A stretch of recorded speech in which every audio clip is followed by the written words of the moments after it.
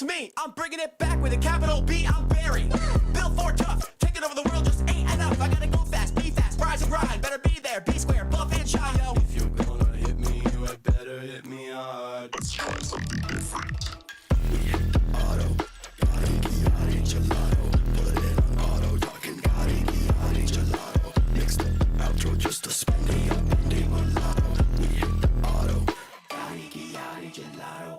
Back again after I went to work. If you can't tell, I make the beats that make the bitches twerk. I go blow to blow, I go toe to toe. While you're seeing red, I see indigo. We take two to the chest and one to the nose. Yeah, we'll see how it goes. Yeah, we'll see how it goes, bro. Think I need a couple hoes, they say the more the merry. I know I never do those drugs, but right now I'm with Barry. And I'm very well aware I shouldn't fuck her if she married. But life is just a dream, so I'ma fuck her like a fairy. And I spin that shit like right around, no ring around the rosy. Ain't no way she scream my name, I bet her neighbors fucking know me. All these drugs inside my system, tell the police fucking blow me. And the way we ran this shit, you think he's Shaq and I was Kobe, but shut up and listen, I don't wanna talk. Me and the money, we tying the knot. I keep on telling these bitches I'm never gonna leave them. I guess I'll be lying a lot. Tell me the shit that you do for the plot. Me and that hoe, we been through it a lot. I keep on smoking on something that's sticky, ain't never gonna stop. We hit the lotto with the gotti gelato. Put it on auto. Talking gotti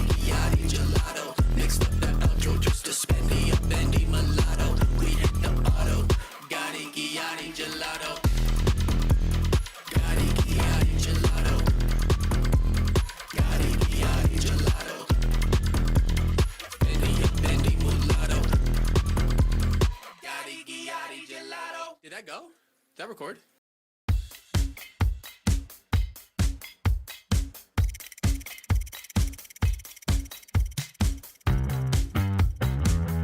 I'm in the wild, and I'm everything wrong with me. But enough about the deity. I've turned into a freak. They can't shackle my legs if I keep swinging. They can't cut off my hands with all the kicking. Something lost, something found, something's going round. Something blown in the wind, I'll make the rounds.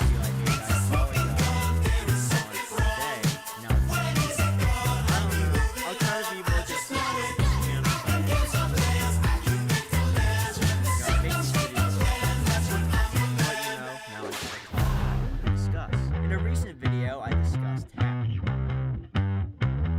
I'm born into the light. Now I'm on my last night. I turn white and white. Dying all the time. So get up and let's go. EO. We're on dogs in God's hot car. Just try to breathe through the snow. EO. Now try to run, but you won't get far. Hello. We're back, bitches. Back. I gotta turn off my phone.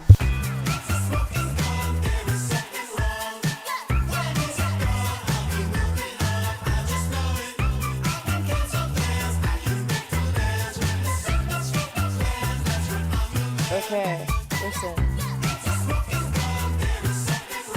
I got the video.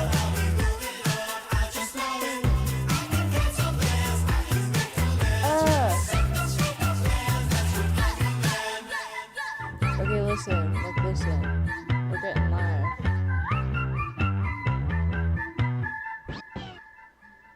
Okay.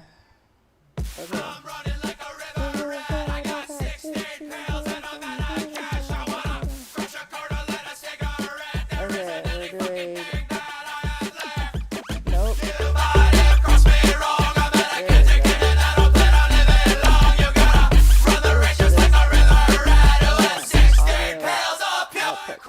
I'm gonna mute that.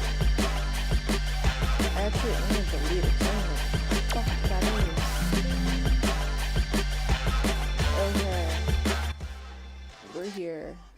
I'm gonna have it playing in the background so you guys can have, so I can have something while I'm talking. Hello. Apparently, I was the only one that caught this fucking video. Well, maybe not. I don't know. I want to see what the fuck it's about. There's nothing on it. Did he forget something? Is that why it's like gone? Open a new tab. Okay, hold on. Videos. Okay. Well, let's see what the fuck this is. How do I do this? Turn this off? Sorry, all my shit's fucking whack right now. What is starting soon? Oh, I don't need that. Screen capture. Properties. Done? Did I do that right? Right, now I'm just gonna minimize it a little bit. Oh wait. You know what I need to do? Is this the right one? Here we go. We'll get there. Wait just a fucking minute.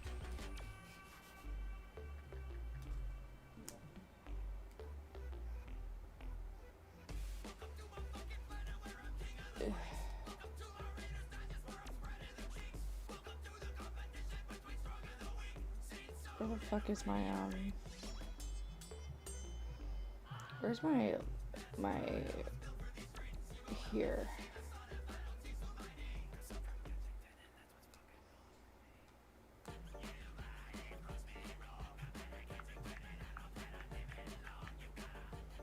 God damn it.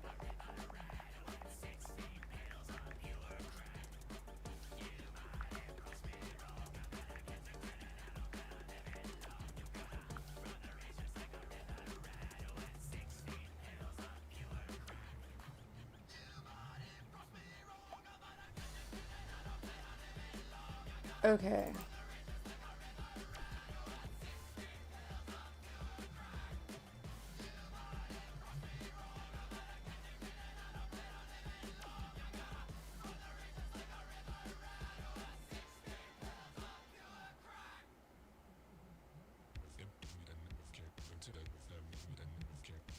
Whoop.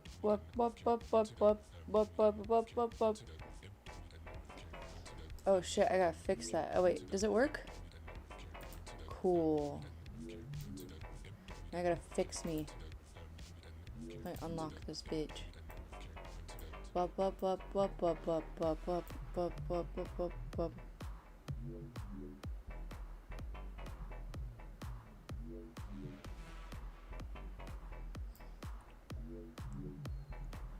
Oh, it's because it's still... Hold on, let me do this. Filters, edit, transform, edit group, scale filtering, blending mode, normal. Not to hop in front of everything. Let me see if my friend will do a cleaner thing for that, and then we can just get it clean cut. And then one more thing, YouTube chat is gonna be big, massive, you could say.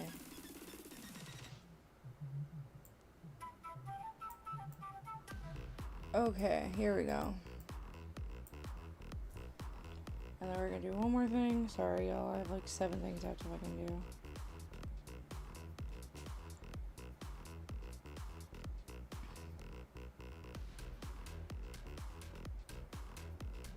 Where the fuck is my YouTube studio?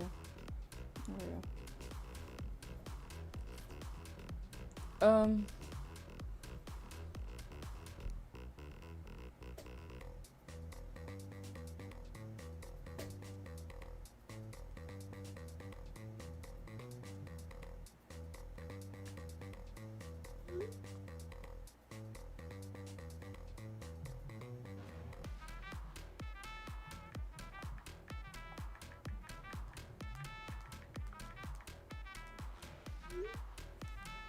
Okay, so let's go.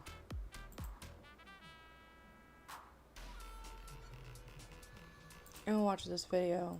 What's up, everybody? There's nobody here, but that's fine. I'm curious what this video is. This is more for me anyways, so let's do one more thing. I have a couple things on here I want to take off, and no, and I don't even know what the fuck that is. Okay, let me delete this. This I want off. I'll just delete it. Jesus, has it been that long? I guess, we went straight from my birthday to, I don't even know what the fuck that is for.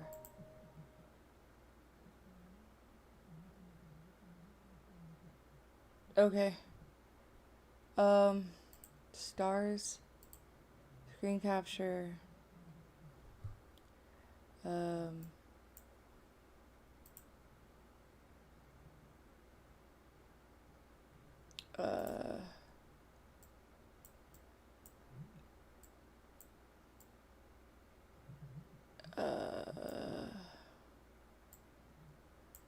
What does the YouTube chat look like? Okay, hold on, I changed my mind. I am gonna move it over a little bit because that's gonna drive me nuts if I don't fix that. And then I'll just pull it over a little bit. There we go. YouTube chat is gonna go into it a little bit. We'll just shrink it. Shrink it ink. Cool. We're good. I should just hold on. I'm gonna change my this.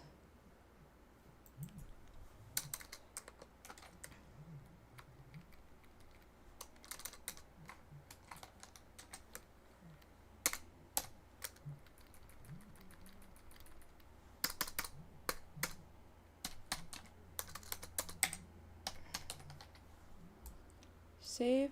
One more thing.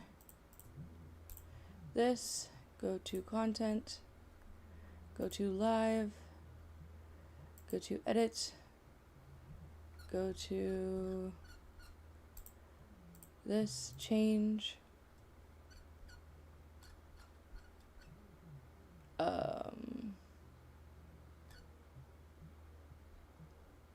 where's my downloads?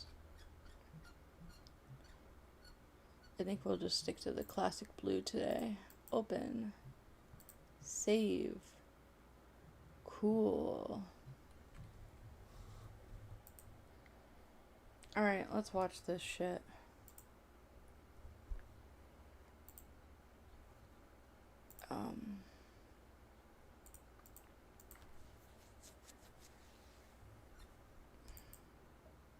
Cool.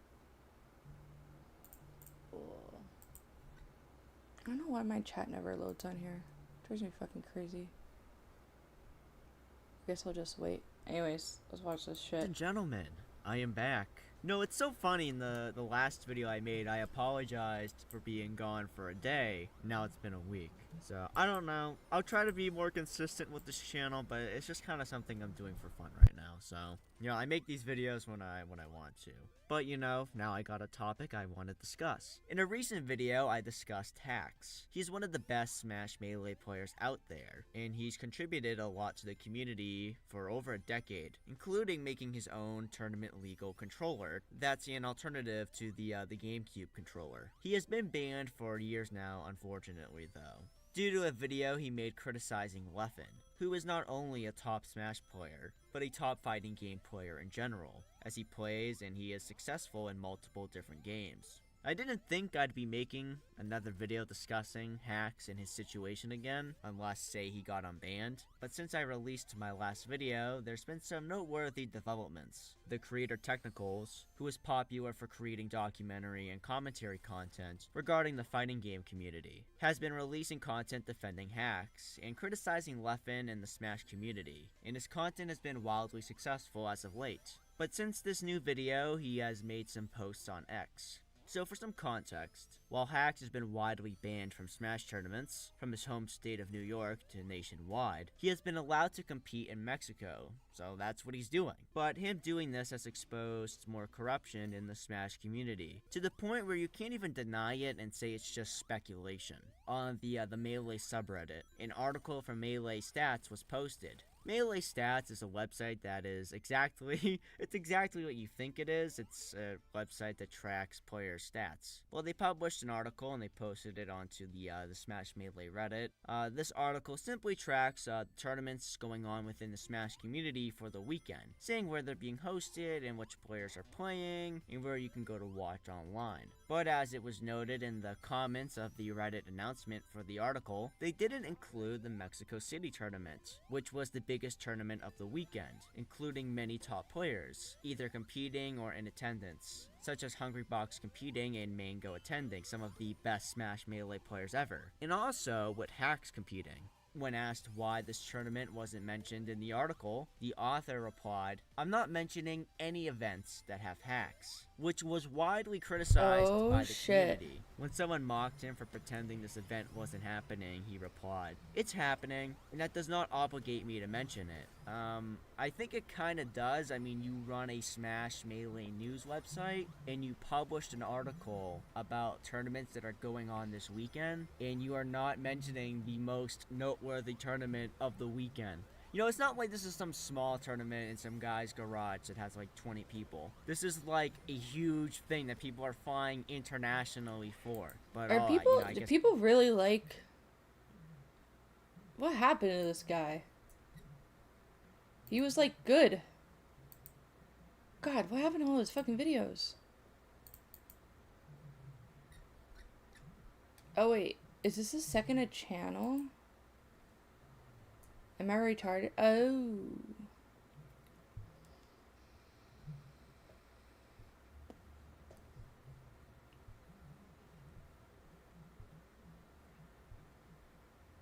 Okay. Interesting.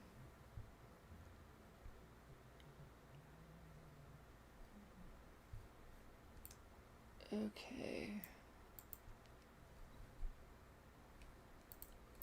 Hacks is there. You know, he could have mentioned the tournament, but just not have said Hacks was competing. You know, I think that would have still been lame, but you know, that's better than ignoring the whole tournament completely, right? So the blacklisting of Hacks is just crazy. You know, people who have influence over the events and promotion of said events are just now openly stating they will not even advertise an event if Hacks is just simply in the building, which I think is ridiculous. I think the guy should just be allowed to play Smash Bros, you know. I think the guy should just be allowed to play the game. You know, he's good at the game. He made a video years ago that he's apologized for. Other top players are fine going to events where he's at. Just let him play the game, man. It's so ridiculous. It's so ridiculous. But you know, that is your Hacks update. You know, hopefully someday he'll get unbanned, but we will see. We will see. And as for me, I don't know, I'm just gonna keep posting these videos when I feel like it. Sometimes I'm in the mood to do them daily, sometimes weekly. We'll see. This is just a second channel. I have a big documentary in the works for the main channel. I have some other creative projects I'm working on, as always. And who knows, maybe I'll even stream sometime. I don't know where, whether it'll be this channel, the main channel, Kick, Twitch, Rumble, I don't know. Follow me on X, at UnwellMiguel. I am back. Alright. Well, I'm gonna keep that for safekeeping. Because it's not on his channel anymore, so... I don't know what happened. Kinda weird, dude. Unban Hacks. Who is this Hacks person? I am back once again. It is Miguel. And we're going to talk about something I don't really talk about too much, which is Smash Bros. Now, growing up, I enjoyed Smash Bros. A lot. When I was in middle school, I had like a friend group. And every Friday from like 6 to 9 p.m. we would play Smash 4 for Wii U and 3DS. As like a Sonic fanboy, you know, I played Sonic, and that was a good pick because Sonic was like one of the best. Bro, tell me you have autism without telling me you have autism. One of the best characters in that game to play. Even in the new game, I think it's Smash Ultimate. Pretty sure Sonic is still one of the best players. I haven't really played Smash Ultimate that much though. I don't own a Switch. Competitive Smash Bros has been a big thing for a while, It's a very interesting topic. There's a lot of drama around it. Some of that has to do with the community's relationship with Nintendo, but then there's also some like interpersonal drama, and then a few years ago there was some sexual allegations against many in the community. I actually covered somebody who was adjacent to Smash Bros that was accused of Relax. I covered him in a main channel video about, I think, half a year ago now. But today we're not going to talk about anything. It was a minute of talking about fuck all. Holy shit, bro. Oh my god. Like that. We're going to talk about some just like normal drama, some beef regarding the player Leffen and Hacks. So first, before we get too much into their beef, let me first explain who Hacks is. Hacks, or Hacks Money, is a very influential Smash Melee player from New York. While he was never considered one of the 5 gods of Melee, his best ranking ever was at number 6 in the world during 2013. Hacks was considered one of the most technical Fox players. He helped popularize the 20XX meme in the community, joking that the game's meta would reach a point where it can no longer improve, and that Fox is the only viable character to play. He's also contributed. This is so fucking boring. I'm sorry. Okay. Let's go to what I wanted to watch, which was, I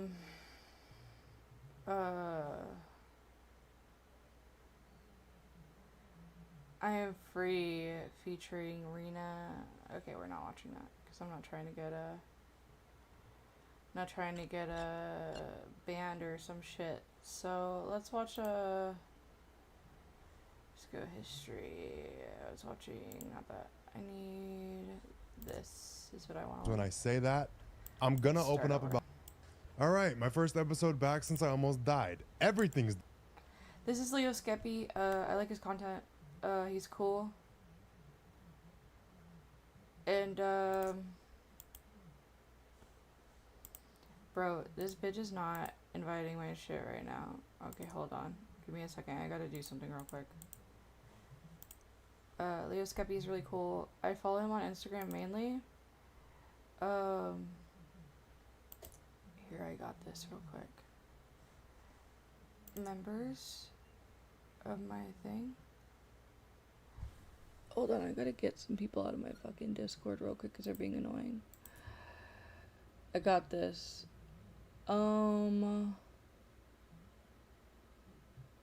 Here, this one. Other annoying while I am streaming. Cool.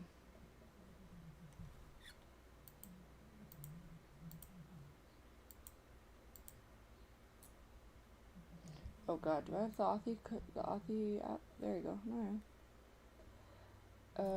Let me get another code. What is it?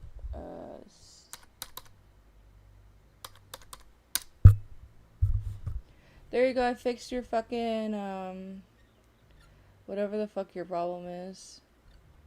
Where's that Sofu bitch?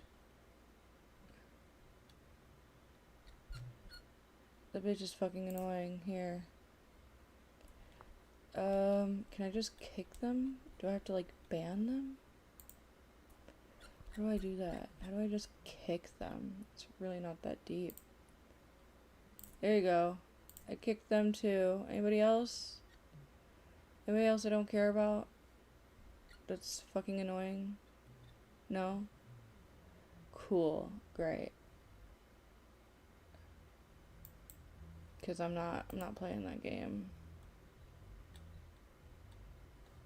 Anybody else? Nope.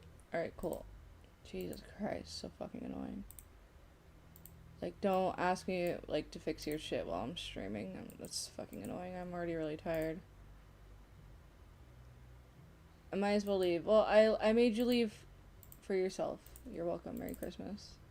I might as well leave. Then leave, bitch. The fuck? I'm not fucking... Y'all, I'm not sitting here trying to make anybody happy anymore. Like, I'm in a lot of pain right now. Like, a lot of fucking pain. And, like, you get what you get with me. I'm not trying to do too much more than that. I can't do it anymore. I'm tired. My back fucking hurts. Not doing it. Different. Every single thing. I'm sitting here with my notebook like we used to back in the old days with all the new perspectives and all the new approaches and perspectives I have on life. I want to share them with you so you don't have to almost die to get them. And for those of you that don't know, I was in a very, very bad car accident recently and I shouldn't be alive right now, but I am. And in a way I did die. Old me, he's gone, long gone. I've already started making a lot of changes to my life with no fuck to give. Absolutely none. Any ounce of give a fuck that was left in me got knocked out of me when my head hit the wall. Bow. But for this episode, I'm gonna walk you through my biggest regrets when I accepted that I was gonna die, and I didn't. I'm gonna give you the truth, the straight up truth, because everything is different. Read between the lines when I say that. I'm gonna open up about more of it, but I live in a whole new place. I live in Texas now. I'm living with my sister in her second bedroom. I'm homeless. Let's just jump into this. I want to go through my regrets, everything that I instantly regretted not doing with my life and not being while I was alive when I accepted that I was going to die and then didn't. The first thing is living passively.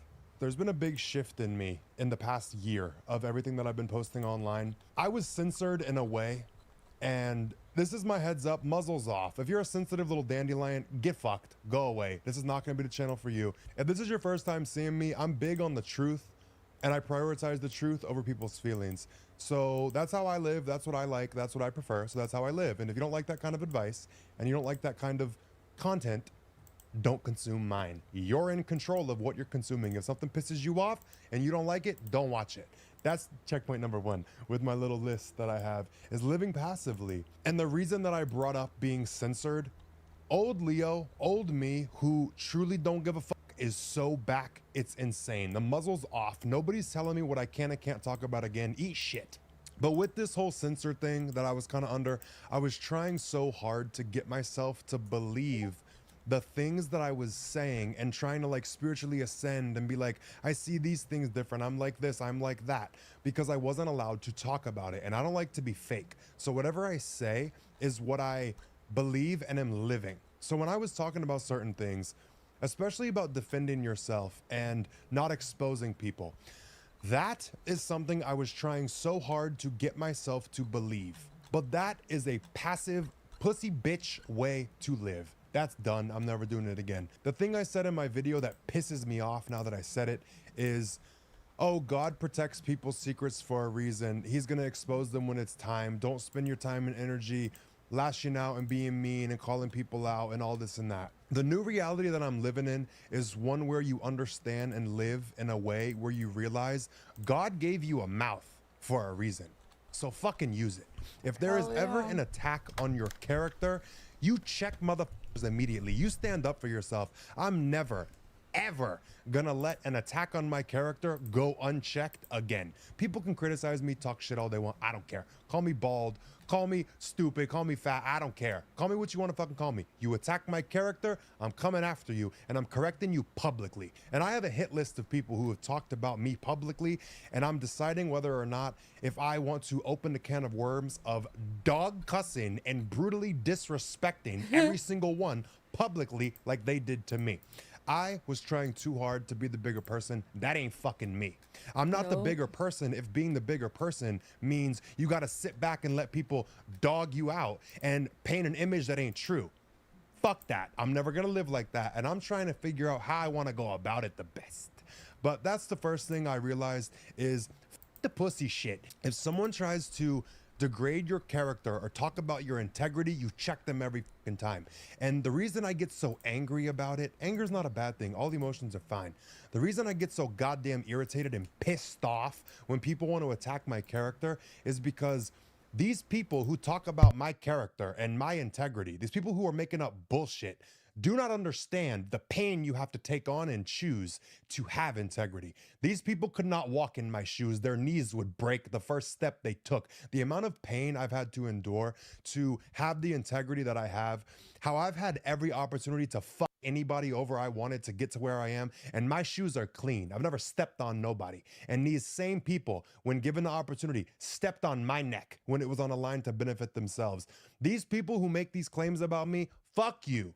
I don't care no more. But my thing now is standing up for yourself and defending the pain you've been through and taken on to have the fucking character you've got. And every single one of you understands what I'm talking about. I've had to turn down so many opportunities and protect people and help people at the cost of myself many times because that is my character. That's how I live. These people have no integrity. They have no character. They have no morals. And I will never condone letting people who ain't worth shit talk about me and my character and what I've had to go through to be who I am. And I'm never going to tell you to do that. I'm never going to tell you to be silent again. I'm never going to tell you to not defend yourself. We're fucking done with that.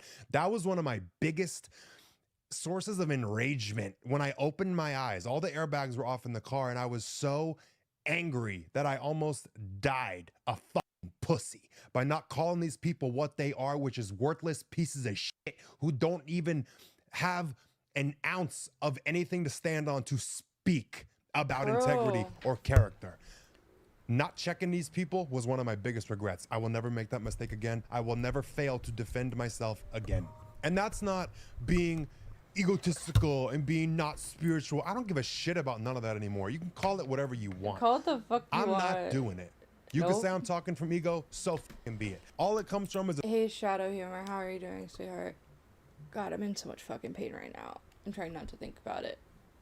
the source of defending the pain that I've taken on to be able to be who I am and claim and say that I live by certain morals and a certain code.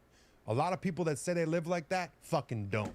That's the first thing I wanted to clear up and tell you and give you that, because I was steered in the wrong direction by a lot of people and I was trying to pretend like I gave a fuck about certain things. I don't. You're never gonna see me try and be delusional again and talk myself into being a certain way. No, I am how I am. That's it. And it's very clear now. And I'm very, very, very unapologetic about it now, because I will not live this life dictated by other people, and I will not die living for other people.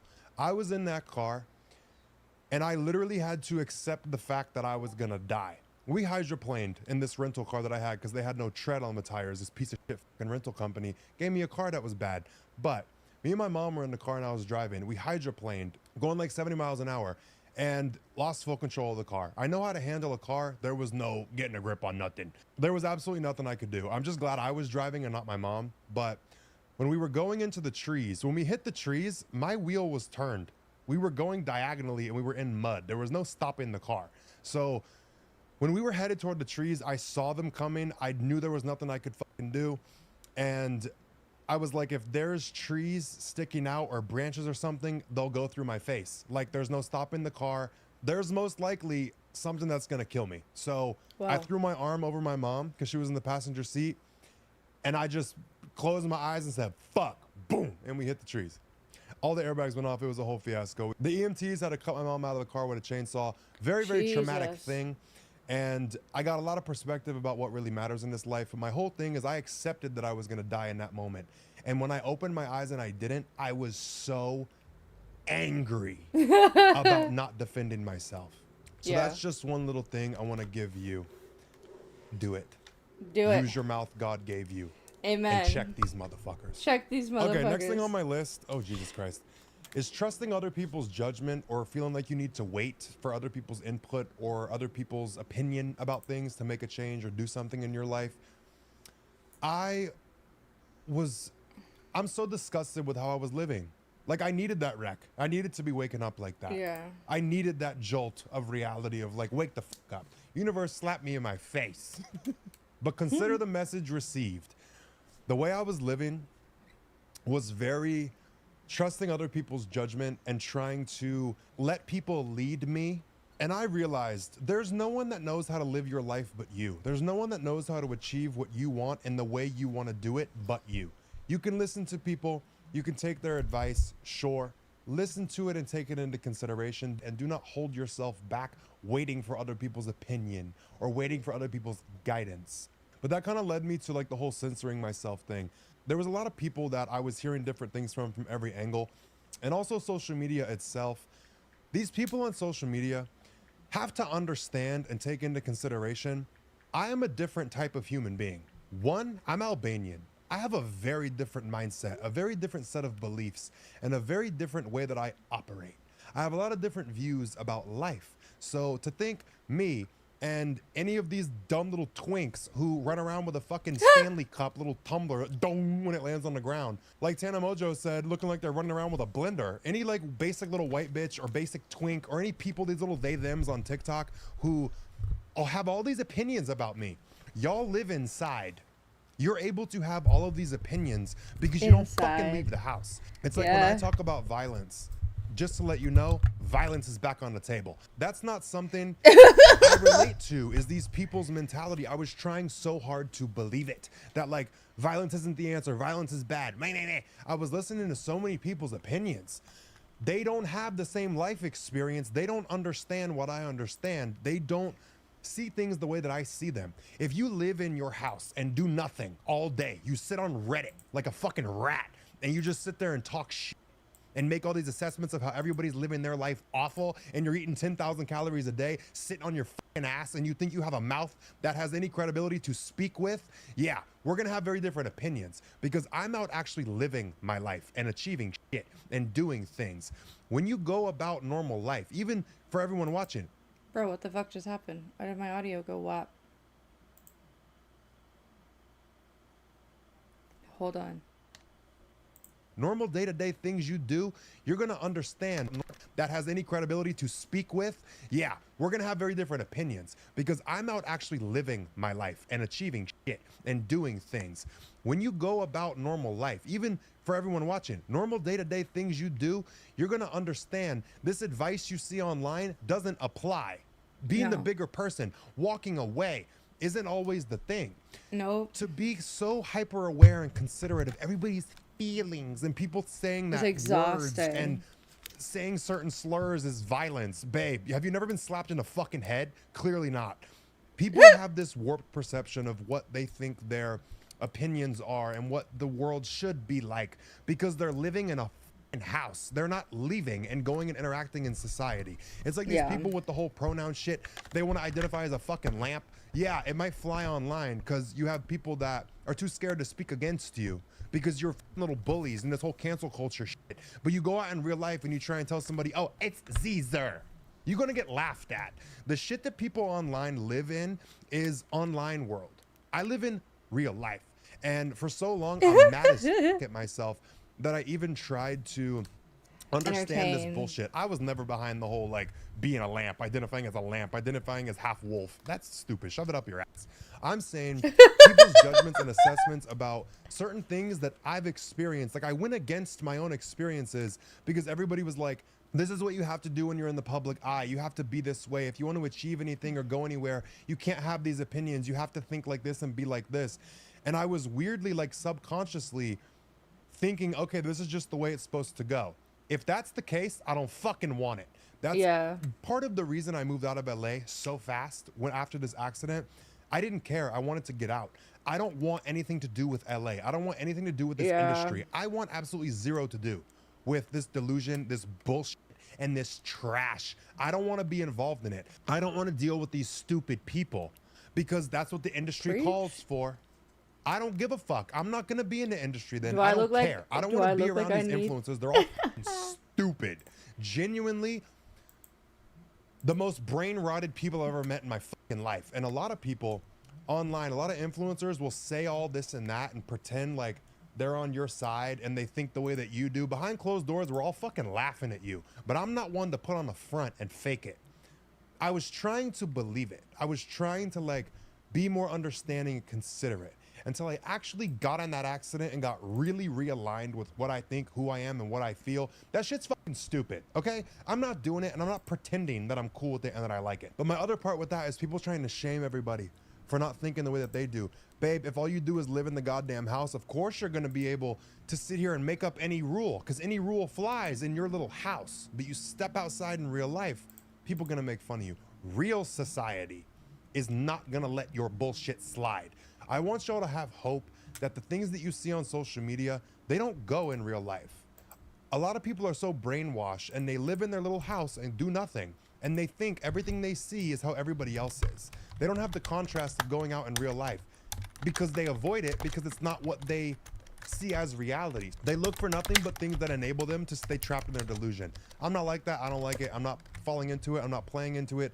And I'm not coddling anybody's feelings for the sake of brand deals and money and the industry. cool. Let's Okay, go. let me calm down a little bit. You could tell I'm riled up in this episode. That's one thing I was kind of advised to do, is not show so many emotions online. Fuck that. I'm angry. This is called aware and aggravated. Shit like this pisses me off. So let's just talk about it. I don't want to see.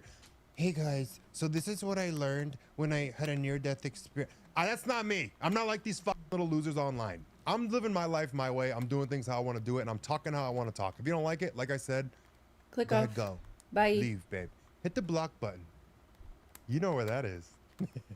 Okay, quick pause to talk about the sponsor of today's podcast. It's ZocDoc. And ZocDoc is a free app and website where you can search and compare highly rated in-network doctors near you and instantly book appointments with them online. So you don't have to deal with the whole calling, waiting on hold with the receptionist, all that crap. You just book it online. It's easy. And a really good thing is all their doctors have verified patient reviews. So you can go through and see what everybody has to say about certain doctors, what they liked, what they didn't like, and you can get the honest reviews about each doctor, and they don't hide certain reviews if they're bad or good. So you That's get the good. truth about each doctor, so you can kind of assess people before you go make an appointment with them, which I really like. And with ZocDoc, we're talking about booking appointments with tens of thousands of top-rated, patient-reviewed, credible doctors and specialists. You can filter specifically for ones who take your insurance, are located near you, and treat basically any condition you're searching for. The typical wait time to see a doctor booked on ZocDoc is between 24 and 72 hours. That's it. You can even score same-day appointments sometimes, which I get lucky with a lot. Oh, they're cool. And also with ZocDoc, I love Yeah, being the close. friend that always Fuck knows yeah, what to bro. do and can contact a doctor. So like when your friend needs an appointment, you can help them book one, or you can just tell them to use ZocDoc and get them an appointment fast. And they think you got some like secret connect. It's so funny. I love doing it. Like, how are you such a wizard? You can just like book an appointment like that. I'm like, secret. So go to ZocDoc.com/aware and download the ZocDoc app for free. And then you can find and book a top-rated doctor today. That's ZocDoc.com/aware. ZocDoc.com/aware. Now, back to the podcast. The next thing I want to talk about that I regretted is not expressing my disappointments in people. I have experienced a level of disappointment I didn't understand was real with the last year of my life, especially with LA and just people in general.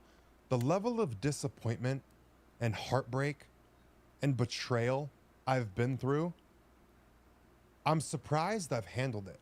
I'm surprised genuinely. I'm not trying to sound like a fucking tough ass, like, oh, woe is me, it's so bad. No, bitch, it's a lot. Like, I'm surprised I still have faith in people. It's waning. It's very much like last hair. One of my hairs, that's how fucking little it is. One of my hairs is all the patience and hope I have left in humanity. But this whole thing of trying to be the bigger person and trying to not hurt people's feelings, I always start off nice. I always start off very considerate, polite, level-headed. I let people set their expectations for me. I don't ever go into it blind and hurt my own feelings. I let people lay out, okay, these are the things you can expect from me. This is what I'm going to do. I let you set the expectations. And then when people do not live up to the expectations that they set, I'm letting you motherfucking know you fucked up. I'm I disappointed. can't talk and now here. I'm I'm pissed listening. off. Now I love you, Abby. I love you too. I was like, I just got a notification. Ginger's watching. I love you, sis. Yeah, girl, I'm here. I'm in a shit ton of pain right now, which I know you relate to, because you're more, I would say clumsy, but that seems a little, minimizing your shit that you go through. Love you long time. If you can't type, I totally fucking get it, dude. I fucking get it. I went out last night, and it's not necessarily regret, it's just my fucking body hurts really fucking bad. I hope you're doing okay. You guys are like, what are you talking about? Fuck, I wasn't trying to fucking do that. I was trying to land in the water, but I didn't look before I jumped. This is Leo Skeppy for anybody watching, if there is anybody watching. I mean, that's why I don't like watching my numbers and shit, because it fucking stresses me out. Because I don't really genuinely care, but I feel like naturally in the back of my head I have to. Anyways, I'm back to streaming. I have a strike on my channel. I still haven't figured out if it's legitimate or not, quite frankly. So We are here. We are queer. We are doing this shit. This is what I like. What do you want, lady? Why do you keep chasing after me? What? Cool. And I'm playing Fortnite, of course. Oh, we gotta go. Is that why they're fucking waving at me? Because I'm not paying attention to what I'm doing? Is this a rifle? There we go. That's what I want. Okay, I'm pressing play. Now what? And when you hit people like that and don't let people waste your time and dick you around, what happens? They do it. If your conscience is not Yep. enough to wake you up, I have no fucking problem doing it. But I no longer feel bad about being an asshole when I need to. Because you saw it was fit to fuck me over and play Oh, with me. Ginger. So I have now to it's a fair fucking- game and now I'm the asshole for Yeah, it. your Cash App That- thing did go through. Thank you. Thank you, Ginger. Ginger gave me $5 just because. But also because she loves me. Also, I have something to show you, which I think you'll laugh at because it's quite hilarious. I'm supposed to be cleaning and shit right now, but quite frankly, I'm not because I don't really want to. And also, like I said, I'm in like a lot of pain. I also haven't taken any of my meds because, you know, math. I'm going to the doctor on Monday anyways, and I'm doing my physical therapy again on Monday. The fuck is this bitch going? I don't have those type of gloves, you fucking cunt.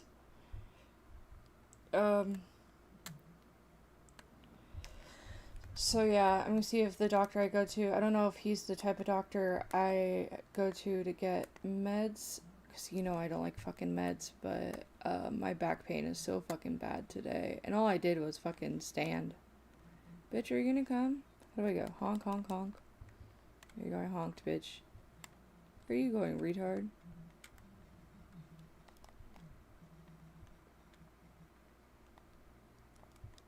Oh, here, I got this.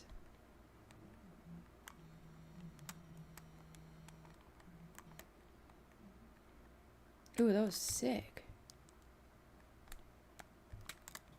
Wait, where's this fucking retard? Oh, I don't have any fucking bullets in there? What the fuck is this shit?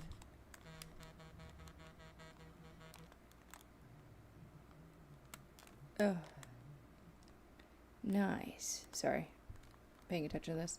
But yeah, I have to text you because I have something to show you. Or maybe, is it easier if I send it to you? I know you told me you're like, I'm not looking, whatever. Is it easier if I, oh, good lord. Okay. Alright, well, I'm getting back in my car. Fuck you guys. Going into my apartment, love you. Okay, but then I'll text you. I'm assuming that'll be better for messaging wise. Love you long time.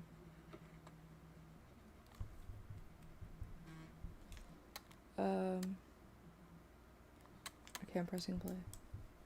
That's the thing. I don't care no more about people's reactions. I don't care no more about people trying to shame me and say, you can't act like this, you can't act like that. There's not going to be a situation where I drop the ball or let someone down or take money from someone and not give them and make sure they got what they paid for. But people like to get upset about things being harsh. Let's be so genuinely honest for a second. Are you mad it was harsh, or are you mad it was true? Are you mad that you got called out, or are you mad I was rude about it? How else do you want me to come to you and say, hey, you're fucking up big time? There's no nice way to say it. And that's what's made a lot of people be great and be successful, is hearing the fucking truth, whether it's harsh or not. Sometimes it's got to be harsh to wake you up. Like with me in that accident. I had to get slammed into a fucking tree and almost die to wake up. But what did I do? Wake up. Sometimes it has to be harsh. Sometimes the truth has to be harsh enough where it will shatter any false reality you're living in. And I have no problem delivering that anymore. It's the reality that I live in. And if you want to be around me, you're going to be in real reality, not this fake bullshit that people want to promote online. Well, you have to be this way, you have to be that way. No, the fuck I don't. This is getting a little ranty, but it feels good. The last thing I want to talk about is living life safe and trying to play life safe and like do everything right and think about the consequences and overthink everything. Stop. Literally stop playing life safe. What are you going to do? Die safely? For what? For what? You're going to be bored, have achieved nothing, hate your life, be miserable. And that's one thing I want to do my next podcast episode on is excuses to not make changes are not valid enough. I think that's going to be my next episode. But the whole thing with playing life safe, You literally could go at any moment. Like within 5 seconds, I almost died. And I haven't had time to fully take it in because immediately after the wreck, I drove to my next location, flew where I had to go and did 5 more shows, got home from tour, and then packed immediately. 2 days later, moved, and now I'm in Texas. I haven't had a chance to slow down and really process everything fully. I don't think I'm ever going to. I'm just taking is what this I've learned and Caillou? I'm living Fuck off of that. off, And I've Meg. made changes immediately fucking off cunthole. of what I've learned, especially with playing life safe. Okay, hold The on. biggest thing I want to tell you about playing life safe, fuck and you it's doing? important that it comes from someone like me, is I tried to play life safe. I did everything Yeah, right. I did dickhole. everything by the book. At 18 years old, I Oh my jumped gosh, into this nursing twat. school ASAP. I went into What? college that summer. I had a Are you week off retarded? between high school and college. I went through nursing school. At 21 was a nurse. Met someone, dated someone, and all of it got fucked up. All of it got destroyed. Everything I worked for got destroyed. And I played it so safe. I did it right. I did it by the book. I did life how you're supposed to do and set up your career. And it was taken from me from external circumstances and from some just rabid piece of shit. And I am going to make a podcast episode soon addressing the video that I deleted talking about my ex and my plans of what I wanted to do to him. I have a lot of things I want to clear up about that and be open and honest about it, because a lot of people were posting that shit out of context for a reason. So I'm going to clear that the fuck up and also collect these people who wanted to speak. And I'm going to show that they had no grounds to speak. But that's for another episode. Amen. The whole thing with playing Tell life 'em. safe is I did Fuck everything these right. I did fuckers. everything by the book, and it still got taken. It still I got fucked up. I'm discriminate over here first, then online ask now. questions later. That's Fame fair, is the that's most fair, traumatic that's thing that's fair. ever I get the happened to me. judgment, If I you get the want to be judgment. famous, think fucking 12 times before you try and act on it. Fame is the most traumatic thing that has ever happened to me. Ever. Ooh. I despise fame. It's a byproduct of trying to share the message that I have to share, so I will take it. I will twat. choose that Hurry up, get in the consequence. But car. for people who just want fame, Thank you. run like hell. If you want fame just for fame, do not. Get out. It's not Yeah. worth nothing. Don't Fame do none of that is shit. not what human beings are built for. It is the worst shit in the world. There are perks to it, but none of them are good enough to outweigh the cons and outweigh the bad of it. Just my heads up. But that's the whole thing, is you don't know where your life is going to go. You don't know how it's going to end up. You can do everything by the book and do it right, and it still can get taken from you, or it can still fuck up, and there's no way to control it. So if something does not make you happy and it is not what you want to do not waste your life doing it. It can get ruined anyway. If there's not actually something you want out of what you're doing, stop. Do something the fuck else. Because like I said, you could goddamn die tomorrow. And I'm knocking on wood because I don't wish that on anybody. I don't want that to happen to any of you. I just want to give you this perspective because I don't want you guys to be trapped living a life that you hate because you think you have to play things a certain way. Everything can change at the drop of a dime, at the drop of a hat. Any change you want to make, you can make it tonight. You can make it tomorrow. You can literally do anything you want to do right now. Nothing is stopping you. Nothing is limiting you. And the things that you think are limiting you are false limitations that you are perceiving. They are not real. And I just went through a big combustion of the false reality and the false limitations that I was perceiving. None of that shit's real. You're going to be more than okay. You're going to be fine. Make the damn change. If you've made it this far in the episode, you meant to hear that. Make the fucking change you want to make. Stop playing life safely. You're going to be fine. You're going to figure it out. You're going to be more than okay, I promise. You are being urged to make certain changes with This your guy life is based for a as reason. fuck. Max, I'll link his channel, but I think I sent you. You probably see me post his Instagram shit all the time. I like him. I think he's funny. Follow them before you are forced to make the changes. I've been in positions before where I've been forced into making changes, and I've also recently just gone through another situation where I was so harshly woken up and danced with death way too close that it gave me such a jolt and took away any false perception that I had and any false sense of give a fuck and false fear. All of it got wiped out. It's like it set me free from it. It all got ripped out of me. And now I get to go live life and have fun. I'm so much happier in Texas. I never wanted to go to LA. To be honest, everybody was telling me that's what you needed to do for business. Fuck that. It's not worth your happiness. Nothing is worth that. And your happiness is not waiting for you. Happiness don't wait around for goddamn nobody. You got to go make the changes and do what you need to do to line up with it, to live a happier life. To live the life you want to live, you got to go do it. Nothing's going to sit here and wait for you. You have to do it. And I want to give you the encouragement to goddamn just do it, babe. This life is so fragile. It's so stupid if you think about it. If you really think about it, like the things you're worried about, dumb. They're valid, but they're not valid enough to justify you being unhappy. Because if your last day was today, what would you fucking hate yourself for not changing or doing? And that's how I want to leave this episode, because these were the main things that I was so mad at myself about. And I wanted to get it out and share it with you, because I want you to feel like you're not crazy and alone. Because like I said, this fake woke ass social media game, yeah, you're not alone in it. Everyone else who's smart enough sees through it. That's why you're here. So I'm proud of you. Thank you for being who you are, and go make the goddamn change. You've got this. You got this. Woo woo. All right. Do we want to watch the other one? Because I felt Sending like that was solidarity kind of slow. I don't watch Mad at the Internet. When I What? say that, I'm gonna open Hold up on. about more of it, but I live in a whole new place. I live in Texas now. I'm living with my sister in her second I live in bedroom. Texas. I'm homeless. Let's just jump into this. I want to go through my regrets. Everything. Okay, we did that. That's fucking sick. I didn't know he moved in with his sister. That's fucking badass, bro.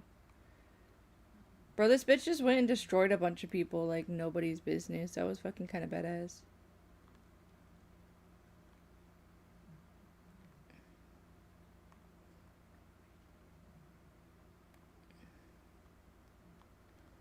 Sorry, hold on. Please hold. I wanted to watch... Oh, this. Wait. All right, let's do this. This week we're doing a What Would Leo Do? I'm on the couch this time. I'm going to be popping around different locations while I'm figuring out filming in this apartment.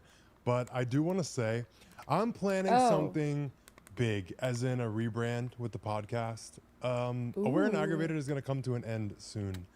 But it doesn't mean I'm stopping podcasting. I'm just switching a lot of things. So just know that I'm plotting. And I figured for the I'm remainder plotting. of Aware and Oh, I Aggravated, love we that. could just do What Would Leo Do's until we flip. Get excited for the flip. I have not had an idea so good in so long. I'm so excited for it. But that's all I'm going to tell you for now. Let's jump into What Would Leo Do? The first person is trying to get me in trouble. They asked my opinion on 50-50 relationships. I'm going to go ahead and just hit you out the gate with my views on 50-50 relationships. Be a man. Why you 50-50 in? I'm old school, old fashioned. I'm going to explain with situational things. But as a man, gay or not, you need to be providing. All the women in my life, I always take care of. I always pay. I always make sure that they're good. A couple women in my life, like my family, I help them a lot financially. But as a man, gay or not, that is part of your thing in this life, is to be a provider. I don't agree with the whole 50-50 thing. My whole opinion on this is, if you are not in a place where you can financially afford to have a partner, you should not have one as a man. I've been like that in the past. If I was broke or if I didn't have enough money to be able to treat my partner how I wanted, I wasn't looking for one. But there's another angle that this goes into, because a lot of girls like to get with guys and then like be with them during their grind and their struggle. That's a situation where I understand 50-50, but I don't agree with it. Like, I understand why you would want to, but at the end of the day, the man should be doing what he needs to do, which is provide. Amen. But I am going to take into consideration the fact that if you want a partner and you're not where you want to be financially, you can still make it work. And even then, I still don't agree with the 50-50 thing. Like, the woman should not be providing 50% of rent and bills and all this shit. Like, the man should be covering 100%. most of it. This is a tricky dynamic, because if you're going to date somebody, this is something that a lot of girls don't take into consideration. If you're going after a guy for money, go get a guy with money. Don't go to a... Oh, also, I need to ask Flatly a question. I know it's like, whatever. I had to ban Oz from my Discord because... Well, I asked him if he was the Oz everybody was talking about, like, about the Stolen Valor shit, because I don't play that game either. Then he didn't, like, answer me. He just says, like, oh, that's a bunch of, like, nonsense drama. And I was like, okay. But I have to talk Flatly. But either way, they were, like, messaging me while I was streaming, and they're like, oh, give me all my perms back. And I was like, fuck you. I'll make it easy for you. And I just kicked him from my Discord. Because that seems like the more reasonable thing to do. Like, why are you bothering me in the middle of my stream that I just started doing for the first time in like a week? Other than the short Twitch stream that I just listened to Eminem on. So, if you do that shit to me, fuck you. I'm like this guy. Fuck that shit. I'm in like a lot of pain, so my annoyance tolerance level is at like maybe 10%. And you get that low of a bar to piss me the fuck off. And I'm just gonna fucking... You don't need to be around. I don't need a nuisance. You get to be around. You get to be around. I know the things I need in my life, and you get to be in my life, or you get to be the fuck out of it. Because I don't get to deal with your bullshit. I need my peace of mind. Period. Thank you for coming to my TED Talk. Guy who's broke dick and can't really afford anything and be trying to get him to pay for everything. Of course he's gonna freak out about going to dinner all the time. But if you're gonna go into a relationship genuinely to be with somebody, it's not that you go into it going, okay, we're gonna go 50-50. The guy should be providing. The guy should be doing most of it. And if he's not in a situation where he can afford to pay for most of everything, you leave the ideas and the initiation of things to the guy. Let's say I was straight. If I was dating a girl and I was having like a down period financially, I would hope that the girl would understand things are tight, things are different. I'm still planning to pay for what I can and I'm planning to do things, but we're gonna have to cut back on going to dinner. We're gonna have to cut back on certain things. I'm still gonna give you money to get your nails done, but we're not gonna be going out to eat every night of the week. The thing is with 50-50 relationships, it should never be 50-50. The guy should always be doing more when we're talking about like normal guy-girl relationships. But if you're gonna be with a guy when he's not financially in a place to take care of everything, understanding that he's gonna be in a different spot and not be able to afford a lot of things needs to be a basic consideration. If you're dating a dude just for the money, you're not gonna care. You're gonna still be wanting to like make plans and do things and initiate. If you're in a genuine relationship with a dude and you're trying to be with him through a hard time, you give him the control of initiating things and going to dinners and going on dates and whatever extra he wants to do.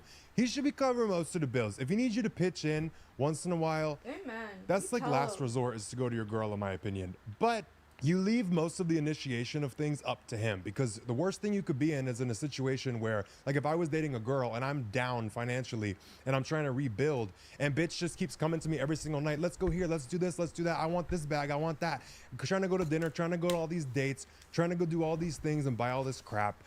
The worst thing is for when you have that pressure of like the person asking and trying to initiate everything when they're not the one paying. You have to have the respect for the guy if you're in like a genuine relationship to let him call the shots and lead where he can afford to pay for things. So if it goes from going out to eat 5 times a week to going out once a week, you leave it up to him.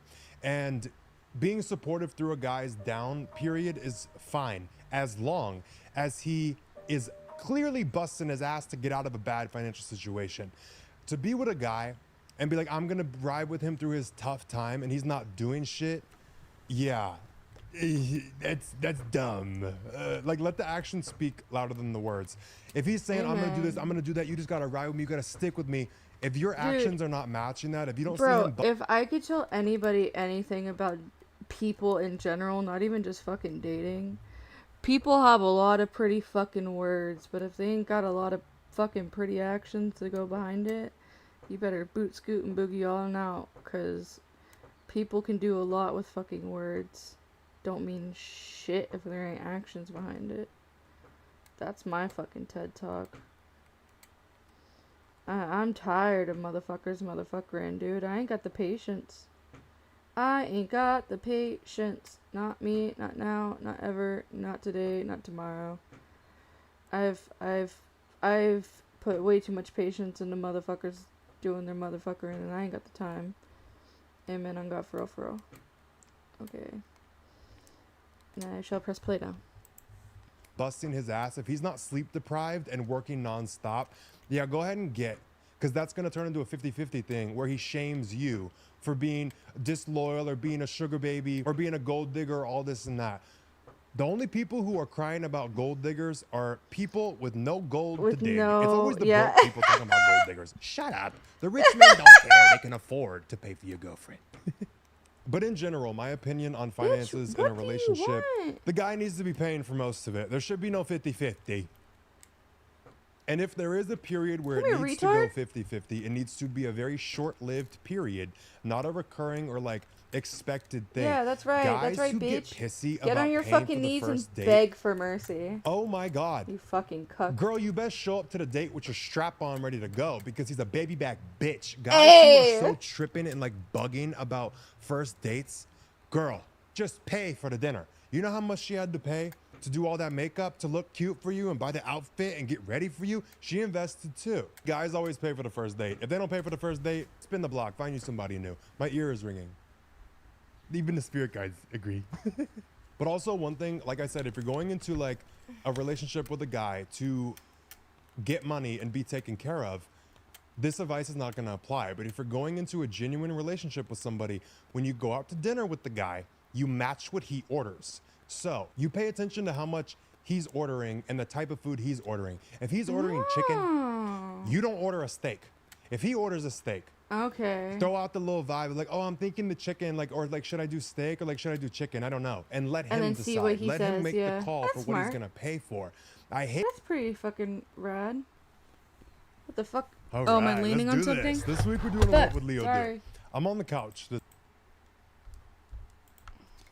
Girl, you best show up to the date with your strap on ready to go because he's a baby back bitch. Guys who are so tripping and like bugging about first dates, girl, just pay for the dinner. You know how much she had to pay to do all that makeup, to look cute for you and buy the outfit and get ready for you? She invested too. Guys always pay for the first date. If they don't pay for the first date, spin the block, find you somebody new. My ear is ringing.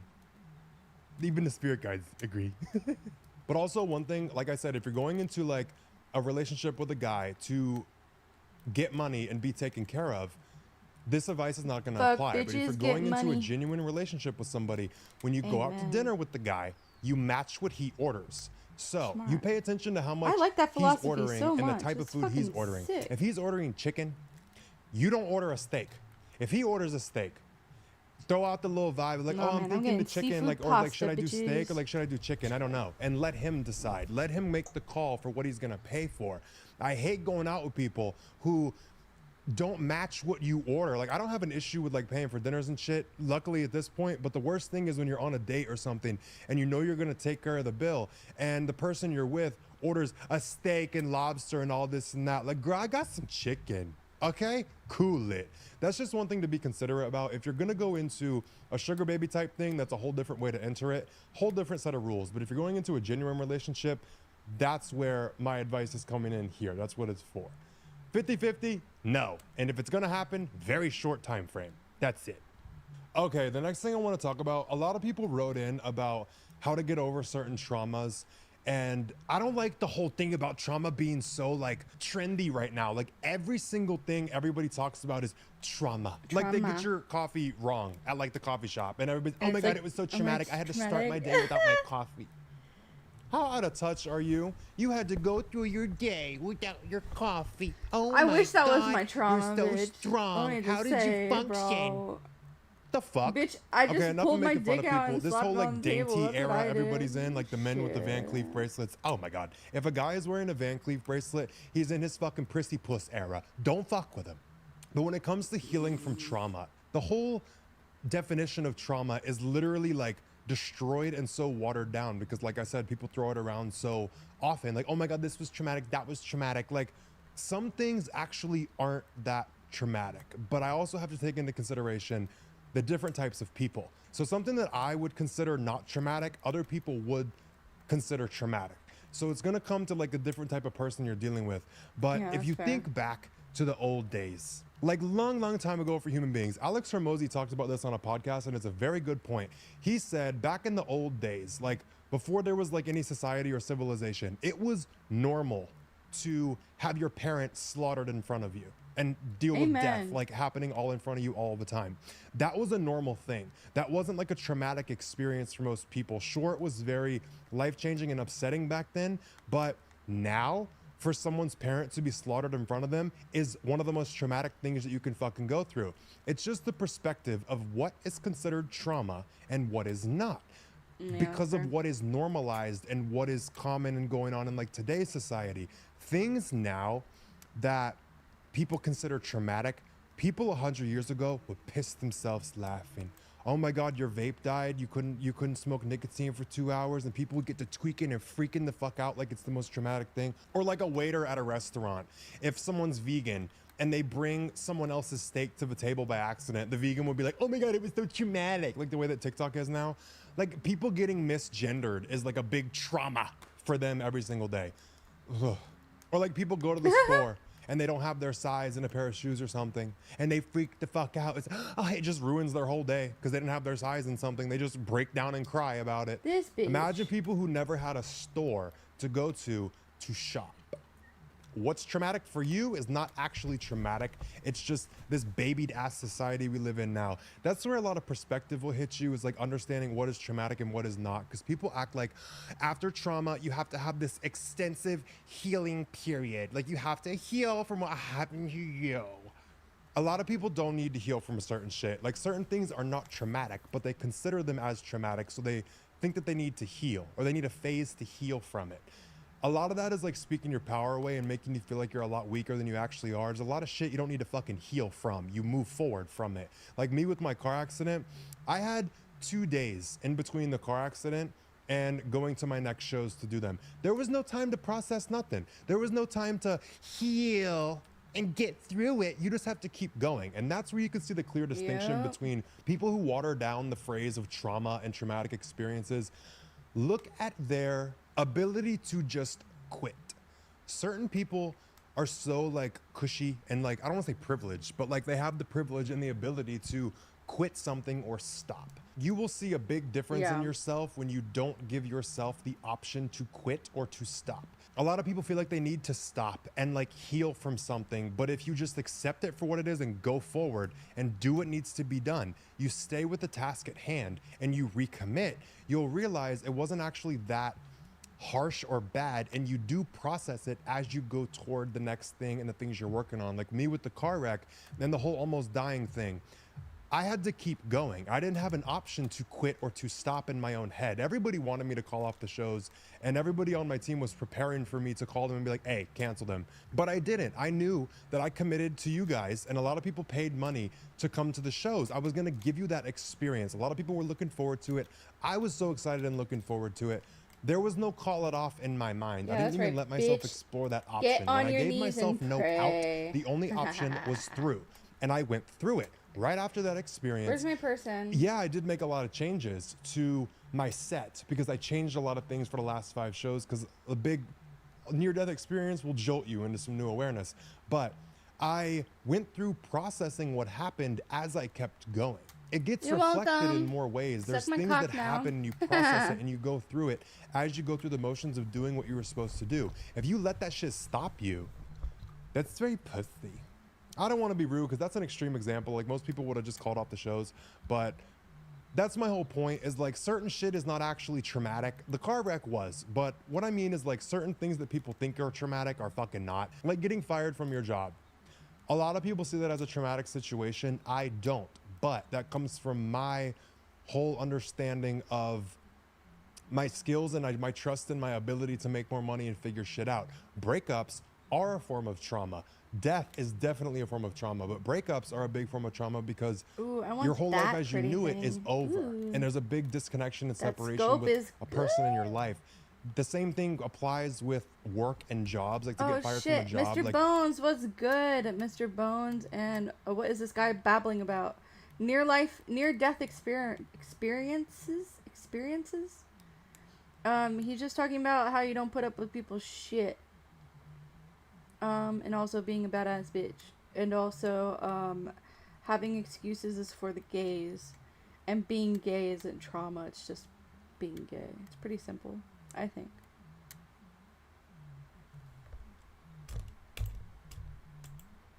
you wake up one day and your whole life as you knew it is gone, and you now have your entire livelihood like up in the air. I would say, for how flippantly I was talking yesterday, I'm so sorry. I am so surprised somebody didn't jump me in LA. because I said a lot of slurs. Not like too many slurs, just enough, to be honest. Okay, I didn't say any slurs. That was somebody else that looked just like me, to be honest. Weep, weep. Where the fuck is this retard at? Is he down in the cellar?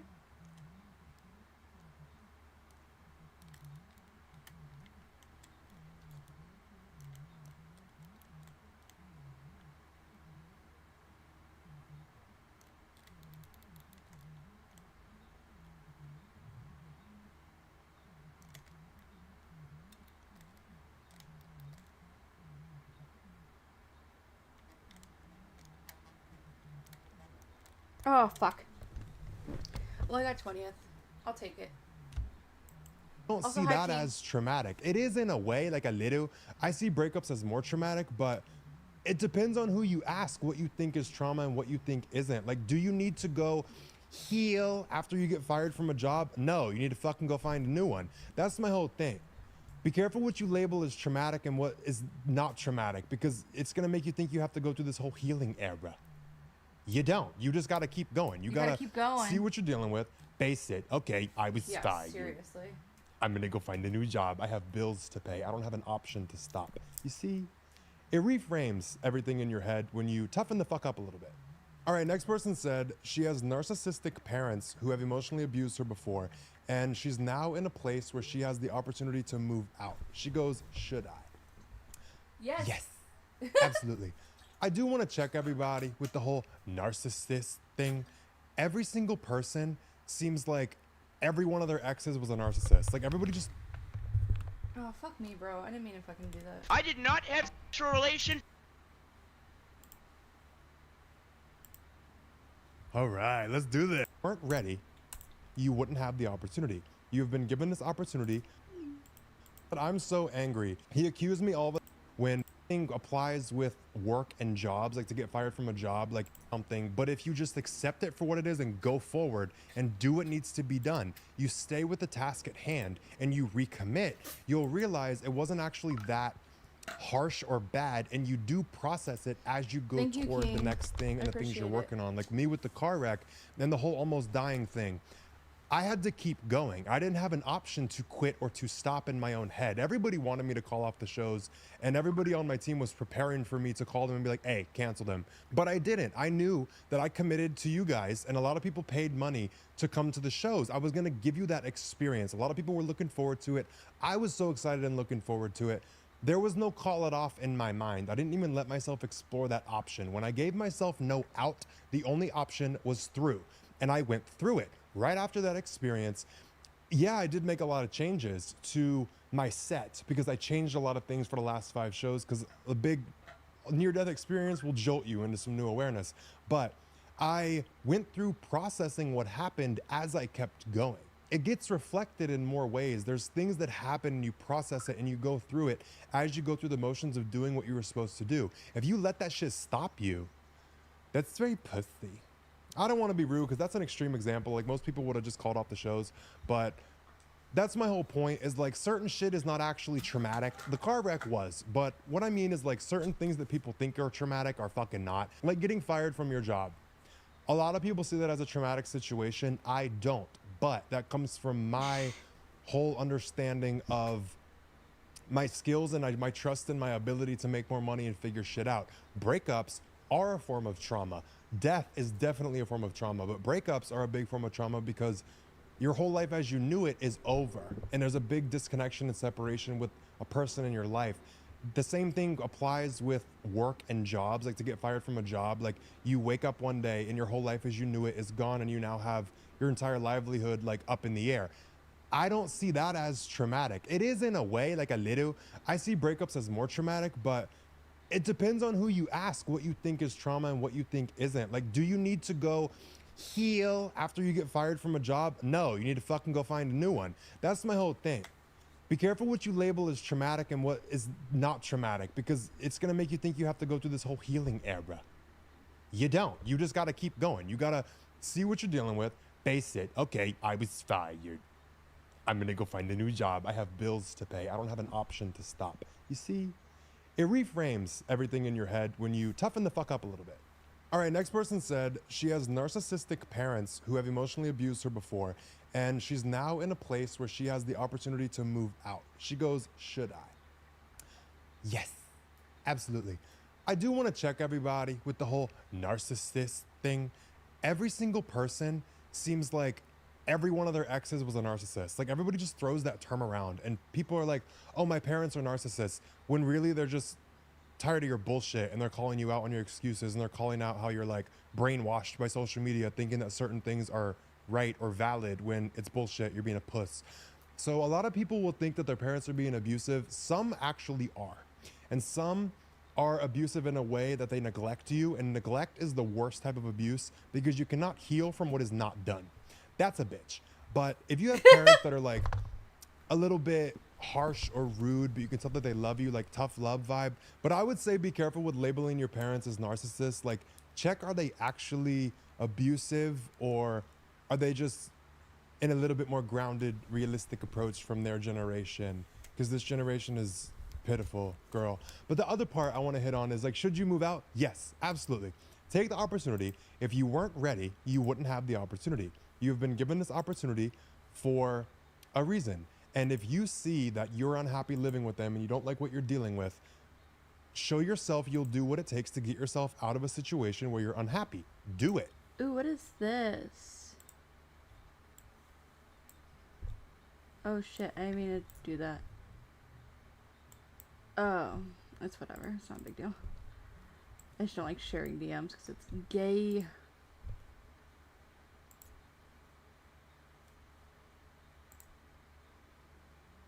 That's sick.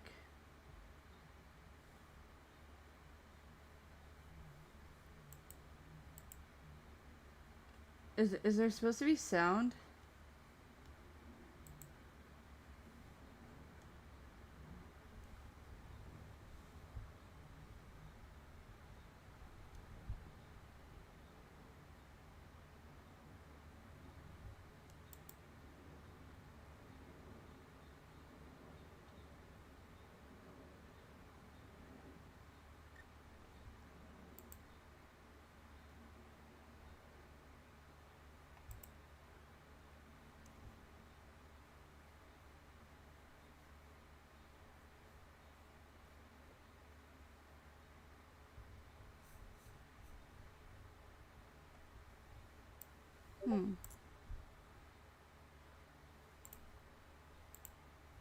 Figure it out. This is a normal human thing to grow up and move out. Do it. There's a lot of life skills waiting for you. There's a lot of character development and a lot of grit you're going to get when you move out for the first time. You're going to learn to respect your parents and appreciate them a lot more. Once you experience some of the responsibilities that they take off of you, you'll be a lot more grateful. Something that I had to go through is something that everybody goes through, but it will bring you and your parents together and make you guys tighter. This is the best thing for you. If you're unhappy and you have an opportunity, jump on it. 100%. Oh my God. Okay. Next person said, hi, Leo. Hi. So sorry for what you're going through. I was with my boyfriend for over a year and he always accused me of cheating. I recently did an STD screening and found out he gave me chlamydia by cheating on me. I gave him an opportunity to admit it to me before I told him I knew, and he still lied until he couldn't anymore, as his test result was positive too. I'm not gonna lie, I went to his house to smash up his car, and we had a physical altercation. We haven't spoken since. How can I level up from this and not want to be petty and ruin his life? He has a job that is illegal. She told me not to say what it was, but put the fucking pieces together. She said, I'm so angry. He accused me all the time and then fucked another girl and even gave me an STD. I'm ready to go to prison over this, LOL. I fully get it. I get it. Like, I've been through situations. Here, let me put my thing. Ain't no man and ain't no motherfucker worth going to jail for. That's my legal advice. But I wonder what their advice is gonna be, because I've seen enough stories where they're like, this guy and his friend went and beat up some dude over something his girlfriend was involved in, and then like it's like this weird wraparound story, and then like the dude that killed the person actually goes to jail for life while this bitch gets out in like 4 years. Ain't no motherfucker worth going to jail for, and that's my honest opinion. And if you think that you should go to jail for them? Well, if their job's as illegal as it sounds, two words of advice. Get that shit, sell that shit, make your own money. And get the fuck out and move the fuck on. I have no idea why I would give that advice. But you could put your own pieces together, like you said. Otherwise, ain't no broke hoe worth your fucking time. Ain't no time worth your fucking hoe. And if you're gonna be a hoe, it ain't gonna change with you. And if you think it's happening, it's probably happening. And if you don't want to believe it, then have some fucking self-respect. I don't know, that's my fucking advice. Self-respect is important because you only get one life. And these bitches ain't loyal. They ain't. And a bitch is always going to be a bitch. And once you call them a bitch, you're never going to be able to look at them differently. Bro, I literally am almost out of ammo. This is fucking AIDS. Ah! Gimme. Okay, sorry. Press play. Where people have lied to me about having STDs before. Luckily, I never fucking caught one. But this is something. Be appreciative it was not a lifelong STD. If it was a lifelong STD, I would tell you to fuck his shit up and ruin his fucking life. That is something that people don't need to be playing with, is spreading STDs, especially things that you cannot cure or get rid of. I feel like that is fair to punish people how you see fit if they give you something lying to you that you can never get rid of, that harms your health and makes you deal with certain pain or certain health issues like immunosuppression. These things are not a joke. And they actually pissed me off. I think people should get a lot harsher consequences for giving people STDs with lying to them about them.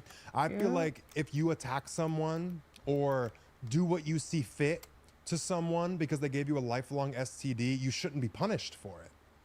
You fucked around with my life, I fucked around with yours. What's the issue? What's the problem? ¿Dónde estás? The issue.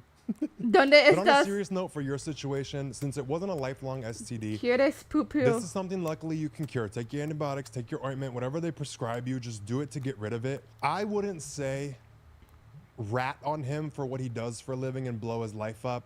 I say you fully abandon his fucking ass. Let him understand that these are the consequences of his actions and get as far away from him as possible. And now you understand my rigidity around having people tested before I touch them.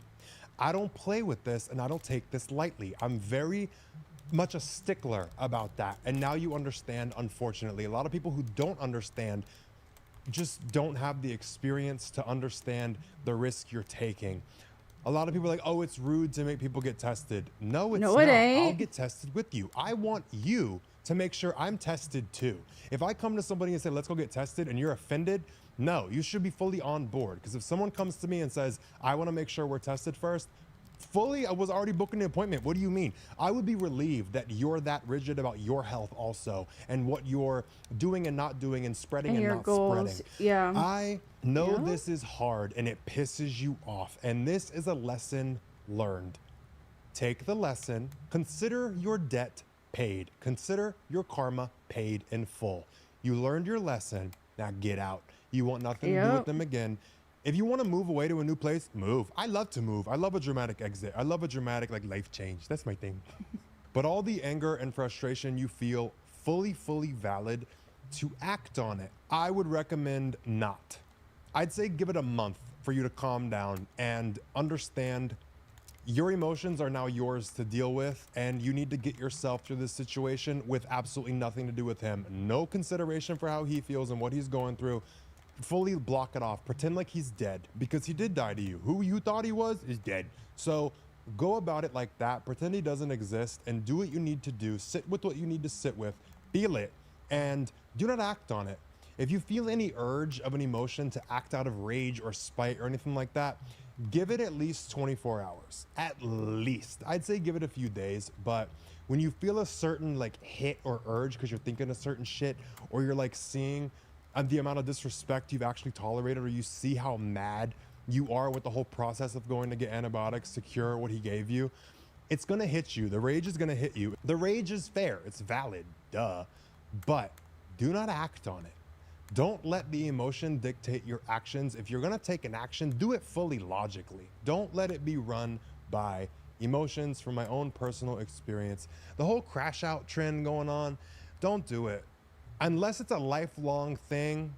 If someone murders your family, kills someone you care about, gives you something that's lifelong, crash out. Well, I don't know if I could condone that. And like, I don't know if I can promote crashing out.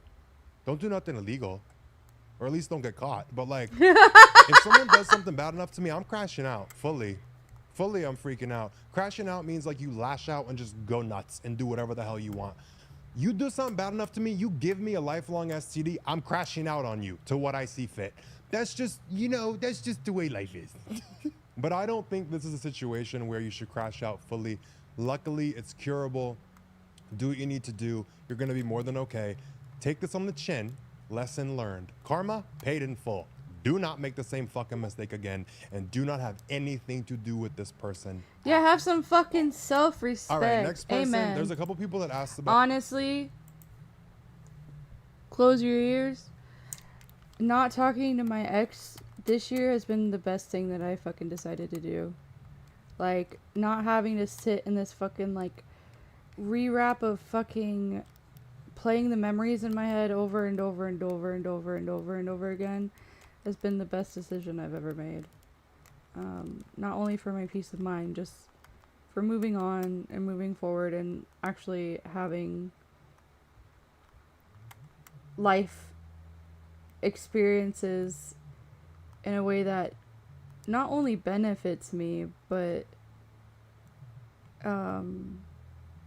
is what I deserve at the end of the day. Because I think a lot of people think that they don't deserve good things, and I was one of those people. I still have a hard time with it, even though I say I'm the best. That's why I kind of say I'm perfect and all that shit, because it helps me with my ego, because I didn't have one before. I know, crazy to fucking think. Even though my family's very egotistical. Love you, Mom and Dad. But it's just the truth. My mother would back me up on that statement. Bitch, I will destroy your fucking family. Watch me, cow. Watch me, cow. Watch me, cow. Watch me, cow. That's right, bitch. Run. Actually, where the fuck is this at? Sorry. Of course there's no fucking car here.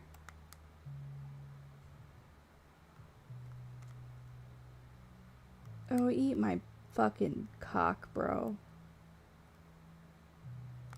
Okay, I'm almost to that fucking car. Go, go, go, go.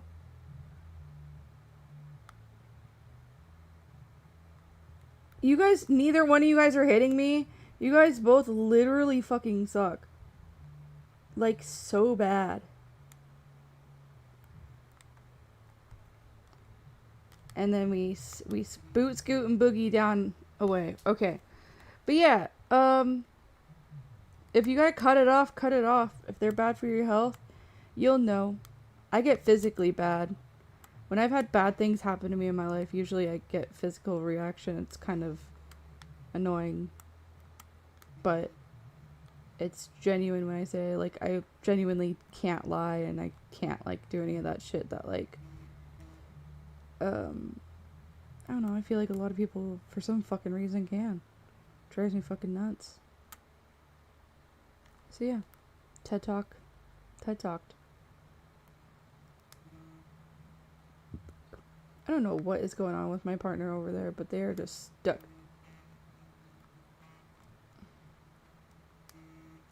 Anyways, I gotta get out of this space. Press play now. Well, should I take back a cheater? No. No. You should never take back someone who cheated on you. You should never stay with someone who cheated on you. If you're in a committed relationship and they cheat, no, it's done. Quick pause to talk about the sponsors of today's podcast. The first one is Away Luggage. And if you're in the market for new luggage, trust and believe. They sent me their new soft-sided carry-on roller suitcase. I don't know why I'm trying to shove this in a little camera over here, but I love this thing. I have their other carry-on, the hard-sided one, but this soft one, something about it. I traveled with all my podcast equipment in this. No issue, no problem. I was so scared. My podcast equipment did get damaged in another suitcase. This one was totally fine. And it's soft, but it's still structured. Like it keeps its shape, which I love. And it's not heavy, which is a good thing. And it opens from the top. This is one of my favorite parts about it. Like I said, it opens from the top. Because you just throw everything in it. I still have some equipment in here. But I absolutely love that thing. Anything from Away, 10 out of 10. I've tried other brands before, like all the expensive luggage brands. That's the best one. And they do make luggage in every size. So they have like checked bags. They have the medium and a large size. They have the small ones. They have the soft and the hard-sided. Can't go wrong. I'm not just saying that because they sponsor me. I've had their stuff for a couple of years. Love it. I was so happy when they sent me that for free. I was like, yay! But I did use it a couple of times so I could make sure to give an honest review about it. I love it. No critiques, no qualms about it. I'm not going to pull it back up here and show you, but you saw it looks good. That's another big thing with soft-sided luggage because the old school stuff doesn't look good, doesn't look right. And this one has 4 wheels on the bottom, so you can roll it flat, which I really like because I hate the ones you have to tilt with like 2 wheels. No, this is 2024. Other suitcases, which are way more expensive, I've had wheels pop off. Never had an issue with any of my Away stuff. The soft-sided, I think, is my new favorite. All I'm gonna say is you gotta check out their luggage. Go to their website and look at it. Even if you don't need it right now, just have it on your list. And also it makes really good gifts, like good luggage. And one thing I hate about people is when they have messy luggage and none of it matches. All of my stuff matches. I like it all cohesive and nice. It's a sign you got your life together when all your luggage matches. But head over to awaytravel.com/aware. That's awaytravel.com/aware to see the new soft luggage set from Away. awaytravel.com/aware. Our next sponsor is Harry's, and they're a shaving company. They make some of the best razors in the game. And like I said, I'm not just saying that because they send them to me. I actually love them. But Harry's saw customers getting taken advantage of by the shaving industry with overpriced, underperforming products and decided to do something better. They make beautifully designed razors for a fraction of the price of other big brands. So you know you're getting your bang for your buck. You're shopping smart. At this point, I've tried all of their products. They have deodorant, they have different body washes, they have the razors, they have shaving cream, and they also have hair care stuff. I do use shampoo and conditioner and a hair oil for my head, even though I don't have much hair. But I have literally no critiques. If I made their brand, I would have nothing to say to change it. Like they did it and they executed perfectly and everything is very, very affordable. Wait, they also have lotion too. I need to try that. But Harry's also has customizable delivery options for scheduled refills as low as $2, which is half of what you pay for other big brands. You can get a 5-blade razor with a weighted handle, foaming shave gel, and a travel cover for just $3 at harrys.com/aware. So get the best shave at the best price at Harry's. Get started with a $13 trial set for just $3 at harrys.com/aware. That's harrys.com/aware for a $3 trial set. Love you, Harry's. Thank you for sponsoring the podcast. And thank you, Away. Now, back to the podcast. This person said, should I take back a guy who cheated on me? He's now going to therapy and has removed the other women from his life. I'm gonna clock that. He's saying he wants to better himself and try again with me. Do cheaters ever change? Nope. Sharon7 said I should just keep him since he's a rich guy and make him pay for stuff till I get a new man, LOL. But what would Leo do? I wouldn't disrespect myself that bad enough to stay with someone. People are never going to respect you if you take them back after them cheating on you. That's the ultimate disrespect. That's He's never going to respect you. true. It's not worth the money. Go make some money or get with a guy who has money, who hasn't Go fucked make you over some already. money. Or tell him you want a fat makeup gift. Get you a Rolex. Get you a Birkin. Get you something you can resell. Tell him you want a makeup gift. Deal breaker. If you don't buy me this, I'm out. If he buys it, you still leave.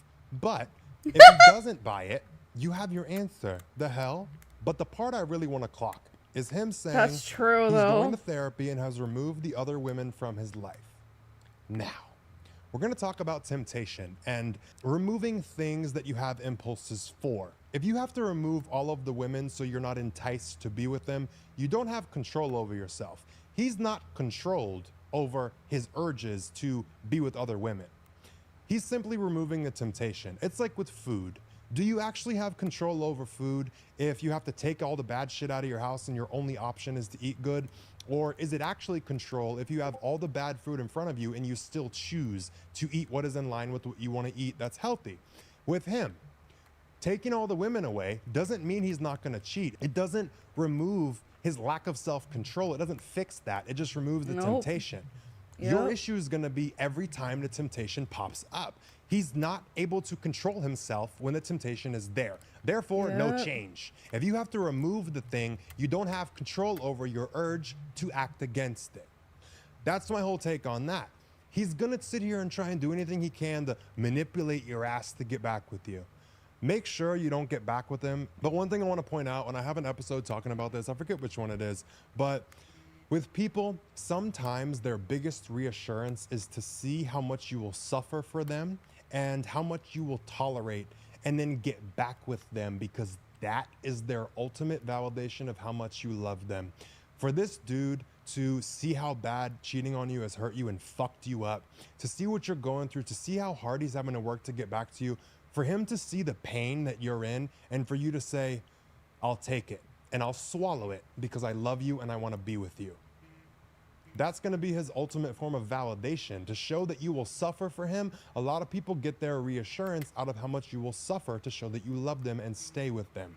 And they will subconsciously continue to hurt you anytime they want reassurance. So that feeds them. It hurts the shit out of you. Do not stay. Do not fall for it. It's done. I'm sorry, it's done. I have episodes on breakups. Go look them up. I'll be here for you through podcast form. You will be happy you left in the future. Give it a month and you will look back and be like, thank fucking God I left. Okay, the next person asked when to cut off a friend, like signs it's time to cut them off. The best advice I can give you for filtering out when it's time to cut someone off is look at your goals for your life, or what you're working on, or what you're trying to achieve. Is this person in support of those things or not? Are they going to encourage you, or are they going to hold you back? Are they going to criticize you? Are they going to talk shit? And even if they're verbally supportive, are they an inconvenience? Are they constantly asking you to go out and asking you to go do things and spend money if you're trying to save it? Are they sabotaging you with the shit that they're asking you to do all the time? Does hanging out with them take away from your goals? Not in the sense of like, you need time away from working and having your life, but is too much of your time away from work starting to impede on your work time? The people around you should be in full support and make it easier for you to get to your goals, not harder. That's your biggest telltale sign. It's time for them to go. Because what that does is when you clear out people who are not in support of what you're trying to do, it makes space for people who are. This is something I've experienced a lot in my life, and I'm going through it again, especially business-wise, but cut them out and then watch what takes their place. And when you show yourself and show the universe or God, whoever you believe in, that you will prioritize what you're focused on, support will be brought in when you remove the blockages. Yep. Trust. You make yourself a vibrational match to different shit. All right, next person said, I'm in need of some brutally honest advice here. I've got you, babe. You came to the right place. I was previously in a long-term relationship which ended a few months ago. While I have for the most part reached acceptance, there is one thing that I'm struggling with. After time away from my ex, I now feel really hurt about many things I accepted as fine within the relationship, which in hindsight I now believe to be far below my standards. For example, there were several instances where my ex ignored my clearly set boundaries and repeatedly failed to support or stand up for me when I needed them. What would Leo do in terms of finding ways to get rid of my pent-up hurt and frustration towards this person without causing a scene? If you guys broke up, your feelings and your emotions are yours to hold. His are his to hold. Everything you feel is your responsibility now, and it does not need to be shared. It doesn't need to be talked about. He does not need to know all of the things that you now are realizing were beneath your standards. It's just going to be an attack, and he's just going to feel criticized. You don't need to voice that. You need to make a list and make a note, like a mental note even, of all the things that you're realizing that were so disrespectful or so bad. What allowed me to accept this shit? And how will I have a keen eye out in the future to make sure this doesn't happen again? With every single thing that you realize pisses you off even more, you're learning what not to go for in the next relationship. So every single time you think of a random thing, this is very common after a breakup, is to think back on certain shit and your brain like puts pieces together and you remember one part from one story not matching the other, and then you think of the truth and like you remember, oh, he revealed it here, and you're like pissed off because you realize a lie that you are just now finding out months after the relationship ended. A lot of things are going to connect. A lot of puzzle pieces are just going to fit inside each other all of a sudden, and it's going to cause a lot of emotions. Those are yours to hold. You don't need to reach out. You don't need to talk about it. You don't need to express how hurt you are. You need to hold that. You need to have that. You need you. And you need to get yourself through this. With every single thing that you become aware of, you make note of it. You keep track of it for the future so you do not land in a similar situation again. That is a really big thing. The feelings and shit that come up after a relationship are not bad. They're not crazy. They're not weird. Like, you're not fucked up or weird, and you're not ruminating on it, because I know what you're talking about. It's like sometimes you're just like doing something in the grocery store and it's like this random like flicker of like a thought will put the pieces together, and then you're like, and you get pissed off. Fully normal, then you fully wanna hit 'em valid. up and be It's like, over. "Fuck It's done. you." You're realizing things. Okay, the situation was way shittier than I thought, but what can I look for in the future? What am I not going to put up with? What am I not going to tolerate? How did I end up in this situation dealing with this shit? What were all the steps and all the things that led to that? And why was I accepting it and considering it fine or not a big deal? When you understand why you tolerated certain things, you no longer fear going into the next relationship, because you have a full like roadmap of all the steps that got you to the point you don't want to be in. As soon as you see that first step come up again, you know to handle it differently. Learning is very simple. To show that you have learned is same circumstance, new behavior. So if you can backtrack and see exactly how you got into the situation you're in, and exactly how things got as bad as they are, and how you sacrificed your standards and you made yourself be okay with shit that you weren't really okay with. If you can see how it happened, you know exactly how to prevent it in the future. You're not going to be so anxious. You're not going to shut down. You're not going to be scared of new relationships. You're going to feel prepared because you know how to spot it and you're ready. Like you've been burned once and now you know how to navigate the stove. You know how to see and spot when the red light is on. Yeah, I'm not even fucking touching it. You can identify the signs of things from the past. So it sucks. It's going to be a process, but everything you're feeling and thinking of and ruminating on and the pieces that are connecting are going to piss you off. It's normal. You're totally fine. You're not crazy. But the biggest thing I want to emphasize is your emotions are yours to hold. You are broken up. He no longer was responsible for how you feel or what you realize or how he wasn't good enough. That is things for you to keep track of, and to get confirmation and feel better every single day that you realize something new or think of something new. You are 100% certain, and be grateful that you have a little bit more certainty you will never go back and you made the right decision to leave. And you now are so much more educated about how to navigate things in the future and have better relationships and not be fucked on like this again and deal with things without realizing they were as bad as they were. Hindsight is 2020. You're going to see a lot of things different once you leave a relationship. You're going through it. It's totally normal. But I want you to look at this as these feelings and emotions and these thoughts coming up are here to prepare you for the future. They're not here to punish you. You're not still caught up on it. You're not still fucked up over it. All these feelings are coming with messages. Now listen to the message and keep track of it. How are you not going to end up in that situation again? That's what you do. You got this. I'm so proud of you. There was more things you said, but I'm just so proud of you. I'm like giddy because I'm like, oh, you got this shit. You're so aware of what's going on. You got this. If you've made it this far in the episode, comment a yellow heart in the comments if you're watching this on YouTube. And if you're watching this on Apple Podcasts or Spotify, leave a rating, 5 stars, please. And then leave a yellow heart because I want to see who listens this far. But that is the last situation I'm going to cover for this episode of What Leo Do. If you want to be featured in the next one, it's all anonymous, but I will leave the link in the description where you can go in and submit what you want to say. It'll say WWLD Oh my God, what a submissions, dickhead. and then I'll have the link. It's a little form on Google, and you just type in your situation and submit it, and I'll see it and I'll read it. But let's keep doing these. You can send me some messy shit too. Let's have fun with it. Send me some funny things. Send me some confessions. Send me some like crazy stuff. I want to see like how nuts y'all really are. But also ask advice for the things that you want to know too, or just my perspective on anything. And if you have any questions about me, you can ask those too. Let's make this fun. Last few episodes of this podcast before we switcheroo. Also, for everybody asking about merch, yeah, some things got moved around, but it's still coming. Don't fear. Fuck Forgiveness is coming. That's the collection that's coming out. But I wanted to give you a little heads up on that because I'm plotting a lot. There's been a lot of changes with my life and also the people that I work with. So just know I'm still working on it. I'm still plotting. I'm still scheming. But that is all I've got for this episode. If you like this video, leave it a thumbs up. Like I said, Apple Podcasts and Spotify listeners, leave me 5 stars rating. Love you so much. If you're new, also hit subscribe. Leave me a little comment too and tell me you're new. All my social media will be linked in the description. My TikTok, I've just been posting like the most random funny shit because I don't care anymore. But if you want to keep up with me there or anywhere else on social media, I'll link everything below. I'll also include the link to my app, Positive Focus. It sends you positive notifications throughout the day that are going to flip your perspective. Just cute little things that I needed the most when I was struggling. So if you're in a period of life where you feel like it's a little hard to think about the positive shit, I've got you. Download that and they'll come through every day. And there's also journal prompts on that. If you want to get into your subconscious and actually fix your life, I got you. With that, everybody be safe, take care of yourself, and I'll talk to you guys next Sunday.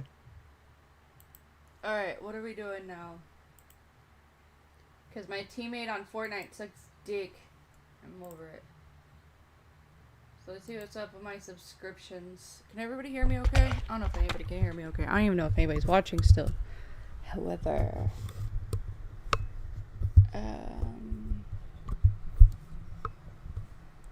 what is... I just don't know. I don't know how to answer it, so I'm not... Seems pretty clear to me. Based and consistent destiny. Based and consistent. I support. I avow. How about your parents? They get their brains blown out at a rally, would you have the same attitude? They're democracy-hating insurrectionists after all. One, you permaban for asking a stupid question because the obvious answer two is, listen, they're adults, they make their own fucking decisions. You want to support an insurrectionist president, then whatever comes of that is that's your consequences. Again, it's not a fucking joke. My mom is an immigrant to the United States of America. She was 5 years old. Her parents worked really hard to get her here. She served for 20 years in the Air Force, along with my dad. They know exactly what they're doing. They should know exactly what they're supporting. It was my mom that, ranted at me for over a decade about how evil the USSR and Putin and all the Chi-coms and all that shit. So whatever, they go to a rally and they whatever the fuck, it's less end of life cost for me to do it. It's on them. It's their decision. You think I'm gonna fucking lose sleep over that? No. We all have our own paths to walk in life. We all have our own decisions to make. Based?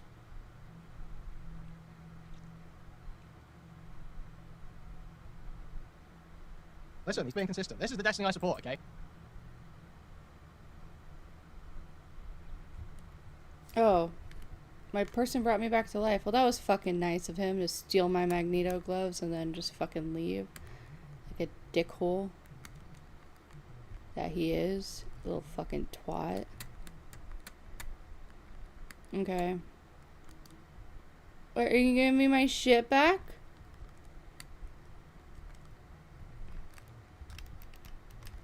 Hey, give me my fucking gloves, you fucking asshole. Yeah, drop them. Drop them.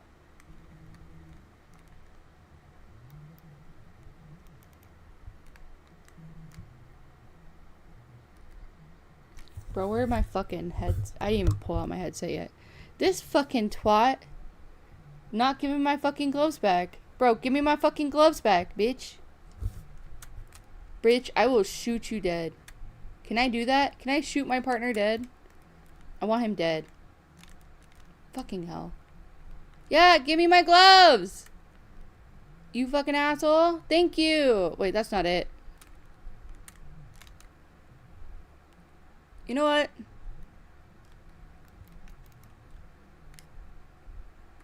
No, I want my gloves. Yes, those, asshole. Give me my gloves. Oh my god. Oh my gosh, what a dick.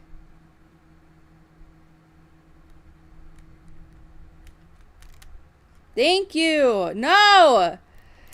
What a dick!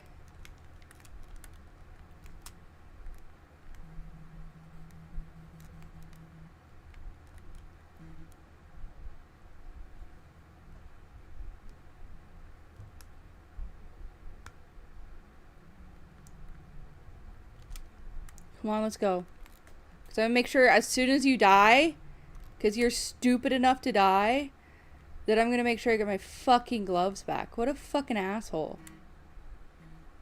I ain't got no ammo or nothing. I'm getting my fucking gloves. What a fucking piece of shit.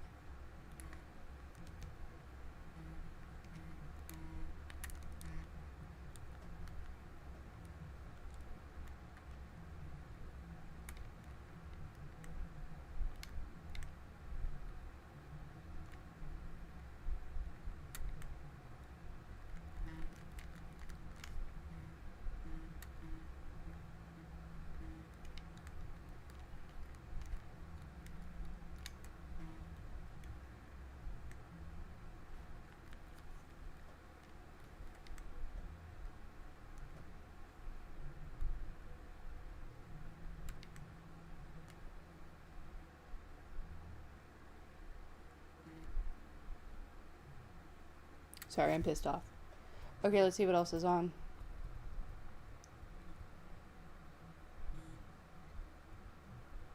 You know what I didn't see the other day? I kind of want to watch Moist Critical's reaction to the Boogie shit.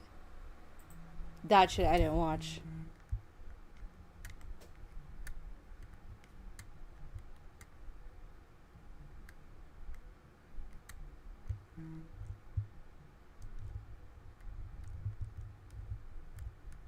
The fuck is your problem?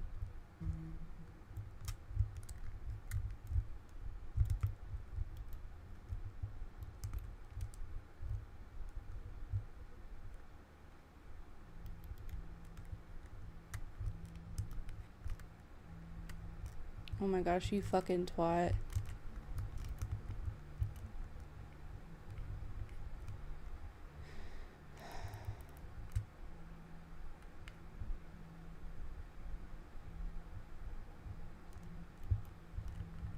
Oh wait, I can't even hear it. What the fuck? Oh, hold on. Gnosis was challenged with people. Yeah, I'm talking about Boogie again, the internet's favorite clown. Everyone is lining up to throw the baseball at the target to dunk this goober into the water tank, and I can't resist. It's actually unbelievable how he continues to find new, deplorable ways to sink deeper into degeneracy and dig himself even deeper holes. I am blown away by his ability to constantly embarrass himself. I don't know what kind of kink this is, but it goes beyond humiliation at this point. So buckle your seatbelt, I'm gonna deliver a high-speed Boogie breakdown here for what happened last night. So, Boogie has maintained for a while that he has cancer, and a lot of his reasoning behind his most recent cryptocurrency scam was that he needed the money for his medical treatments with his cancer. And last night, that diagnosis was challenged with people directly confronting about the authenticity of his claims because there were some inconsistencies and some shady things with what Boogie was saying about it. I believe the catalyst behind this whole conversation was Destiny, who spearheaded the questions that he had about Boogie's diagnosis, and it led to, like, directly talking with him about it, which then led to more and more people coming in to talk to Boogie about it.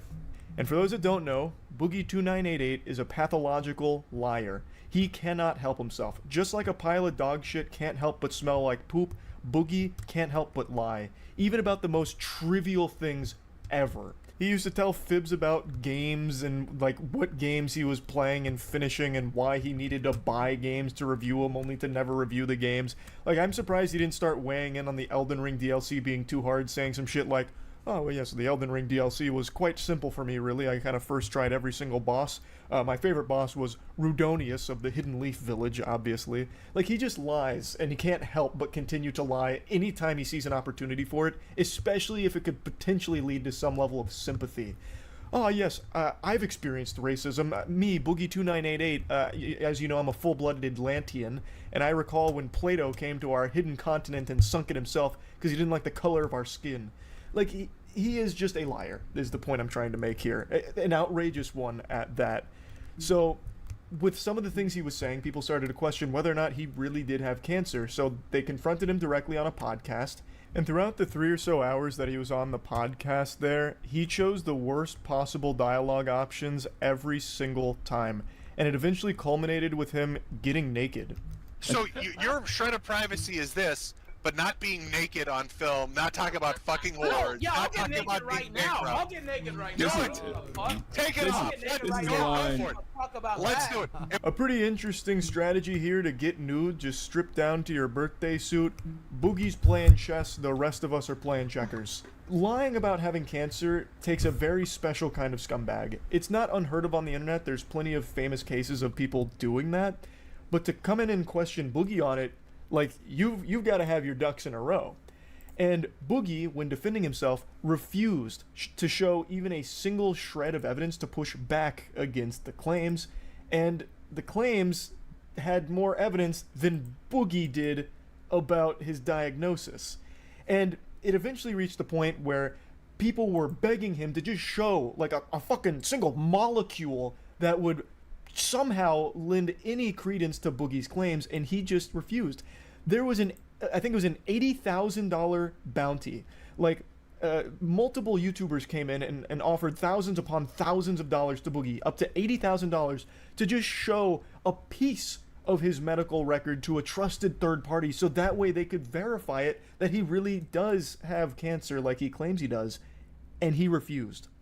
Which is very weird, considering Boogie just scammed his audience for $10,000, talking about how desperate he was for money because of his medical bills and everything. So he'll scam his audience for $10,000, but he won't just briefly show a little piece of his medical record here for 80 grand, 80,000 clams? That just doesn't add up. Because he's talking about how it's like the last bastion of privacy he has, which doesn't make any sense because Boogie has never given a fuck about privacy. Every single aspect of his life, he has pushed into the public eye that people have to just like have their fucking retinas burned out against their will because Boogie is shoving every aspect of his personal life down their throat. Yet this is the one thing he wants privacy on, even though he himself was the first one to ever talk about it. It just doesn't make sense. So it's definitely not looking good for Boogie after this. He's since deactivated his Twitter account and everything, which probably is only temporary. He's addicted to Twitter. It's like a heroin addict. Like, I imagine he's going to go back to the needle here to Twitter. But for now, it's looking like his ham got steamed on this podcast. It doesn't look good here. Of course, it hasn't been 100% definitively proven that he's lying about his diagnosis or anything like that.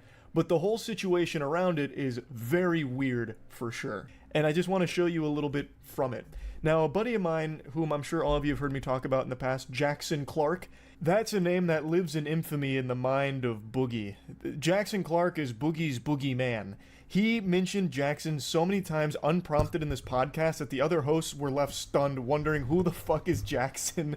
Because Jackson has, for a long time now, been pushing back against a lot of what Boogie has said and done to his audience. And Jackson, a while back, did talk about the diagnosis on Twitter, and it has, I guess, weighed heavy on the psyche of Boogie. Yeah, I'm never showing any of these motherfuckers my medical paper. Go fuck yourself. I said that 2 years ago, and I'm staying by it now. Destiny, Jackson Clark, Keemstar, you can see it when I fucking die. It's my fucking goddamn medical record. I don't know why Jackson Clark was on the tip of his tongue there in the middle of this panel, but wow. That's so big. Hold on, I gotta send that to Jackson. Jackson's gonna have a big old smile and a big old wet spot in his probably trousers knows. That's big. At that point. It was Destiny who put up 5K and Muda put up 50K. Oh, wow. Yeah, it's not like Boogie to turn down free money like that. He just scammed his audience for $10,000, which in this podcast he openly admits to. I think it was who was it? Like, I think it was Nicholas Diorio. Nicholas Diorio at the very end came in and he's like, "What do you mean morals? You scammed your audience for 10K." And Boogie goes, "Yeah, but this is different." He's like, "This is two separate things." Because I'm insisting on it because I'm hoping they're wrong. No, wait. Why would you have to insist on a biopsy if you can confirm? But this is basically the whole podcast where they are picking apart Boogie's story and just begging and even trying to offer him tons of money to prove that he actually has what he says he has. Where does he mention more Jackson, though? Goddamn medical records. And I don't want one of you motherfuckers feeling sorry for me. I don't give a fuck. Yeah, you do. Okay? You can hate me as much as you fucking want. But I'm taking one goddamn thing with me. And this is a decision I made when Jackson Clark demanded this shit 2 fucking years ago. And it's a decision I'm fucking sticking to here. I don't know who Jackson Clark is. I don't even know if I'm getting... That's incredible! Jackson Clark, he did it again! First and last name. He's doing it! He's doing it! That's so huge. And now he looks like a pioneer for being the first to request the Panama Papers on Boogie here. And then 2:43 on the dot, Jackson mentioned again. This is like a Where's Waldo game. Alright, so 2:43 mentioned again. Getting his name right. It's fucking Moist Critical's butt buddy. I don't fucking know. Why do you keep calling him Jackson Clark? I don't... Wait, he's getting name dropped again!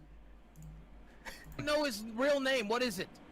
What do you mean you don't know his real name? You've said it 4 times. Jackson Clark. You think that's an alias?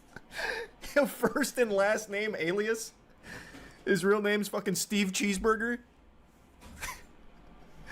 And why you pretend you don't know his real name? You tweet about him every now and then after blocking him so he can't fight back. That's his pseudonym. He's using it like J.K. Rowling. I'm gonna let him have the win. right? I'm I'd gonna let him break have some the win. type of law. I'm gonna let him HIPAA have laws, the win. yeah. I'm gonna let him have the win. What's the reasoning behind that? Why are you letting him have the win? Because as I said to Jackson Clark 2 years ago, or at least said about it. Clark. Yeah, I am not sharing my medical records. I'm not sharing this with the internet. This is for me. I'm good. How much money did Jackson Clark get you to fucking say his name? There is Yeah, I no- know, right? On this stream? I don't know. Great That's- advertising, yeah. I mean, it's good. It's good for Penguin Zero. Penguin Zero. Jackson Clark. Penguin Zero. Jackson Clark. Check it out. Buy Fatty Coin. There. That's honestly, put that on the back of the DVD box. That is so fucking flames. Hold on, I'm telling Jackson timestamps. Get Jackson on stream. He's sleeping right now. It's Australia. He's not up yet. He actually hates you too. He does. He absolutely does. 100%. But he hates everyone that doesn't immediately fall in line and agree with him. What's crazy is he doesn't hate Keemstar, who literally invited him over to his house on the 4th of July just to throw ice cubes at him and bully him. But he hates everybody else. Literally everybody else. It's so odd. It's super weird. Now, I don't know why he hates me and Jackson so much more than everyone else. I genuinely do not. I have talked about Boogie twice. Once with his crypto scam and once with the documentary that dropped where he talked about how his life fell apart from buying hookers and everything and still had a crazy ego about how he deserves to fuck kids. And all kinds of heinous shit. Those are the only 2 times I talked about him. And comparatively to everyone else, I don't even think I was that mean. I gave him legitimate advice about maybe instead of scamming your audience, you should just keep making YouTube videos. He averages 20K views per video. If you just make a video a day at that average, he would be able to support himself with at least $10,000 a month. Easy. Bare minimum. Like, I feel like, honestly, it was pretty reasonable. But maybe he doesn't like to hear that. He'd rather people throw ice cubes at him in person. I don't know. I really don't know. You guys did make fun of him in the documentary for like an entire podcast episode. Yeah, constructively. Like, if you're going through all these health problems, maybe don't start every day with a Mountain Dew after you take off your fucking CPAP machine. Like, that's constructive. I think. Like, instead of a Mountain Dew, anything else. And maybe just doing fucking acid in the middle of the forest with a fucking shaman is not going to be the therapist you need. I know, yeah, I know. They brought in everyone for this one. It's certainly not looking like Boogie was telling the truth. Shockingly. But who knows? Maybe for some reason he really is refusing like $80,000 in order to keep this last bastion of privacy. Which isn't really private considering he was the one that talked about it first. Watched all 4 hours. He doesn't hate you and Jackson. He thinks Jackson Clark is your real name and Charles White is one of your internet aliases. No, that's not true. He knows we're separate people. Now you're just making shit up, but I love that. I love that idea. Jackson Clark is my Australian alter. So a couple of quick things. I have made 2 videos on Boogie ever, but he has become a pretty common topic on the podcast where we talk about some of his more recent shenanigans. So maybe that's where he's hearing a lot of it from, because in videos, it's only been 2 from me. And on the podcast, it's not just me, it's everyone kind of just going over like the Boogie recap on what he's doing right now and why he probably shouldn't be doing what he's doing right now and how he can do things that are better than that. Like maybe that's where he's seeing a lot of it from, where he gets this idea that I'm always, shitting on him or whatever. And the other thing I actually want to dive into a little bit is where I briefly mentioned that if Boogie would just make a video a day, or at least increase the frequency in which he creates content, he would be able to support himself. And he wouldn't need to resort to scams or lies or these elaborate ruses to try and squeeze milk from a stone here and shake down the last remaining audience he has for their lunch money. He could just support himself through what he used to do, which was make content. Yes, he lost most of his audience once they started to take a peek behind the mask, the facade that he put up, then they noticed that he's like the goddamn Babadook, right? He's a monster. But his channel was so big that even losing the majority of his audience still leaves him with a very sizable audience left. That's bigger than like 99% of other channels on the platform already. And averaging between 20 to 30,000 views per video is sustainable. I have another channel, and I've talked about it a couple of times, called Skill Check. And this is for all of the nerdy shit that I love to do. It's pretty niche. So Dungeons and Dragons and trading card games. Right now, mainly Magic the Gathering Commander, but we're branching into more Yu-Gi-Oh! And One Piece TCG content. I have a huge passion for this shit. And the average views on the videos for that channel is right around 30 to 40,000-ish. Sometimes they pop off like the Commander game with Wubby or the Shot Caller Commander game, but the average is between like 30 to 40,000 across the whole channel. And I'm going to just give you a peek behind the old analytics here. This is what the channel generates. Off 2.1 million views per month, it makes over $7,000 per month. Now let's compare that to Boogie's channel. Boogie, even when not creating content, his channel basically just gathers fucking cobwebs because he doesn't want to put any work in and make stuff. Even with that in mind, his channel still makes almost 1 million views per month. Now imagine if he would just post more frequently. He could easily fucking support himself through AdSense. He could. No matter what lie he tries to feed you about how that's not possible, no one wants to watch him, his average says otherwise. He just doesn't want to do it. He's looking for the easier paydays, like taking $10,000 up front to pump a fucking crypto scam.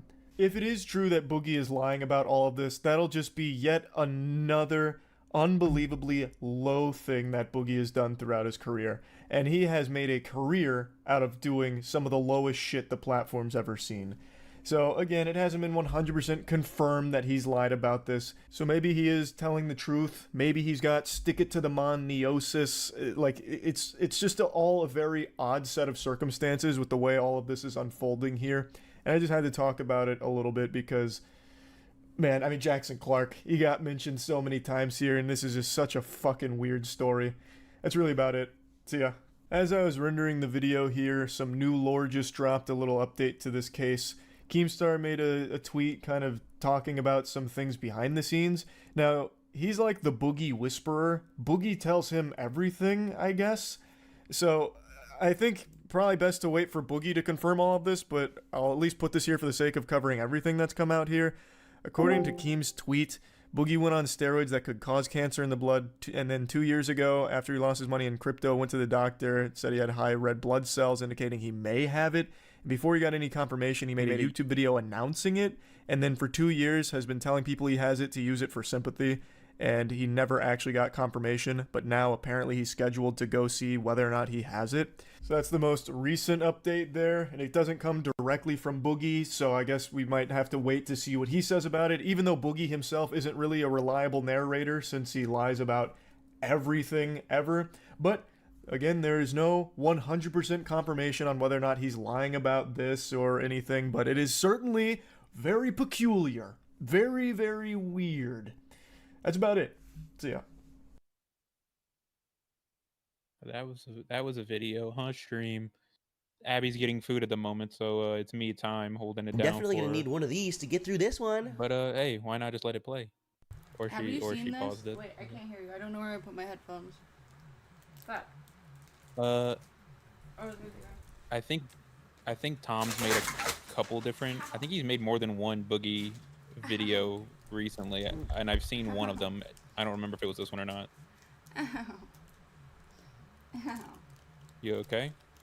I just tripped over a curling iron. Ouch. God, fucking sucked.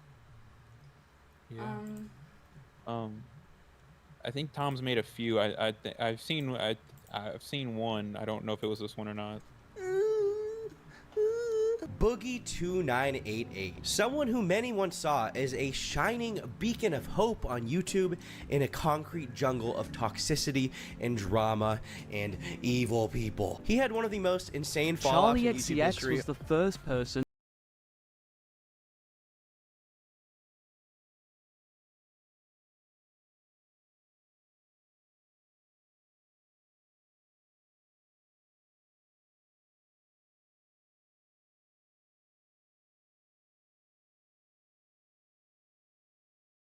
opportunity. Okay, cool. Cool, let's watch this then.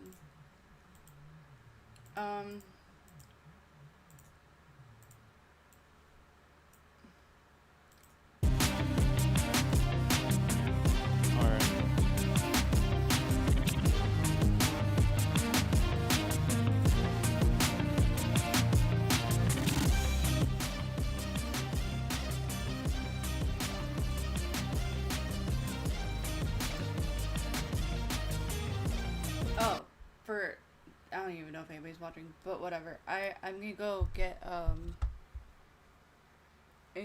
some food real quick, and then I'm gonna come back. It shouldn't take me too long. Oh, I needed a Ziploc baggie. I need to find one. Oh, I think there's some up there. Okay, I'll be right back. Okay. Okay.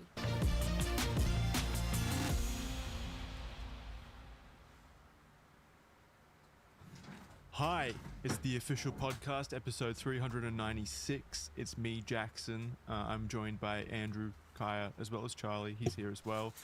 This week, a lot of stuff has happened these past 2 weeks. In fact, so much has happened in the world of the internet that it's probably going to be an episode that's hyper-focused on just 2 individuals. I'll let you guys guess who. It's a new game show where we guess who Jackson's going to be talking about this episode. You... any wild guesses? It's you and your dad. Oh, no. Okay, you are like still asleep, aren't you? Well, am I wrong? Yeah, you're wrong. I'm not going to be talking about my dad. Ah, fuck. All right, it's gonna be Boogie and Dr. Disrespect. I'm very excited because, you know, sometimes we just have really slow and boring weeks and we all show up and there's like, okay, what are we talking about? And then there's weeks that are just jam-packed with people humiliating themselves on the internet, and it is always fun. And I'm always excited. And Jackson does a lot of prep before the show, like making documents, and he sent it to me earlier. And he asked, hey, if you want to take a glance at this, please do. And I told him, I kind of want like the show and tell. You know when like a joke is just funnier when you hear it for the first time? Rather than like, I'm excited. Let's go. So introduce us.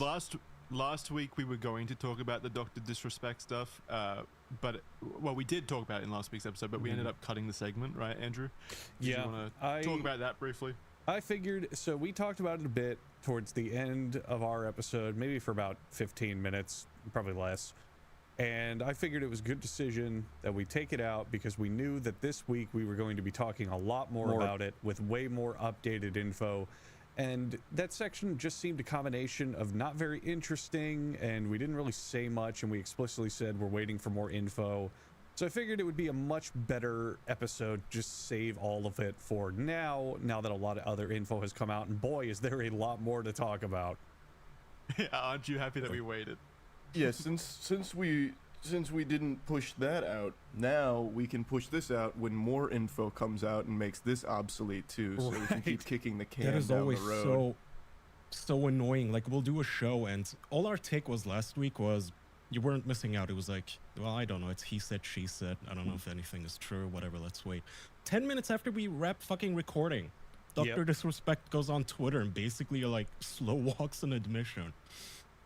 Anyway. Yeah, that's why I didn't like it, because it happened so quick after we finished, and I was like, man, we can't put this out in 3Ds. We'll look so fucking stupid.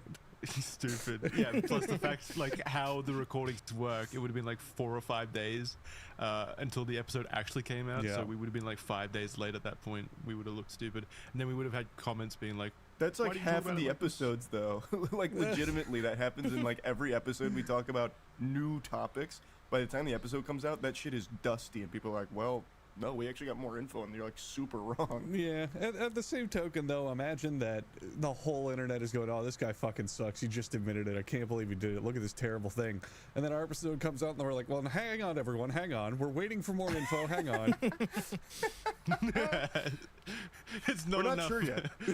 We need more. All right, so a bit of background. Dr. Disrespect, he was banned from Twitch. He's a big Twitch streamer, or was a big Twitch streamer. He was banned in 2020 permanently, with Twitch basically saying, you know, they didn't give an answer. Basically, they were like, we're due to our community guidelines and stuff like that, we're banning Dr. Disrespect. And this was a enormous deal back in 2020. Everyone was like, what's the deal with that, right? Yeah, just NDA talk. Yeah, gaming journalists came out and they were like, well, we actually know why, but we're not going to say anything, didn't they? There was some stuff like that going on. A couple of journalists did, yeah. They were like, well, Dr. Disrespect is done, and not just on Twitch. We have some crazy info about what it was that we can't share.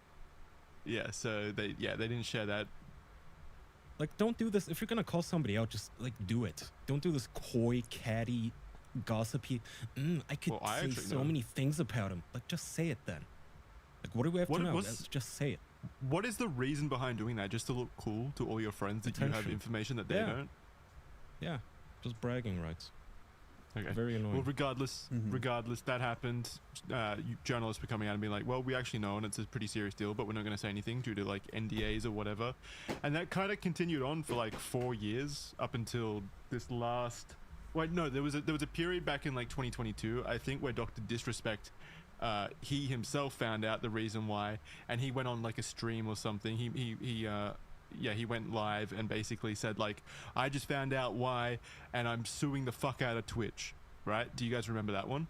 I do. Well, he sued from what I recall on the timeline, he sued pretty soon after getting banned. I don't think it was like 2 years later, but he made a statement later where he's like, I didn't know what I got banned for. I didn't know what kind of fucking baloney that was.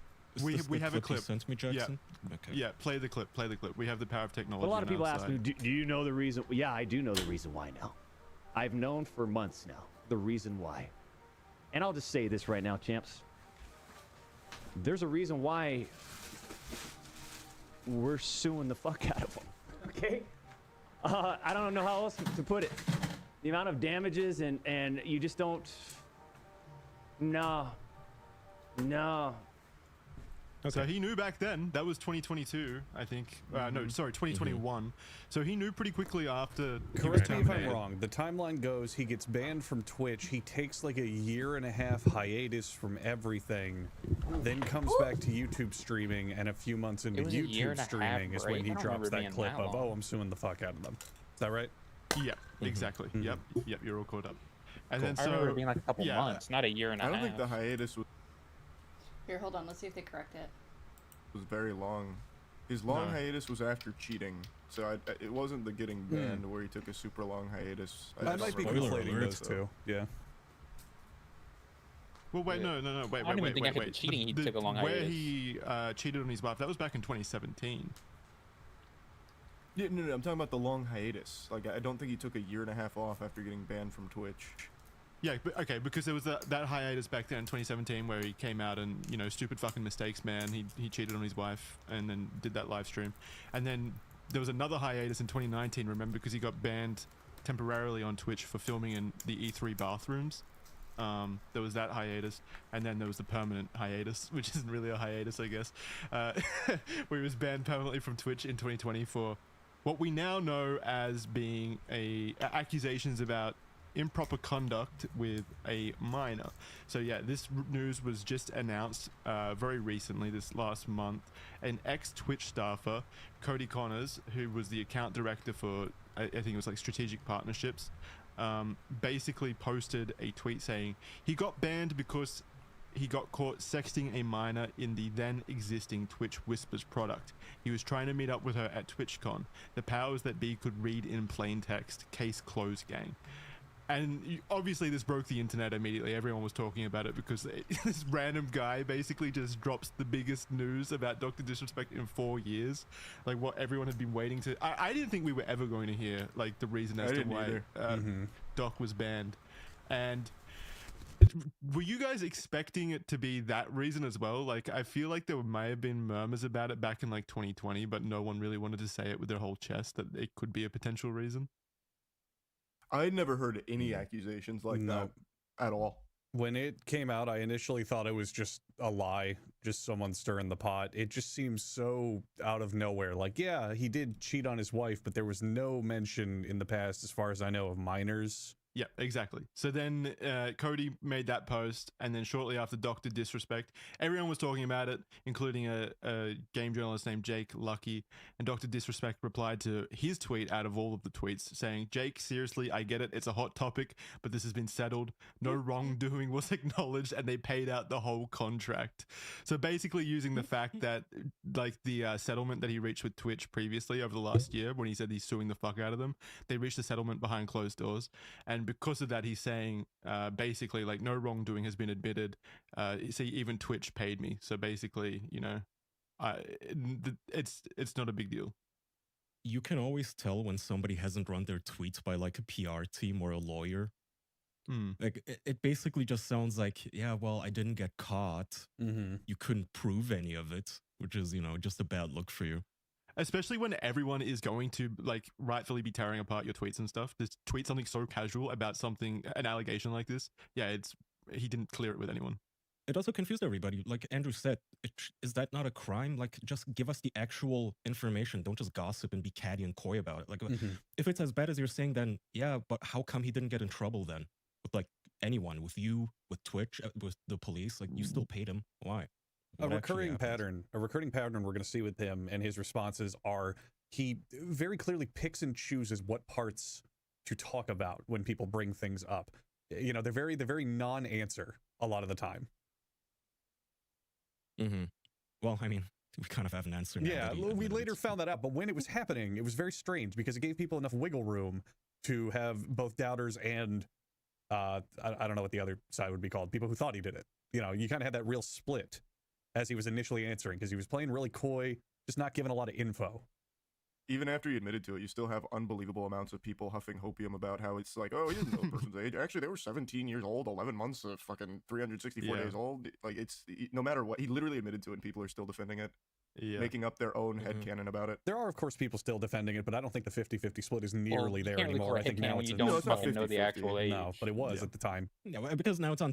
That doesn't count as fucking making up their own headcanon when, like, whenever you're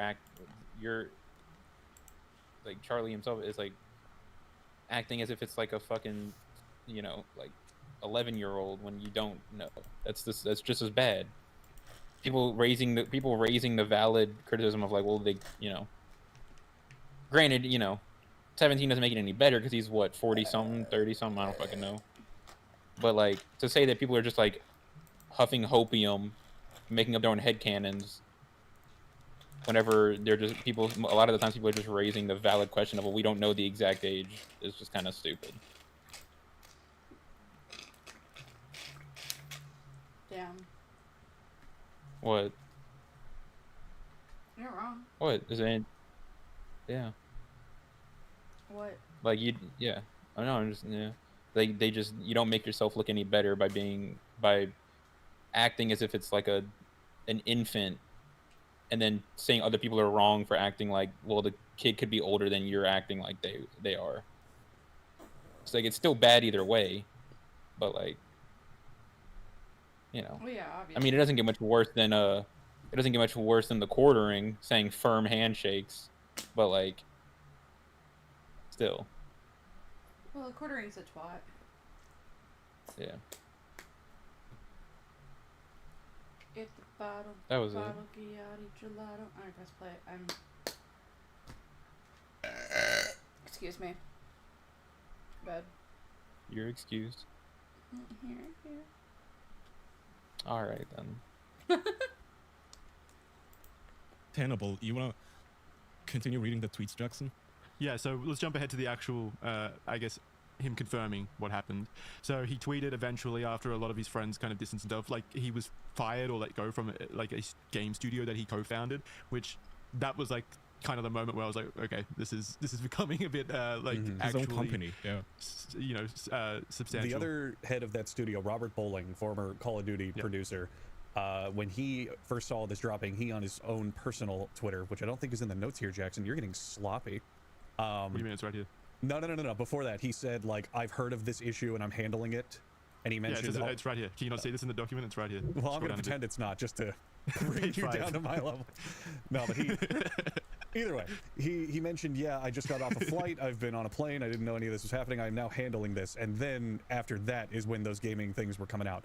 And a lot of people at the time were saying, well, why are you guys overreacting? There's no proof. There's no this, whatever. But, you know, if he said he's handling it and then a few hours later he makes that call, it's not a good look. Ooh. The signs were there. That's what I'm saying.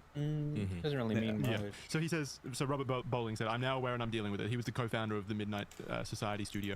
And then he also said, like 4 days later, basically, once, I think it was before Dr. Disrespect confirmed it, but he did say, Robert Bowling said, this is a statement from me personally. It does not reflect any of my companies and has not gone through any legal or PR approvals. If you inappropriately message a minor, I cannot work with you, period. I promised to only act on facts, and I did. So... Unbelievable. He didn't even mention that Dr. Disrespect was framed by a Twitch employee pretending to be a 17-and-a-half-year-old. It's crazy how deep the corruption runs. Like it's a catch a predators thing. Yeah, have you guys not seen that rumor yet? Oh, Yeah, I did, I've yeah. seen the rumor. Well, it's not even a rumor. It's just blatantly a lie. Yeah. But it was like a what do you call it? Like doesn't a stop it from document, being a rumor, basically. but okay. It was Yeah. fans compiled a document saying that basically like Twitch staff A lie members can still be a rumor. conspired to entrap Dr. Disrespect using like pretending to be Don't get entrapped a young then. woman. Yeah, I But mean isn't exactly. Doesn't There it were so not many be stupid a pieces of- rumor if it's a lie? No. Because there's like plenty of rumors can be lies. Like even in like kids in like school can be like, oh, did you hear blah blah blah blah blue X person, blue Y person? It's a lie, and I it guess spreads a lie around. has It's still a lot more rumor. intention about it. No, I'm saying like a rumor can be a lie. A rumor doesn't have to be like something that's true. A rumor is just something that's spread around. But what if they think? Usually, that I that's think the more truth, often. and then it's a rumor. It's not a lie. It's still a rumor, necessarily, where- it's just like misconception. Yeah, yeah. That's what I'm saying. Like a rumor can be truthful. It can also be a lie. It's just something that gets spread around. Well, of course, rumors can be lies. Yeah. But a That's what lie. they're- that's what they're- But that's- he's just saying like it's like obviously a lie. Like somebody just said that shit just to say that shit. I mean, we don't know. Well, I don't. Obviously, none of us know. I'm saying Yeah. that's what he's saying. It's like obviously a lie. It's literally what he just said. Well, no, he said it's not a rumor, it's a lie. But I mean, a lie can be a rumor. Proof that It's- came out. it's There still was a also that rumor. email. It was Yeah. fans compiled a document saying that basically like Twitch staff members conspired to entrap Dr. Disrespect using like pretending to be Don't get a entrapped young then. woman. Yeah, I mean exactly. There were so many That's what stupid I pieces said. of proof that came out. There was also that email that came out where people were like, look, this guy who works in game journalism said that this was all fake and not real and wasn't nearly as bad as everyone said. And it was just this unverified Gmail sent to anonymous accounts by literally anybody. And it Oh, read man. so convenient. It's like, we have to stop the doctor disrespecting this. We're going to have to frame him as a pedophile. Yeah. It's the only way to get him. Oh my Was god. it because why? What was the motive? Like, what would have like? What did they imagine the motive was? I don't know. What's the motive behind still defending him after he admits to talking inappropriately to a minor? Like, it's ridiculous. I'll weigh in on that. While I don't think that this was the entire anything, like obviously he did some things. I'm not defending him in any way. I do think at the same token, Twitch did not like him with the bathroom scandal. Whoa. No, I think you're super wrong. You might be misremembering how much Twitch liked him. He was Yeah. the face of Twitch, and Twitch embraced the fuck out of it. They used to celebrate Dr. Disrespect. So even when he had his bathroom scandal, even when he had his bathroom scandal, though, he was still the What is face this of bathroom Twitch. scandal you guys keep mentioning? He went to a convention and filmed in the bathroom, which obviously is illegal. So he got Yeah, temporarily no. banned for it. Yeah. Okay. Also, to your point, Charlie, let's not forget that like 3 months before he was permanently banned, he signed like a multi-year Yeah, it eight-figure was a deal huge with deal. Twitch, like one of the biggest in the industry at the time. So they clearly, like, sure, there might have been employees individually at Twitch who may have disliked him, but Twitch, the organization, was definitely pro Dr. Disrespect until something happened. Sure. Perhaps I'm looking at that petty angle that we've seen in the past with Twitch's history, where individuals there get Yeah. very, very petty. I mean, he's got a point. I mean, Andrew's kind of got a point. Like, Yeah. an individual employee eventually came out. Exactly, an individual employee is the one who came out with it, and we did, yeah, they turned out to be correct, and obviously they have the proof now, but they did still have that thing where before all this was public, they were advertising Doc's ban reason to go to their concerts. They'd say, hey, come Yeah. to my band concert and I'll tell you why Dr. Disrespect was removed from the platform. What I'm saying when I say... Which is fire, Mark. That was Yeah, crazy. it's kind of amazing. What I'm saying when I make that point So is silly. Twitch has a history of doing very individually driven petty decisions. And I could absolutely see there being some people at Twitch who, because of maybe the bathroom thing or what have you, just wanted him off the platform, just wanted an excuse. I get that discussion. I just don't see them go.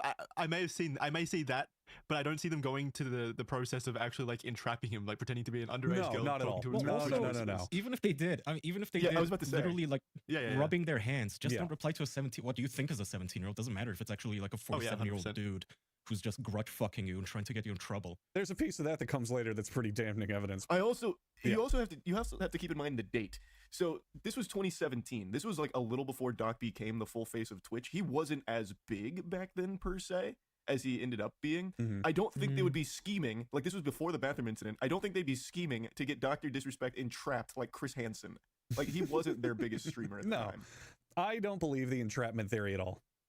If they were the ones that entrapped him and they did it in 2017, why would they then wait 3 years to then cancel his terminate him as well? None of it makes sense. That's so true. Let's move on. None of this argument makes so sense. He stupid. has since admitted it. Like, we don't even I need to know. be debating this. Yeah, Like, what may have yeah. happened. It's the I dumbest mean, thing. He said he did it.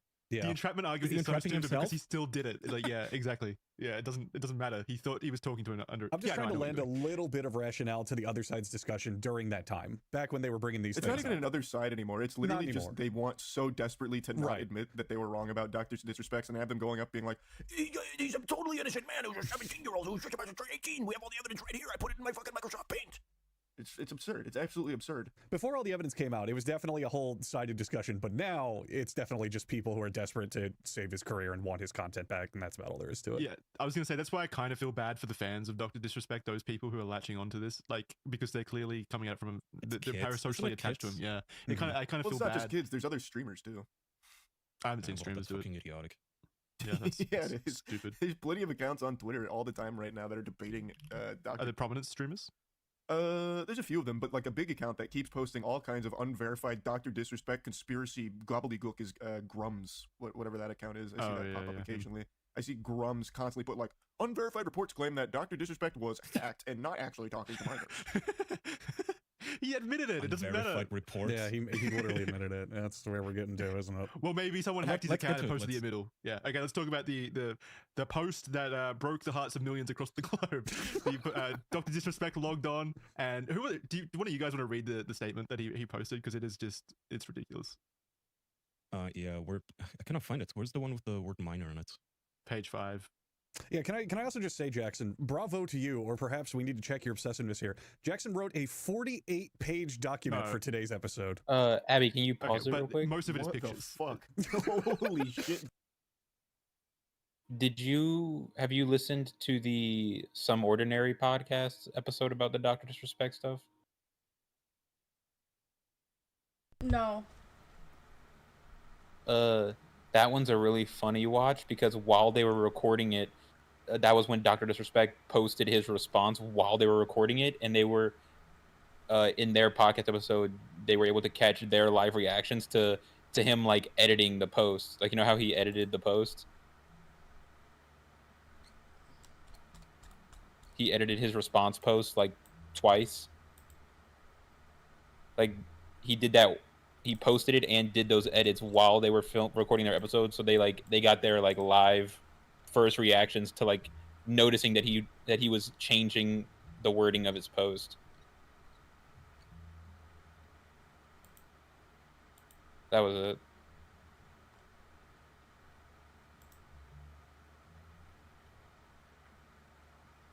Hello? I'm here, I'm paying attention. Okay. That was all I had to say. Hello, everybody. Welcome back to another episode of. They got that. They caught it live.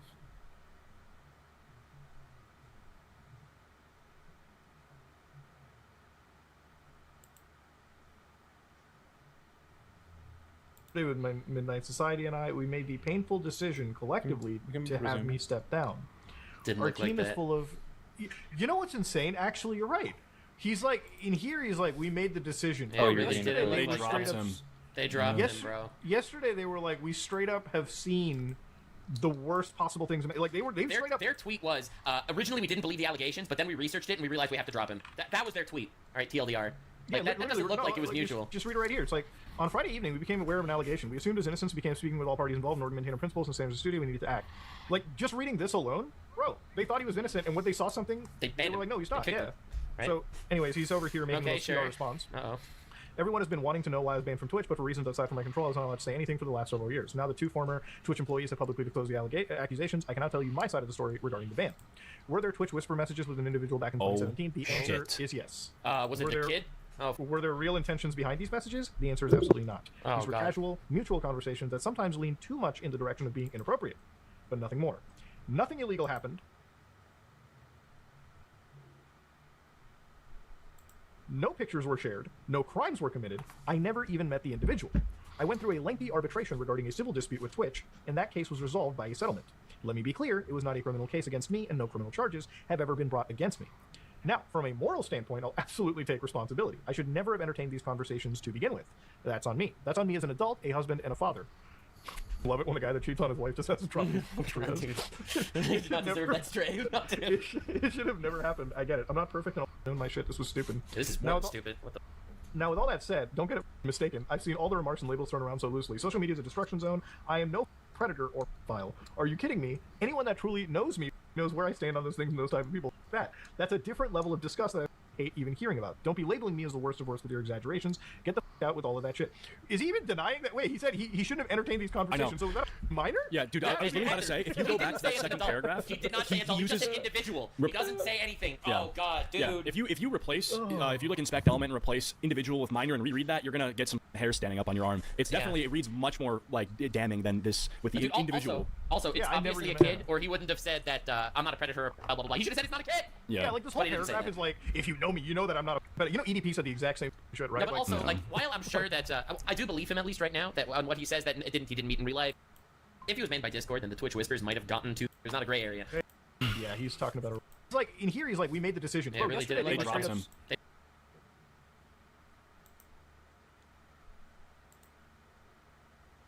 Was it like right after that? Were these lewd conversations that he said? Yeah, like, I don't remember exactly. It was like they kept talking and they were talking about it, and then at one point Muda Hard notices or something like that he edited it. I don't know when exactly. It might be maybe somebody in the comments. I don't know.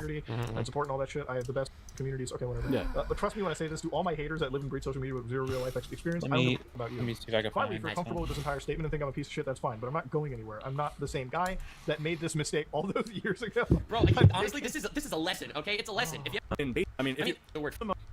it does matter too that this motherfucker, bro, the only individual you should be talking with is your whispers with an individual minor. In Twitch whispers, like, bro, the only individual you should be talking with is your goddamn wife. Wait, hold on. Wait, he edited it. He took out minor. Edited. Wait a minute. Were there Twitch whispers with an individual back in 2017? Click back, dude. Last edited. Oh. Wait. Yeah, the original one said individual minor. Oh my god, dude! Bro, how do you edit that out? What are you doing? Why did you do that? Oh my god! This guy's retarded. This guy's the biggest idiot I've ever seen. Oh my god, dude. Live! What the This shit? dumb motherfucker, bro. Oh my god, he's so dumb. Bro, what the? Delete. And then later on, he edits it again. See the edit history. This guy, bro. Dude, you know what? You know when we were talking. Okay, hold on. What the fuck? You know what? We talked about the Shungite shit beginning of this episode. We were like, Shungite. Yo, he's yeah, this is real. This is real. This is real. Yeah, and then later on he edits it. He edits it again where that's whenever he put minor back into it. You put minor back in? Yeah, because at first it said individual minor, then he edited it to just say individual, and then he changed it back because people caught it and were calling him out, so he changed it back to individual minor. Oh, bro, that guy's guilty. That guy's guilty. Fuck that guy. I'm gonna look see if I can find the clip. There's no because getting he around that shit, dude. They fucked up. Yeah. I'm gonna see if I could find oh wait, I think I found it. Cause there was the day that I think it was like the day the article came out, he was playing Elden Ring on stream. Yeah. And at one point he checks his phone and then his whole demeanor changes and his whole mood and everything just changes instantly, which is like it's funny. It's funny. It's also weird because that's exactly what happened during his last Twitch stream. He was playing whatever game, then was started randomly. He checked his phone, his whole demeanor changes. He starts watching like random Roblox clips or whatever on YouTube, and then just like in stream, and then gets banned. Yeah. Yeah, I found the clip of what? Of whenever he like got the whatever he looked at his phone during right before the article came out. Oh, you've seen it? Okay. Oh, I've seen all of it. I've seen all of it a million times. Dr. Disrespect stuff's not new to me. I mean, I watched the Tro video about it. Listen to it. And then like a new Tro video about the new shit? No, there was no new Tro video. Oh. The old Tro video. Okay, that's the one that came out like a year ago. Yeah. Okay. And then And then the way that ended and stuff. I remember when the allegations first came out, like with Nick and everybody, how they were covering it. So I know all that shit. 48 pages. Yeah. Most of it is somebody in fiction, chat and it's saying combined hello. Oh, hi, hello. A few people. Hi, Lance's creepy reading. Hi, I know kills him. Sorry, I don't know if I said hi. I read it though. Hi, Lance, creepy reading. Cheeheb. Hi, hello. Hello, hi. Hello, hi, hello.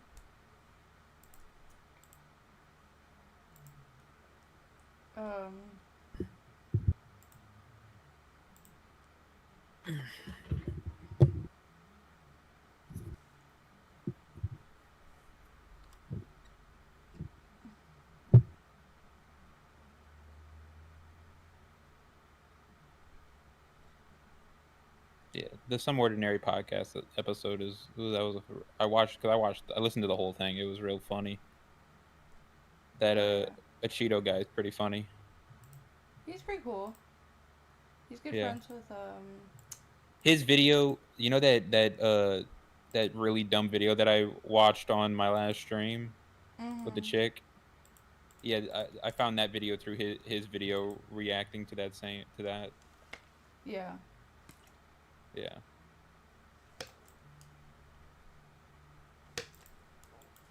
Between Dr. Disrespect and Boogie.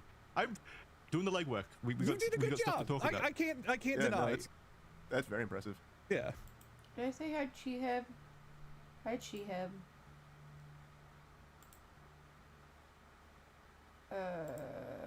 Hold on.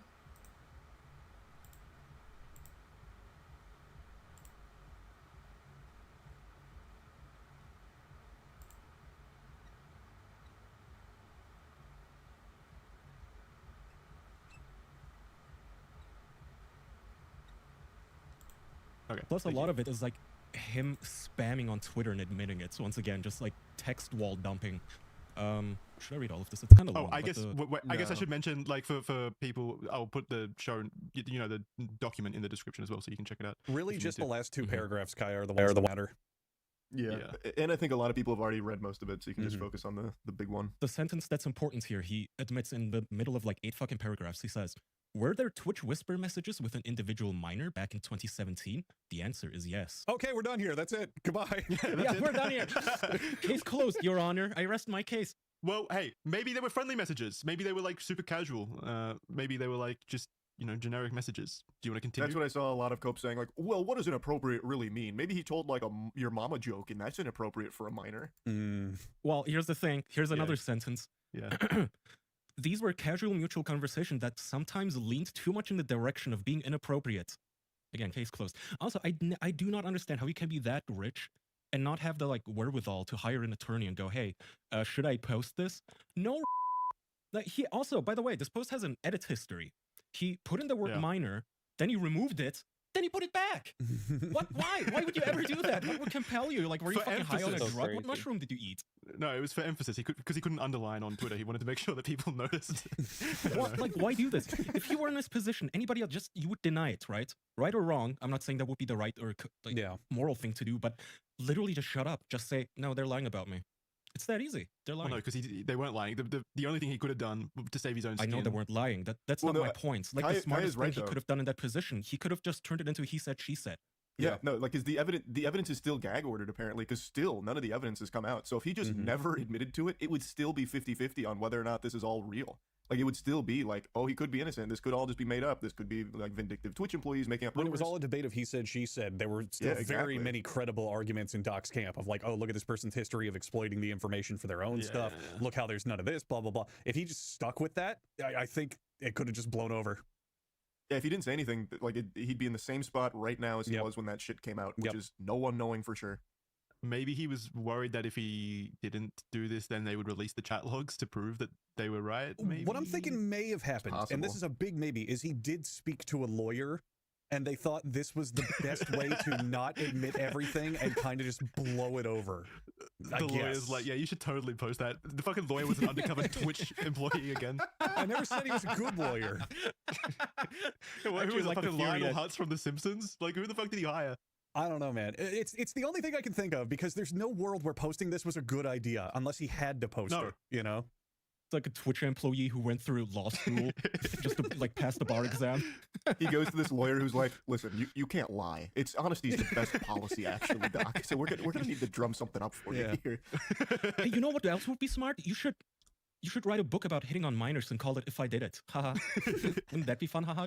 Now, would that happen though if the court had a gag order on the evidence and he wanted to prevent lying, not under oath, but you know, another charge of fraud? Could that be a reason? Well, he's not going to like trial or anything. Like he's not in legal trouble right now. Like there was nothing he needed to protect himself from in that way. All that was left is like his reputation. I think so. I think my theory about this is that he just got so mentally fried because he's probably been stressing about this since it was first told to him 4 years ago, right? So it's been like building on his mind for 4 years, and he's just like, I just want to put this behind me. What do I do to put this behind me immediately? I'm just going to admit to it and try to move on, basically. Like I think that's what he's trying to do. His conscience finally caught up. Yeah, like, okay, you know what? I'm going to just own up to it and apologize. Again, I get it, but also it's the dumbest thing you can do. Yeah. Yeah.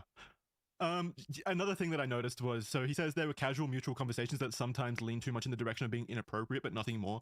And an honest to God defense that I saw sometimes with people going, well, inappropriate means a lot of things. He could just be referring to swearing to the minor or something like that, using curse words. Ignoring the fact that it says nothing illegal happened, no pictures were shared, like immediately after that. Like clearly there's a sexual element pictures here. Too, Jackson. They saved on bandwidth. Oh yeah, true. They didn't send any. Yeah, memes, spicy memes. Naked memes. Yeah, true. It's like, no, obviously contextually it is a sexually charged conversation that was had, right? Yeah, and he goes on, by the way, like Charlie tweeted something like, this is literally the excuse that the pedos on To Catch a Predator use. He also says, I never even met her. They also do that, like on the show. A lot of the time, Chris Hansen says, like, what was your intention here? And they always go, well, but it didn't even happen. I didn't even get to have sex with a child. Why am I being arrested right now? That seems unfair. Like, I only texted them. Hell, there wasn't even a minor. You had a decoy. Yeah, well, the crime's the intent here. It's called solicitation. It doesn't matter if there's a real child. I was trying to teach the child that you shouldn't really be talking to strangers. So the reason I showed up is actually for their own safety. That one's always my favorite. It could have been a real predator that showed up. It's like, I didn't even mean, I didn't have any intent. That's always what they say. And like the cops will always go through their trunk in the car. It's like rope, a knife, lube, duct tape. It's like, oh, what a coincidence. I was going fishing earlier. Yeah, I just have like a go kit with me at all times, sir. It's for hunting. Yeah. Very, very hysterical. I really don't know what would compel him to do this to himself.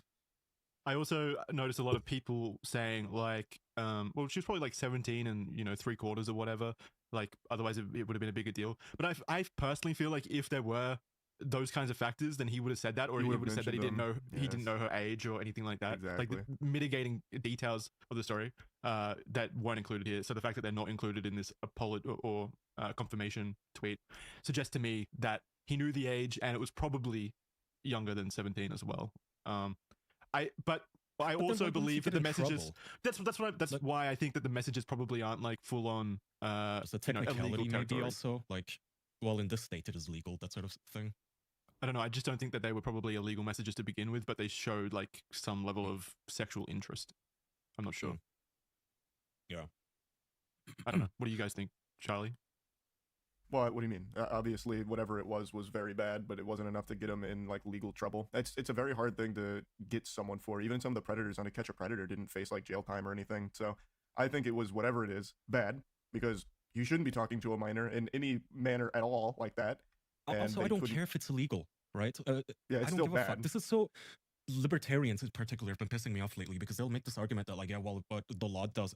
It says I can do it. I don't care about the law. I don't give a fuck about the law one bit. Like, you shouldn't do it on a moral level. Yeah, 100%. I mean, he's a what, 40-year-old?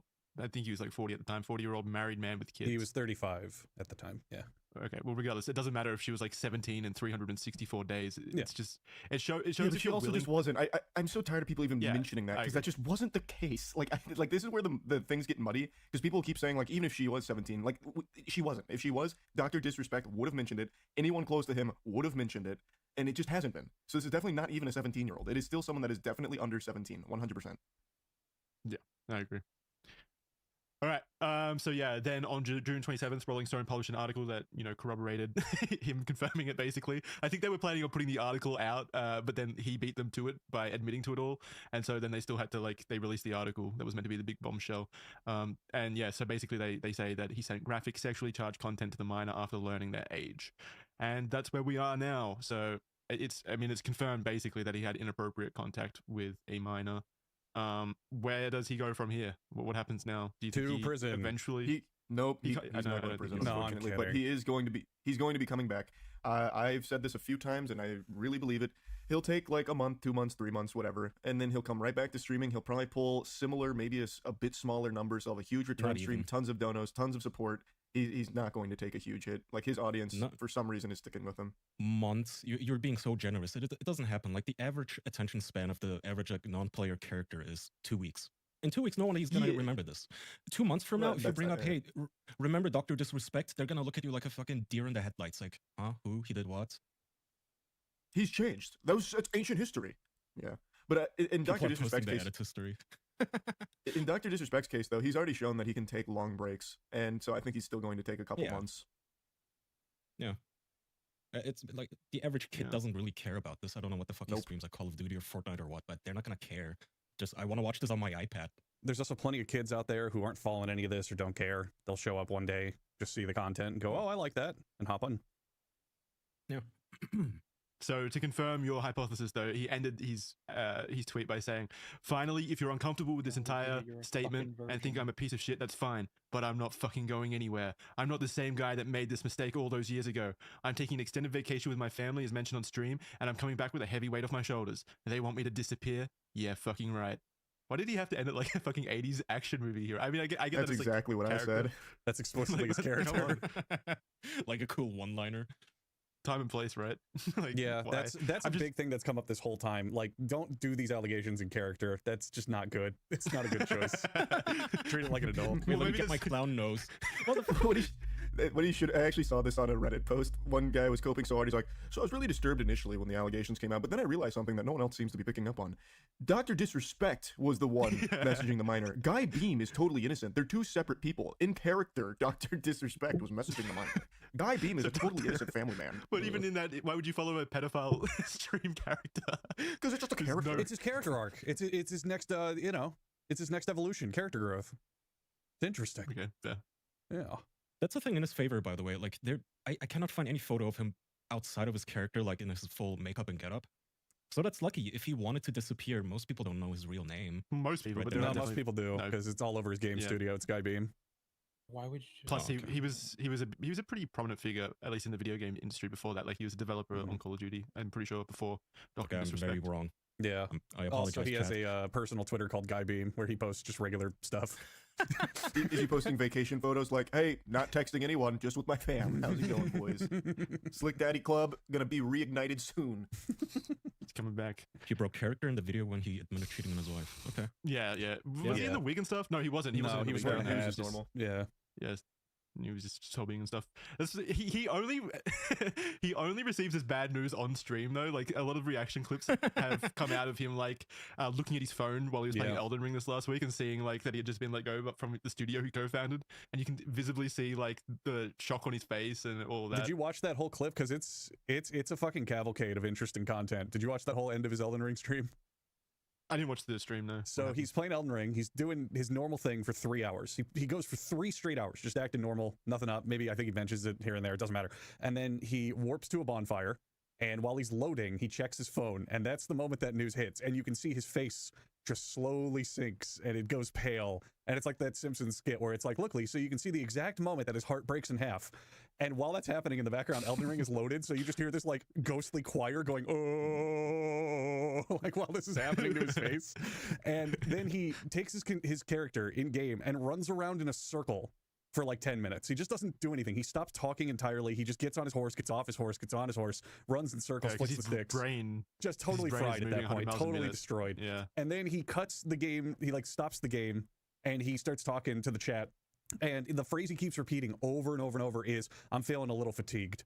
I got to admit, I'm feeling a little fatigued. Just a little fatigued right now. And it's like, okay, if that's what you mean by that, sure. And he just repeats that phrase for like 15 more minutes and then ends the stream. Why would he even stream? Like this, he streamed after he knew this was all going to be coming out as well. Like literally, Again, the news broke, it like, 2 wasn't days though. before. It wasn't coming out until he himself admitted to it. If he had just not said anything, it still wouldn't be out, and he would still be doing fine. Wait, no, but because in that stream, he looks at his phone and gets news from his video game studio that they have clearly found something worthy of removing him from the company. That wasn't like the final nail for a lot of people. They were still like, oh my god, they're siding with Twitch. They probably talked to these corrupt Twitch employees and listen to their fucking drivel. So like, he'd still, again, if he didn't say anything, people would still not know. He would still have the exact same viewership. Yeah. I'm just saying, like, he looked at the phone and saw that, and he probably felt like something was going to happen, and that's when he went into panic mode, and that's probably why he put out that statement. Anyway. All right. Regardless, that's you guys got anything else on Dr. Disrespect, or are we done there? No, I think we should move on to our next lolcow, Boogie. This one's a little more close to home for you, Jackson. Yeah, well, he's not. He hasn't done anything like Dr. Disrespect, but it's still something pretty wild. But before we do that, a quick word from the sponsors of this episode. Hi. Another ad with Kaya and ExpressVPN. Listen, you may be thinking, I have nothing to hide, I don't need a VPN, thank you. But even if you don't think you have anything to hide, you still wouldn't put all of your emails and passwords on like a billboard. Been keeping up with what Boogie is currently doing these last few days. Yep. That's the boy. I have not on this one. I followed the doc, but I have not followed Boogie, so I would love, Jackson, if you recapped it and went into it. Okay, so this all started, I want to say, about a week ago, June 26th. Boogie posted a cryptic tweet that read, "You ain't ready for this one, stay tuned." And then shortly after, he followed it up by tweeting, "We about to crush the internet." And then he tagged @pump.fun, which, I mean, do you know where this is going now, Andrew? Perhaps I can figure some things out, but continue. To the moon is where it's going, brother. He's taking all his audience with him. Okay, so he's still at shilling NFTs now, like shit coins. No, shit coins. Yep, shit coins. So shortly after this, people were like, "Oh no!" People were immediately like, "Oh no!" By the way, Pump.fun leads to like a website where you trade like shit coins. Basically, it's a shit coin website. So people immediately knew where this was going. But he then released a YouTube video where he basically pretends to be like an Andrew Tate style character, joking about how awesome it is. Joking about how awesome it is to be broken fat. Yeah, you can just play it. If you're on audio only listening, he has on aviator glasses. He is topless. He has a girl next to him giving him whiskey. He has a cigar, and he's pretending to be Andrew Tate in front of a bunch of gaming. There's some misinformation being spread around right now by certain influencers. But I'm here to tell you the truth and the hacks to help you break free. I hate this. It makes me so uncomfortable. It's like I'm looking at a miner's fucking like. Is that what's going on? How are you still horrible? It makes me so fucking help me out here. I don't understand. I mean, he's got a house. Just sell the house. Downsize. Sell the house. To do. You want him to die on the streets, Jackson? Is that it? No, he honestly gives a million excuses as to why he can't sell the house, because he says that if he did, he would have to move into an apartment, which it would still cost money. Oh no, not an apartment where millions and millions of people live every single day. Fuck me. He says that he would need to move somewhere further away from his hospital and medical care, so that would be an issue. Which I don't believe, but whatever. Yeah, let's play the end of this video. So the end of this video goes like this. This is the call to action here. Now, Fatty is a community for like-minded individuals that have broken free from the matrix. True happiness comes from a goldfish, from the same woman a couple of nights a month, and the occasional meme coin. Fatty for life.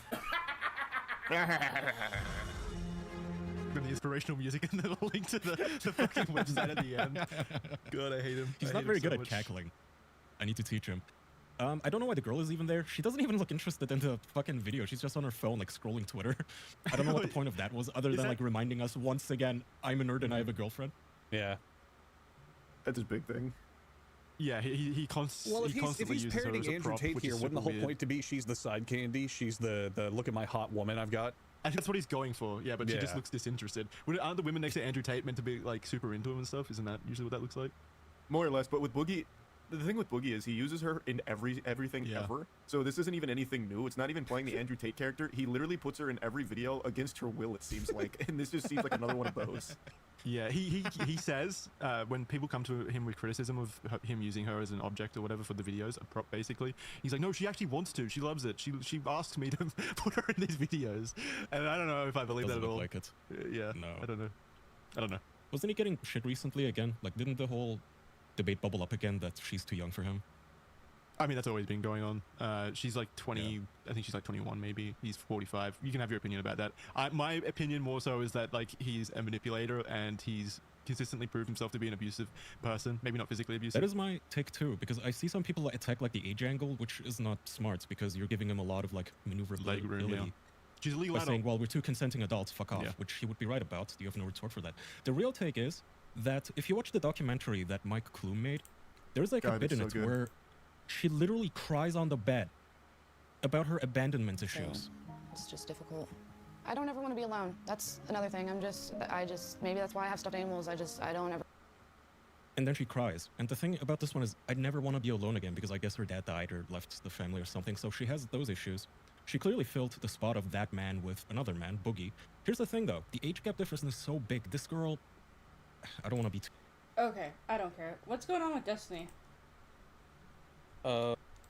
This is like from July 6th, so we have like, I need a few days till this all actually happens. What? As far as like the Jackson Boogie part of things. I don't really know much about what Destiny's got going on right now. I know yesterday during Chthonic stream and whatnot, or before the stream or whatever, apparently Destiny was kind of going like being a little weird about the Trump assassination attempt. 2020. Political streamer he was being weird about it on Twitter. His wife Melina because she left him for a TikToker named Memetics. Now you may have heard that Destiny and Melina were in an open marriage, and now that they're divorcing, a lot of Red Pill podcasts are running victory laps because Destiny's failed open marriage fits their narrative. However, in this case, the Red Pill logic doesn't add up. In Red Pill land, hypergamy causes women to leave their current partners for guys who are jacked, who have more money. True. Just can't offer him. Not in Dubai. Maybe they're visitors. Okay. Mate with the name on the jersey. You don't think people have the name Iraq in the Middle East? Okay, hold on. All right. Well-known inscription. The same reason I got canceled and called a genocide denier for stating that no bodies existed in the alleged indigenous mass graves in Canada. I'm sure a lot of people remember that story.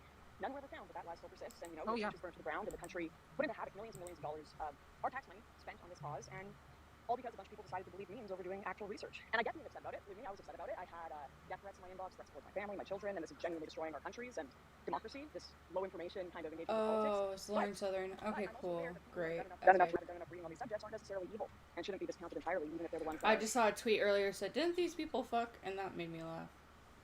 Sending me threats, I apologize. I'm right now.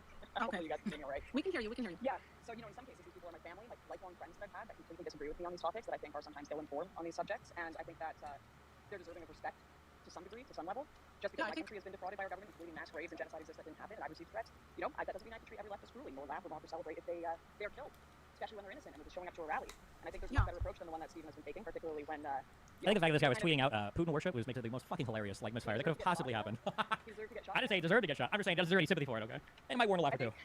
I think you'll find that people care a lot more what you have to say when you acknowledge that they might be human, that they have some integrity, that you can kind of show a little bit of respect. I mean, you've got family members that would agree with this guy. I don't think you laugh at them to get shot. My mom and dad taught me fuck around and find out as like a first principle of how to navigate the world. So if they ended up going to a fucking rally like this, cheering for a fucking insurrectionist dude or whatever, yeah, they deserve it 50 times over. They served in the Air Force. They know better. They took an oath to the Constitution to serve this country, not to serve a fucking king. Why the fuck? I don't know why you guys ask me this question. Like, what would happen to your parents? Yeah, if they went to a crazy fuck rally like this and something happened, it would be sad. I'd really personally sad. What the fuck do you want me to say? Like, what do you expect to happen?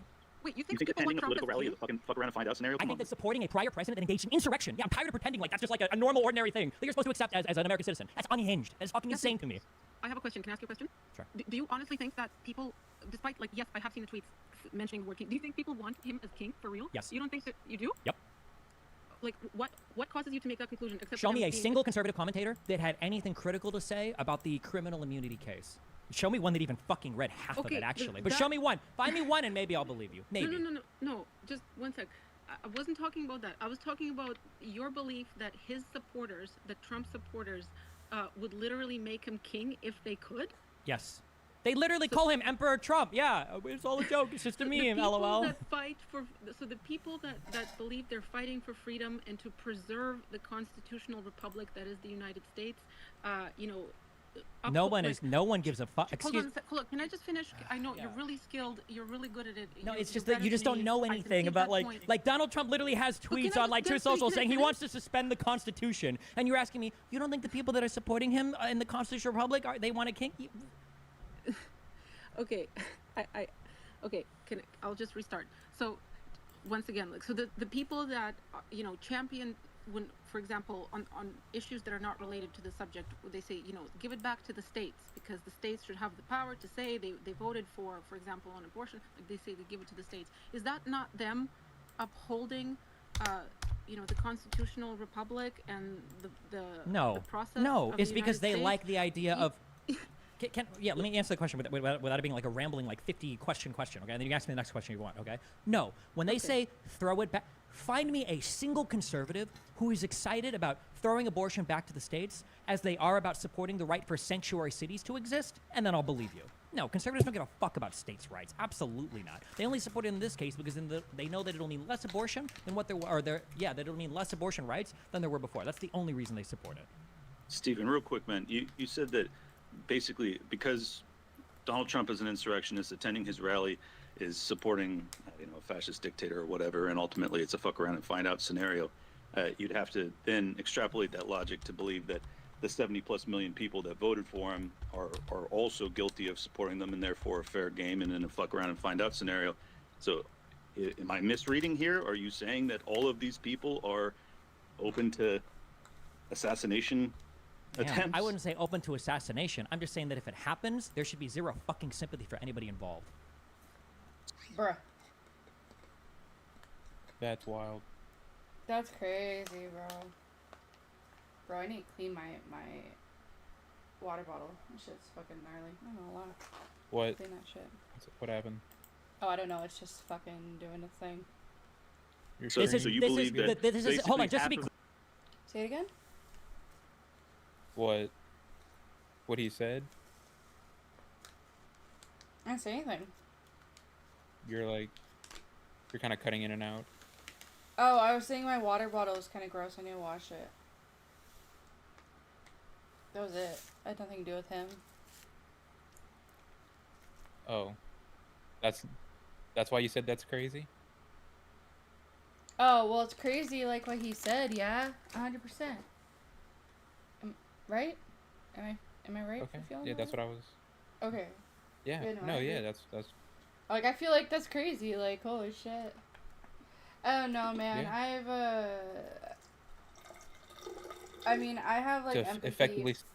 for, like, people that, like, go through this shit, living through, like, what happened in Vegas and shit. Like, it's not, like, a fun situation to be in.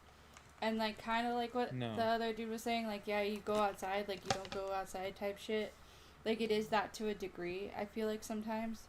I mean, I can't really say so much with Destiny because his job's online. But at the same time, like, it does still afford you, like, some semblance of, like, naivety when it comes to, like, the world, I think. Right. Some degree of like shelteredness, almost. Yeah, like, yeah. Same shit, I think. We do this. I mean, he does do a lot of like real world outside like political stuff. No, I know he does. But I don't think I've ever heard or seen of him going to like to a rally or anything like that. Well, they do their Nowhere's PV where like shit. something like this would happen. Have you ever seen the PV video? Probably Do you know what not. PV is? Not really. Okay, I'll have to find it. Clear. half of the country deserves no PV or sympathy. PV? Really? PV is in violin or violence. Okay.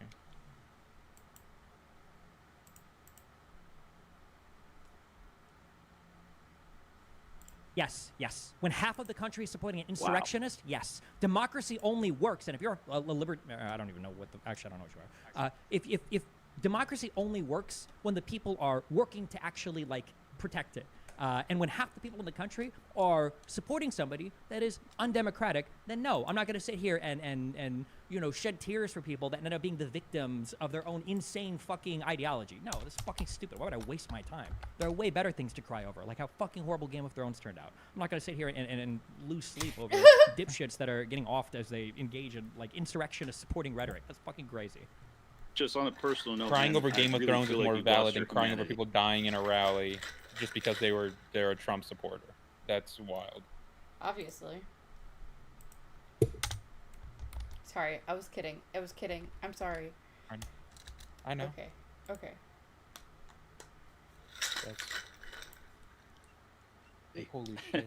I know, and that's great, and I wish that, and maybe one day, I don't know, maybe if you guys grow up a little bit, maybe you'll know this, saying the most disgusting, horrible shit that you can in a polite tone of voice is one of the most horrible things that you can do as a human being. And the idea that just because you calmly and politely suggest that a guy that tried to overthrow the republic ought to be president, and that's a respectable opinion because you say it with a low voice, is beyond redemption to me. It's disgusting. Okay, so you think we're disgusting? You think we're a basket of deplorables? Okay, I have a question that's sort of related. I see that a person named Chase Geyser challenged you to a lawful duel under the Texas Penal Code, 22.06. I'm not sure what that means, but then it looks like you blocked him after that. Did you not want to discuss that particular subject with him because you think he's why would I also accept a beyond- lawful duel with somebody? Beyond, well, because I you know, because he seems like he would maybe be more equipped to talk about the things that you've read yourself. Maybe If he wants to also read talk it as about well. something, then sure, we can talk. Why the fuck am I gonna accept a fucking duel? That sounds fucking retarded. I think that was just his way of saying, can we chat about it? Like maybe I said it politely and in my soft, disgusting tone that you don't like, but you know, he was. If he wants to I would chat, assume yeah, that sure, that means drag him in. debate. I don't know why we would assume that means debate. I don't know why when Why Donald not? Trump says we need to fight like hell to take our country back, you would say, well, that doesn't really mean anything. But when another guy says penal code 112, whatever the fuck, challenge you to a fucking goal, like, I don't know. If you want to drag him in and he wants to chat, we can. But no, it seems like we're just spamming. You just like We- shit we post people blocked that they him. want I to don't duel. think I don't think I can bring him in. What's the guy's name on Twitter or whatever? Hold on one sec. I'll let you Alright, know. Julia? Oh yeah, I saw the Geyser? InfoWars too, so I know that he's like an actual fucking retard as well. Is everyone a retard because People they that are on have a different InfoWars opinion are all from you? retards, yes. Like if that guy would have been in the audience, like the bullet would have went one in hole and out the other, and there would have been no damage done. That's how fucking stupid anybody that works at InfoWars is, yes. Okay. I disagree with that assessment, but I'm sure okay, you do. We can, okay. So you didn't want to talk to him because No, if he wants to chat, sure, go he's- for it. You can, He's from InfoWars. I unblocked him if Okay. he wants to chat. I just said he's stupid. I talk to stupid people for a living. That's why. That's how I Wait, make my I have- living. Yeah. I have a quick question. Well, you got to give you props for doing the living with what you're doing. You're pretty successful. So hats off to you for being successful at what you do. I guess. Bro, this woman sorry, sucks. Did I hear someone chiming in? Yeah, I just decided to shut up, like holding my hand up too long for a high five. Go for it, Lauren. Yeah, Steven, you tweeted out earlier a Sam tweet in which he said that Yeah. every day you've got Republicans calling for concentration camps and something along those lines, and you liked it both and shared it. Can you name a single Republican with an ounce of political power or any sort of sway that has called daily for concentration camps? I'm pretty sure Hassan's tweet there, if I had to guess, it was in reference to the border policies that Donald Trump has where we were separating people at the border and then keeping them locked up in facilities that were understaffed. Pretty sure that's what that reference Do is you to. think that those are concentration camps? I mean, definitionally, they might have been. I'm not sure. Probably, I don't know. I wouldn't call them that, but Do you think, I mean, you just liked and shared a tweet referring to them as concentration camps. Do you think they are concentration camps or not? I don't think that I'm going to account for the exactness of a particular insult that's used against a side that doesn't even acknowledge what happened on January 6th. So if there was a person that wanted to critique the particular way That's a that lie. a word or term or definition is Conservatives used, do it sure acknowledge as what fuck happened. wouldn't be somebody on the right. Absolutely fucking not. Well, I thought your whole They just don't qualms with call all it a of this fucking is that insurrection or a right-wingers fucking aren't coup. actually reading the like you do. No, my qualms with right-wingers is they are anti-American, they don't support the Constitution, they don't support the country that they're a part of, and that they engage in patterns of conceptual and precise pieces of misinformation in order to spread the lies and the mischief and whatever the fuck else they do online. It's not over whether or not they use a particular term right or wrong in a thing. It's the fact that they'll come on and they'll talk about criminal indictments and insurrections without being familiar with any of the underlying material. That's my issue. Well, luckily I'm a Canadian, and you've got a Canadian asking you. Don't worry, there's a lot of them in here. Concentration camps, and it sounds like you're just going to be out here tweeting inflammatory rhetoric with. Right now? Yeah, I basically am. I think so. Yeah. Yeah, that you don't even believe in. You don't think they're concentration camps. I think it was funny. It was funny enough to. It was funny enough to. Yeah. Well, that's the rules of discourse that the right has said. So yeah, why not have a little bit of fun? They can't have all the fun in this country, right? I think that's why a lot of people usually respect you, is because you don't usually accept those rules of discourse, whether it be right or left. I mean. Well, unfortunately, when you're a grown-up and you live in the whole world, you kind of have to accept. Listen, I've seen enough of your tweets to know you have to accept. If somebody were to go up to you and say, "Lauren, why do you have so many problems with housing or immigration in Canada or whatever?" And then you're like, "Well, I've got issues because of X, Y, and Z." Well, hold on, that's just their opinions. Like, you don't have to play by their rules. You don't have to worry about the changes that they impart on your country. You can just do your own thing. No, that's not how it works here. Okay, this is like the rules of discourse and the rules of media reporting, the rules of accountability that the right has set. So I'm not going to have the right hold me to some different standard that they themselves don't even begin to approach. Be just as moronic as the people you think you're criticizing. I don't think I'm just as. It's not about being moronic. It's about being anti-American. It's about being opposed to democratic rule of law. Yeah.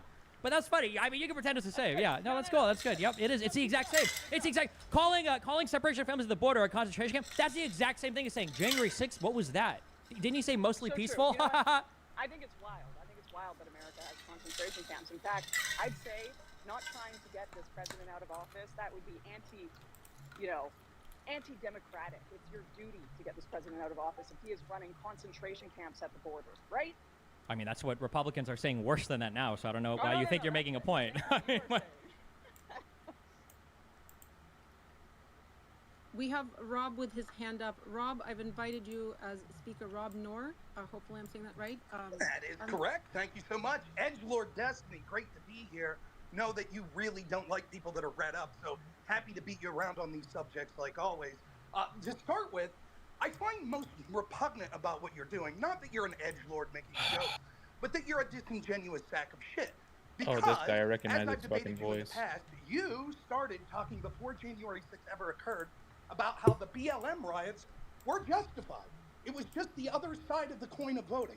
Of course, once you realized that grip wouldn't do as well for you when you were debating the Rittenhouse shit, you completely 180 your position. Hold on, just to be clear, wait. I don't think I've ever supported violent riots against private property. I don't know if I've ever supported that in the U.S. The farthest my position ever went was if people wanted to violently riot against public property, that maybe that's defensible. Pretty sure that's the farthest I've ever gone, even prior to Rittenhouse. I don't know where that opinion comes from. I've always supported protests and even riots to some extent, as long as it's not against private property, but... That is exactly true. What you said to me was, even though you weren't sure how much of the violence was against private property versus public, but to the extent that the George Floyd riots were against public property, you said that that's fine. If you feel the system's not working for you, we're America, goddammit, and rioting's the other side of the coin to voting. Now, when that occurs on January 6th, all this Did I ever say rioting is the other side of the coin to voting? That's a really strange statement if I did. If I did, that's a really strange statement, but go ahead, okay. I will try to find the clip for you. But you said that they were justified at the time. Then what's even more egregious is your take on January 6th. You initially had said to at least one other person, a left-wing streamer, and on a panel that I was on, that it was absurd to think this was a serious attempt to overthrow the government by the riot that day. You basically alluded to the fact that because there were so many people that outnumbered the police, that it's clear if they really were trying to violently overthrow the government, they'd have taken far greater actions. Now you're suggesting that people that disagree with your new position, that this was clearly an insurrection, are people that are fucking around and should find out because they can't call it out. What do you think is the difference? Yeah, sure. What do you think is the difference between then and now, Rob? There is no difference materially. There is a huge difference in what we knew publicly at the time.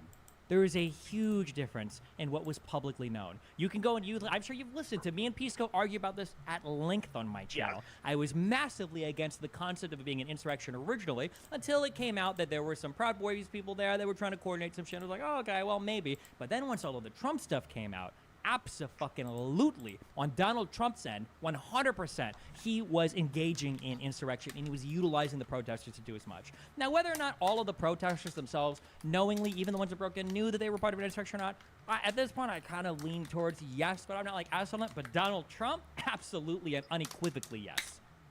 The difference is the actions that were taken by people that day are what would constitute an insurrection. And those actions have been on display for you to see the public evidence of the day of January 6th and all throughout after that. And you correctly came to the conclusion that it was a riot that got out of hand.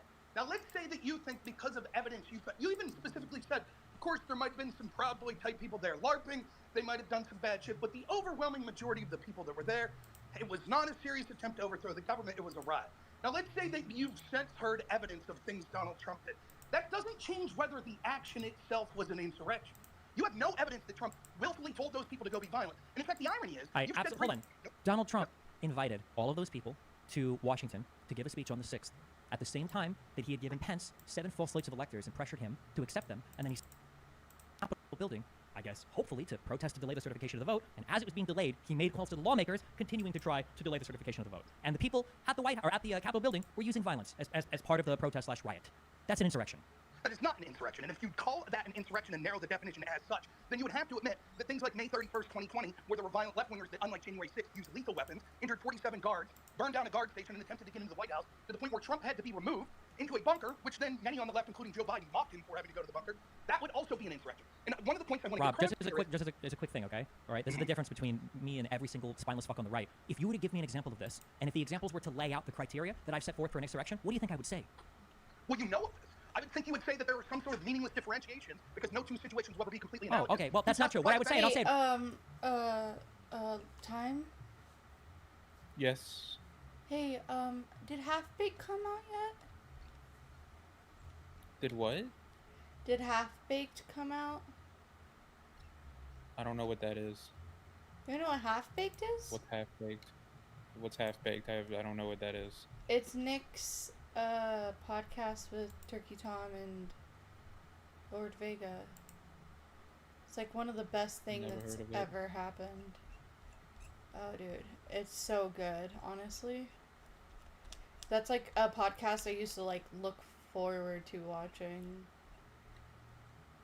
Never heard of it. Half-Baked podcast. So, never heard of it, so I can't answer. Okay, here. I'll send it to you. Okay.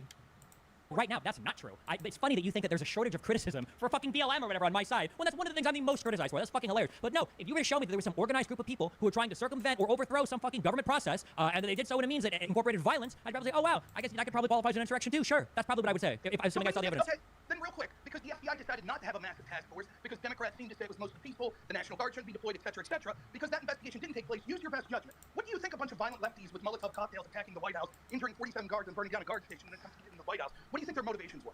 I truly have no fucking idea. I haven't looked into it at all. Right. Isn't it convenient? The FBI never investigates the things that occur on the Democrat side, and then you say, well, what can we do? We don't have The evidence. FBI never investigates. Hold on, I'm sorry. What did Hunter Biden get convicted of for having drugs in a video? So therefore he relied on a 44-73 firearm? Hold on, the FBI never investigates their own or Democrats or convicts them? What was the whole fucking not Durham? What was the thing about Biden in the fucking documents or whatever? That whole special counsel or whatever that was appointed by Merrick Garland, the Democrat DOJ? And I'm sorry, who did Donald Trump pardon? Every single fucking person that got convicted that was part of him? How the fuck are you trying to say there's a double standard here that doesn't exist on the Republican side? You're insane, Rob. The rapidity in raising your voice is unimpressive to me. I could do it just as well. Do it then. Knock yourself out.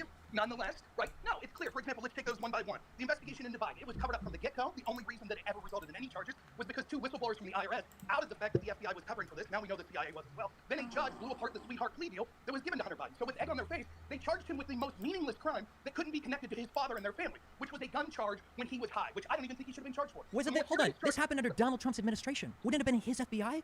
Yes, his same FBI that wanted an insurance policy and preventing him. The same FBI that for 4 years leaked to the press and illegally spied on him. Yes. The same FBI where Comey came out and he made statements to the press about Hillary's email usage in a totally unprecedented manner. The same FBI that had... Are you going to clown yourself on this again? After the last time I clowned you? Oh my God. sure, everyone in the audience, me and Destiny went back and forth for over an hour on this, and the IG report showed that actually the reason that Comey did that and then had to come out later and re-announce the opening of the Hillary investigation was because the FBI intentionally sat on the fact that there were more emails on Anthony Rob, Weiner's laptop. your entire argument hinges, and the same thing that you just put forth now hinges on the idea that one or two whistleblowers can force the hand of a three-letter to make anything public, ignoring the fact that people like Julian Assange have been like fucking pushed out of the country for like over a fucking decade. You're telling me that the FBI or whatever, they're so fucking corrupt that they can engage in all this cover, that they'd be pressured to have one or two whistleblowers make the media like force them to release shit? They just ignore it, and American minds will move on in literally one fucking week. So you see how Destiny laments when he's talking to left-wingers that don't understand the facts of the case, how they're uninformed. But when questioned, someone's more informed of these IG reports than him that show this is exactly what happened, that Comey himself admitted that the reason he came out was because there was this whistleblower that was going to come out, and he was afraid that the FBI would have an albatross on their neck because the American people would be furious after the election to find out that there was an allegation that the FBI sat on evidence of Hillary's potential criminality, and he got blown up in that debate. He knows it. But he defaults to these meaningless platitudes of saying, well, there could never be corruption from whistleblowers outing, because if that was the case, then whistleblowers would have always outed, or the FBI would have been more corrupt and taken care of them. It's nonsensical. And so furthermore, then, let's go into the Herbert. Oh, I'll finish with this. The Biden business, the Hunter Biden business, what they didn't charge was the obvious FARA violations because they didn't want it to connect to Joe Biden. The fact that Hunter Biden was working with the spy chief of China, with the executives in Burisma that were considered by Joe Biden himself to be corrupt foreign oligarchs, and was lobbying to the United States. And Wait, is this real? Hold on. Hold What? on, is this real? Hold on, I'm gonna share this one. What the fuck is this? What the fuck? What is this, bro? Dude tricked us into being ugly. Bro, is this for real, for real? It took a single day to become the fucking Riddler. So I have a real case right now. What? Who the fuck? You and the quartering are the only ones telling the truth about AFAIK. A group chat with me, I posted it there. Who the fuck shot the president? I've seen like kind of like that guy does look kind of similar, but he doesn't look all that similar. Oh, libs of TikTok doesn't exist again? Oh, well that's kinda gay. Anyways, continuing. Okay. His father, those are the crimes that aren't being charged. Okay, sorry, hold on. I stepped away from it. I'm so sorry. I know that you were doing your whole fucking rant. Relating to the insurrection stuff, do you agree that Donald Trump tried to get 7 false slates of electors? I'd call them alternate slates, but yes. Hold on. They were not certified or appointed by the state legislatures. Do you acknowledge that? That they were fraudulent slates? That when they signed the papers that said that we assembled at City Hall and we are the state assembly and we are the duly appointed blah blah blah, that was a lie. They were fraudulent. I will say this. Unlike you, I will stay on the topic that you're desperately trying to change to because you're getting thrown out the other side. Hold on, excuse me. The whole point of this call wasn't to debate every single fucking AGI report and everything that Rob Norwood. That was the point of this fucking call. The point of this was the point of this. The point. No, it's not about getting blown up. The point of this. Not to interrupt each other. Let each other speak, please. I don't want to mute anyone because Destiny said you don't want to be muted. I'm trying to respect that wish because you agreed to come on, and I really appreciate it. Can you guys just let each other finish sentences, just like a little bit more than you are? It's hard to hear you guys. Sure. The topic of this space, the thing that I came here to discuss, was not every single prior AGI report. It was the Trump insurrection stuff. That's what we were talking about with Pat. That's what I'm talking about right now. Do you think that Donald Trump did 7 false slates of electors? I think he did alternate slates of electors that his team recommended as a legal strategy. That was a potential to go through because he felt that the election was fraudulently taken from him and that courts were unwilling to hear cases that he truly believed in. Would you support? Okay. Would you support President Biden if he SEAL Team 6 Donald Trump because he thinks he legitimately thinks? Well, what if he legitimately thinks he's a threat to the nation? I would not support that. I would not have supported Donald Trump if he did the same to Joe Biden. Well, but you did. Why would you support Donald Trump? No, we don't need an analogy. We don't need an analogy. Why would you support Donald Trump creating false slates of electors? But so let's do the analogy. Would I support Joe Biden using a false slate of electors? No, it doesn't count now. It doesn't. Wait, no. Let me answer, please. I would be pissed off. I would say that that's terrible. I wouldn't think that it's criminal. I think that what would happen would be that this was an attempt to have a legal challenge to the election that was a Hail Mary. I think that had Trump been successful and Mike Pence gone through with this, it would have went to the courts. The courts would have quickly said, we don't see evidence of any sort of change. Hold on, wait. I'm sorry, wait. One step at a time before you do your whole weird revision bullshit, okay? So you admit that the initial 7 slates, those were not authorized by the state assemblies, right? I do believe that's the case, yes. Okay, so they were fraudulent. I don't know why you're saying alternate. Okay, They were. Just to be autistic, 2 of those out of the 7 did specifically write on them that they were alternates to the main person and only to be brought in if it was found that they were the legitimate electors. I would have to read that. I wouldn't trust. Okay, I would have to go and read that. I definitely wouldn't trust hearing that secondhand. But regardless, they were filled out. They claimed on the thing. Like maybe on 2 of them, they didn't. So maybe 5 were false. Okay. When these were sent to Congress, the goal wasn't to have a legitimate debate over the election and whether or not there was voter fraud. They were trying to commit fraud, Rob, right? They weren't looking to have a substantive debate on the floor about whether or not voter fraud had occurred. They were trying to push their own fraudulent electoral votes. No, that's not true. What was occurring was that, you tell me this. This would be the easiest way to do it. Let's say Mike Pence accepts the alternate slate. What would happen then?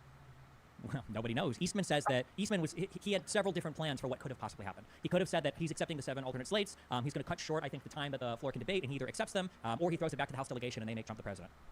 What would have happened would have been that it would have went to the court. It would have been basically a constitutional crisis that the court would have looked into. The Court would have either found evidence of fraud or not. Most likely, you would believe they would have, and the election would have went to Joe Biden. Hold on. No, hold on. I'm so sorry. This was not written in any of the Eastman memos. This wasn't the goal. The goal was to get the House delegation to make Trump the president, or to get Pence to just choose the false elector slates and for him to make Trump the president. That was the goal. Right, and what would have happened would have been that it would have went to the Supreme Court. You don't know that. Why do you just assume that?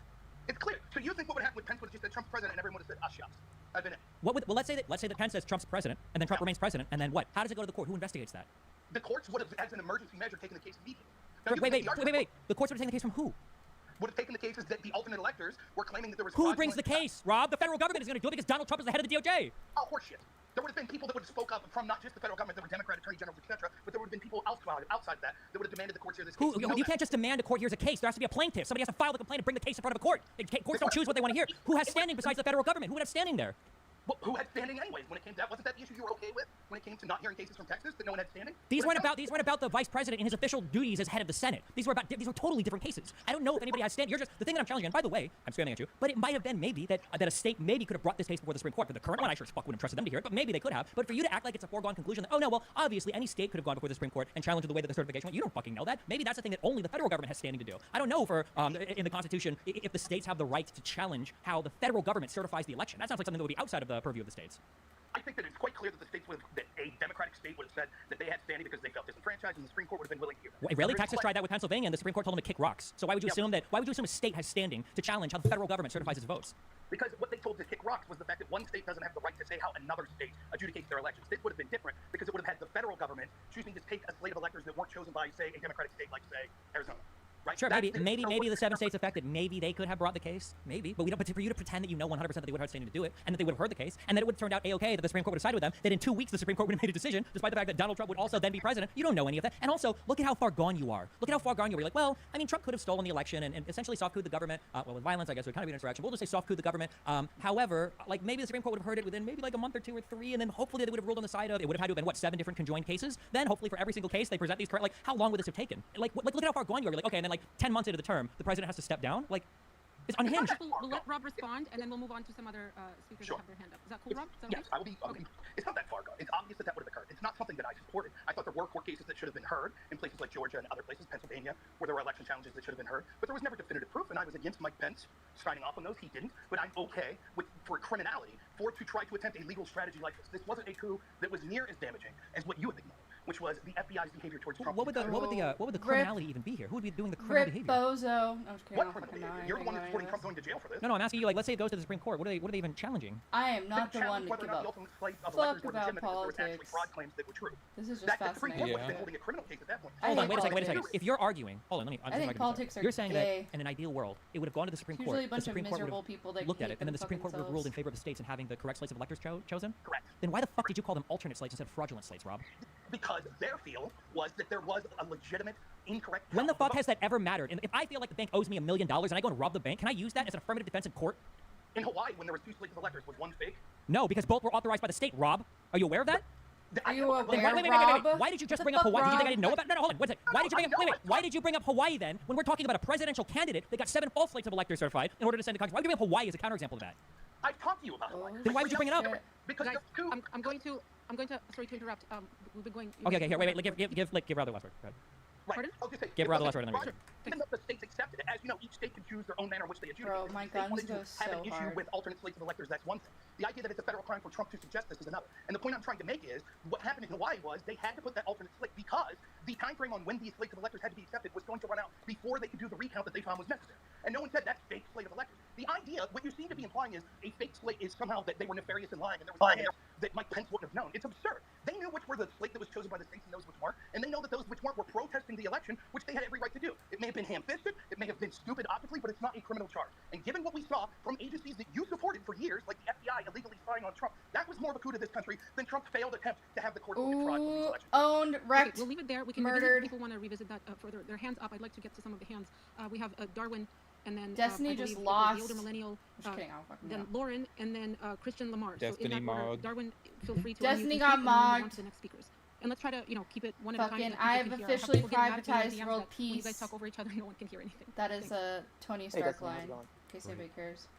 So Rip. I'm curious. You talk Rip about bozos. how if you mess around, then you find out. And basically, what I understand the position to be, listening so Bro, far, bro, is if somebody bro. supports Trump or if they go to a Trump rally, then it's Yeah. open season. Guess on them. what? Do I have you Guess wrong? what? there? Guess I wouldn't say it's open season. I'm just saying if shit happens. I mean, I don't know why you would ever I say got it. some Magneto gloves, dude. Well, I got are a you actually fucking against armory that's people fucking shooting locked and Trump supporters loaded. at this Let's point? go. I think it's probably not a bro. good idea, but again, I'm not gonna Destroying some of these hoes. Okay. Do you think that it's democratic to shoot people who are against democracy? In some cases, probably, yeah. Just depends on the case, right? I mean, isn't that kind of what the whole Revolutionary War was about? Was shooting people that were trying to prevent our democracy? You guys are the ones that marched with the 1776 thing, right? Well, I suppose. Do you think that like revolutions and shit that are fighting for democracy? Do you think they shoot people that are against democracy to defend democracy? Yeah, I You think think people if I say a typically bunch shoot of people whenever words there's a really fast, revolution. it'll mean But something? it's just interesting to me. I thought the whole Bitch. point of democracy is that you vote. You don't shoot people who want to run government in a different way. Is that not your understanding of democracy? Typically it is. It's also my understanding of democracy that, say, for instance, if you've engaged in insurrection, Well, that you're you're ineligible not to just- hold office. he's again. not just saying But, so fast, that you rule do got have it wiped sped away by up. the Supreme Court because we didn't like it, because we didn't make an exception for Donald Trump to run for president again. No, I know that too, but he is also saying things fast. I don't have So a I guess bad like the spot. rules of democracy just don't seem to apply in the same way when it comes to Donald Trump. It's also my understanding, for instance, that you can impeach a person in the House and then convict them in the Senate if you feel they've done wrong and you want to not have them in True. future office. But Republicans disagreed with that and they said, actually, you can impeach a man that's out of office. It was also my understanding that people can be held criminally liable for the actions that they perform, irrespective of their position in society, that no man is above the law. But the Supreme Court has also disagreed with that, and now Trump enjoys absolute criminal immunity for every core action as president and presumptive immunity, at least, for basically every other thing he did while president. So all of these ideas of what a democracy is and how you hold people accountable in democracy seems like Trump and his fans don't like any of those rules. So again, if you make a king, I mean, people are going to treat him as a king. Yeah, it's just strange to me. It seems like and let me know if you're wrong, but if I'm wrong here, but it seems like you would be fine with taking out half the country as long as they are in support of Trump because he's a dictator. Would I be fine with it? Probably not. It'd be pretty tragic, but I think it's more tragic that we've gotten to the point where half the country supports an insurrectionist. And I don't appreciate that for some reason conservatives have been able to dictate so much of the media agenda that we're just supposed to accept that as normal. Do you think maybe the way that you're talking speaks to the way that politics has a way of poisoning our minds? I think Because that used if to be that was really the into case, politics. I don't think this is like a person at the bottom of a pool, like dyed with black water, trying to tell me what he sees on the surface of the pool. Like, if you're somebody that has sit there and retweeted every epic own where Tim Pool is saying Civil War, where Marjorie Taylor Greene and all these people are talking about Nancy Pelosi's husband, where everybody's denying that the Whitmer thing ever happened, whatever that is, whatever that group of people are, they are unequipped and they are unable to levy any legitimate criticism towards anybody else that's laughing at the fact that somebody showing up at a fucking dictator rally ends up getting shot by a guy trying to kill the dictator. No, whatever criticism there are to make there, that side wouldn't be able to make it. And that's because that side supports January 6th, is that right? That's because that side supports an insurrection against the government. Which is January 6th, correct? Wrecked, bitch. That and the events leading up to it, yes. Right. So it seems like I'm just letting you know, I just you destroyed don't this have to bitch be held over here morally all by accountable for any myself, of the things like a that you're boss. doing because the other side supports an insurrectionist. So it's okay to kill them. It's okay to. Owned, I never said it was okay to kill them. Elvis The country has ratio laws. If you owned. shoot somebody or whatever, you should be held. Well, ooh, actually, actually, hold on. I'm so sorry. Wait, I'm sorry. I want to walk that back. I don't think in a room full of conservatives, I wouldn't say that anything should be like you should be held criminally liable for anything. I don't know if I would feel comfortable saying that around conservatives because apparently you guys think that that's not the case. That some people in this country shouldn't be held criminally liable for some things. But if I was in a room full of friendly people that actually appreciated rule of law, then I would say, if you shoot and kill somebody regardless of the reason, well, not regardless. I mean, self-defense, whatever is acceptable. But no, you should be held criminally liable, of course. Okay, I mean, if that's the case, why don't you speak out against the violence instead of making light of it and basically encouraging it? The encouragement comes from the other side that anointed a king. I'm not going to sit here and pretend like Nancy Pelosi or Hillary Clinton saying illegitimate president is contributing to the current conditions in this country more than the guy who's literally known for making up bad nicknames for political opponents. That's fucking wild. 95% of why Trump is even supported by you dipshits is because of how epic he is on Twitter. So no, I'm not going to sit here and chastise people on the left who are being a little bit divisive about rhetoric. It's insane. I mean, Trump is pretty based on Twitter, to be fair. Go ahead. Real quick, just to piggyback off your point about democracy, Stephen's point is that basically Donald Trump is this existential threat because he's an insurrectionist and ultimately a threat to democracy. But at the same time, he's saying that 70 million Americans are essentially not fair game, but deserve no sympathy if they're caught up in the crossfire of this brewing war. Why do you still think that democracy is worth defending if you believe that the favorite to be the next president of the United States is ultimately a threat to democracy itself? Doesn't that kind of defeat the entire argument in favor of democracy? It might, actually, yeah. I mean, like, that's always a possibility that this is like we're approaching the end of the American experiment. We have the longest surviving constitution of any currently established government on the country, and the guy that we're voting for right now likely wants to suspend that constitution so that he can investigate his political opponents for criminal wrongdoing, and half the country seems to not give a fuck. So it might be that like this is the end of the road, and that this is kind of where we get off the American democratic experiment train. It's possible. Yep. Okay, let's go to the older. Let's go to the older millennial and then Lauren Southern to keep it kind of flowing, and then we can take more requests after that if you're still willing to oblige.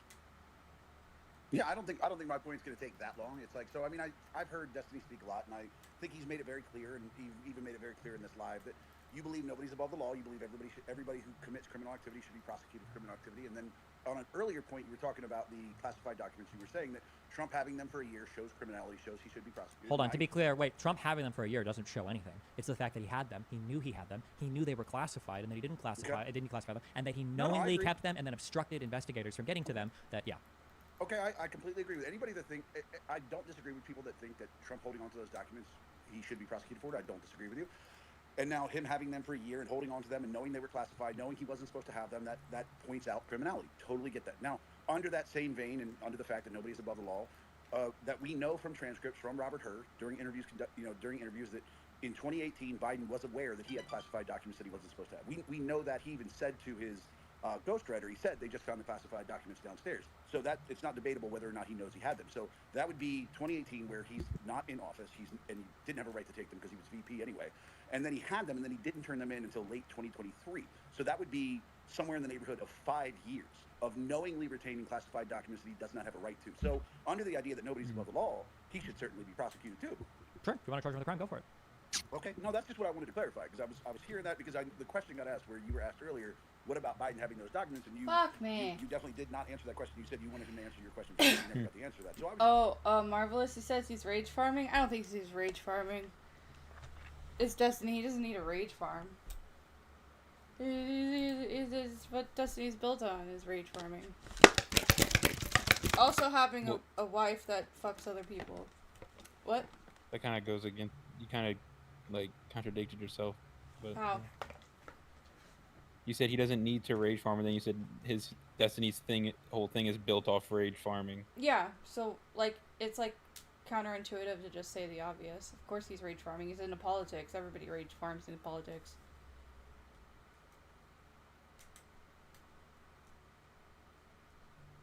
It's like asking me why a pastor isn't having grief about gay people. It's like, yeah, of course they're gonna have grief about gay people. They're a pastor. They're fucking psychotic. And believe something that a white man translated from a book that they can't really understand because it's different translation. And also boring. Mm-hmm. Yep.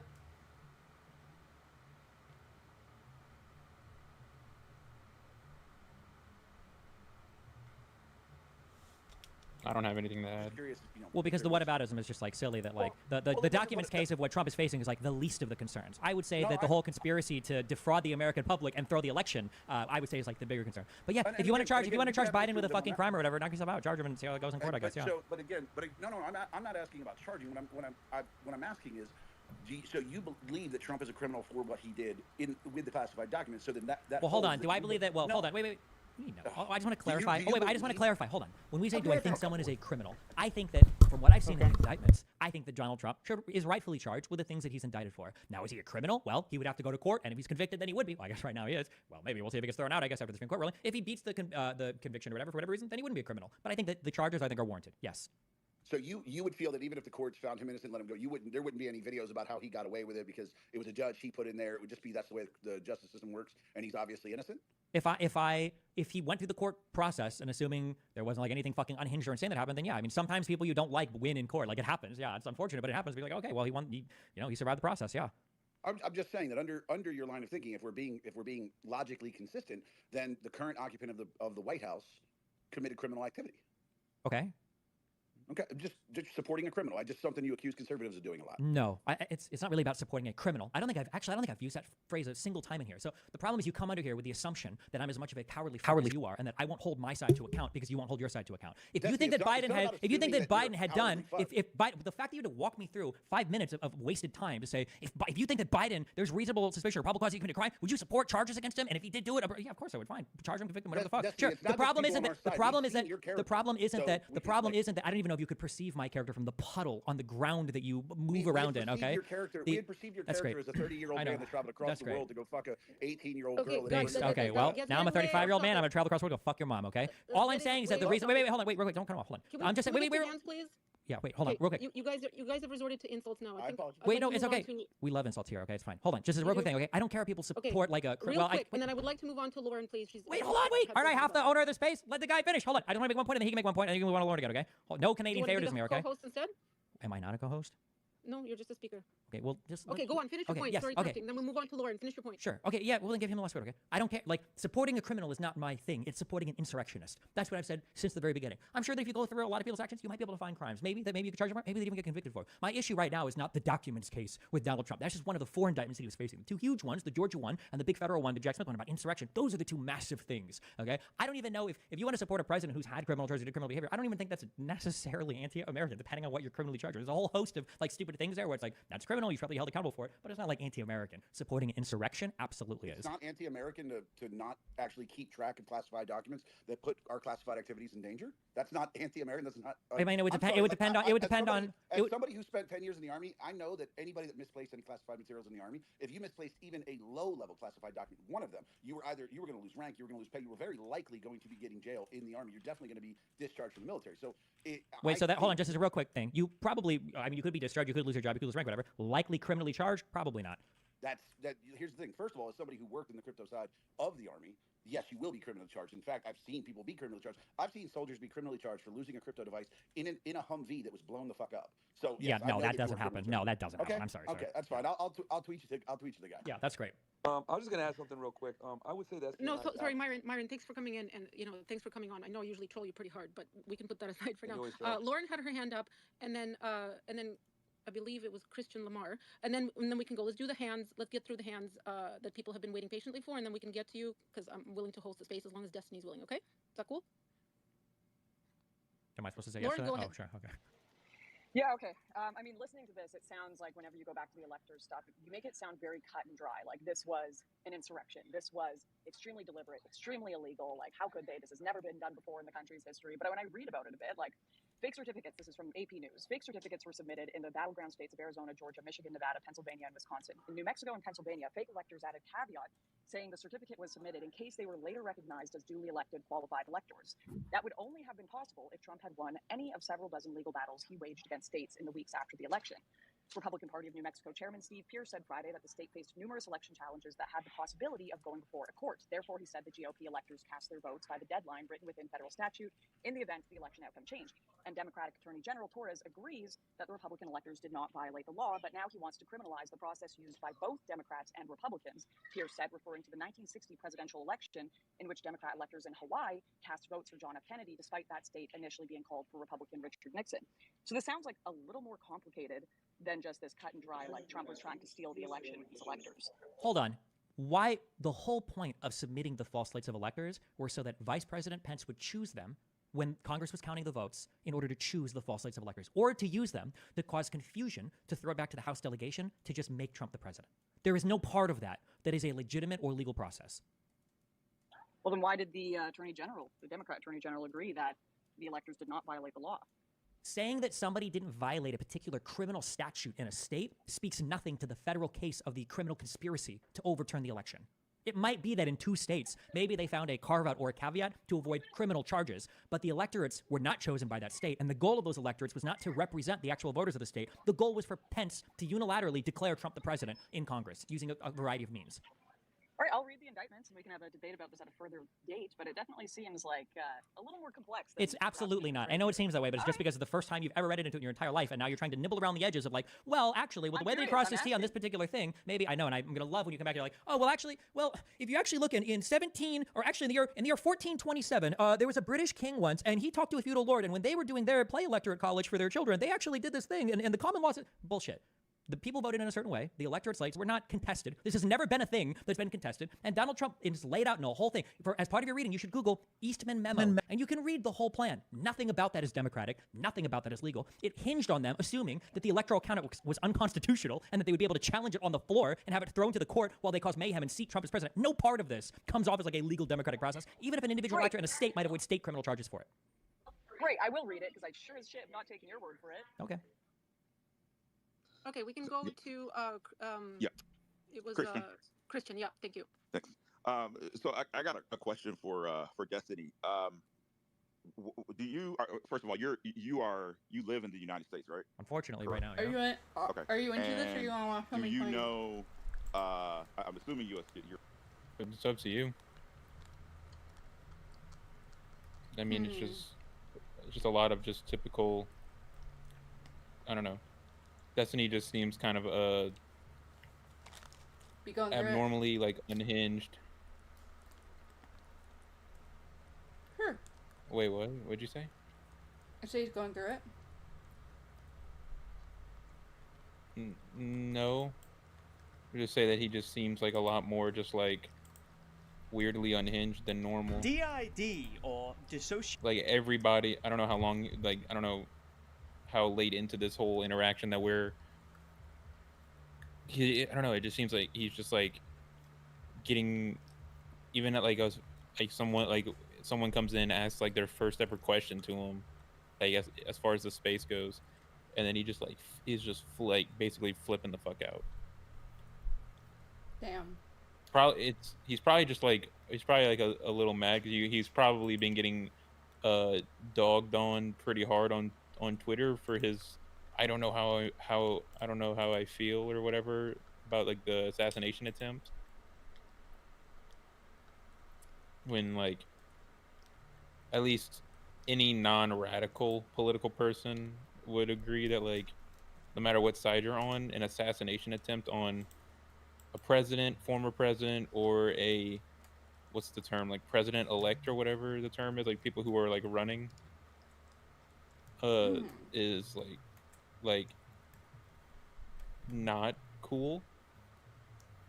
I'd say that's like pretty unanimous for most people, is that that's not really cool.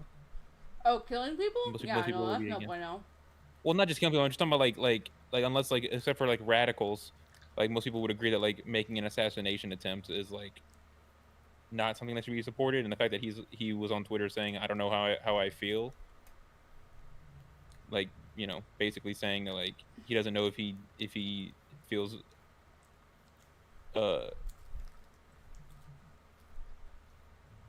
like if he's like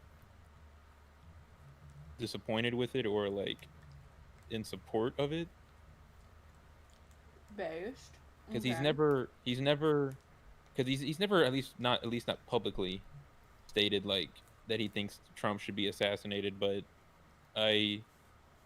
given how him and some of the other people with his like similar political views are, I wouldn't be surprised if that's what he believed, along with some of his contemporaries. Sure. Sounds good. Yeah. Yeah, I mean, Does it? people in politics being crazy about people in politics, that's crazy. Who knew? Yeah. Is that pretty much a good TLDR, is people being crazy about shit being crazy? Sure. Cool.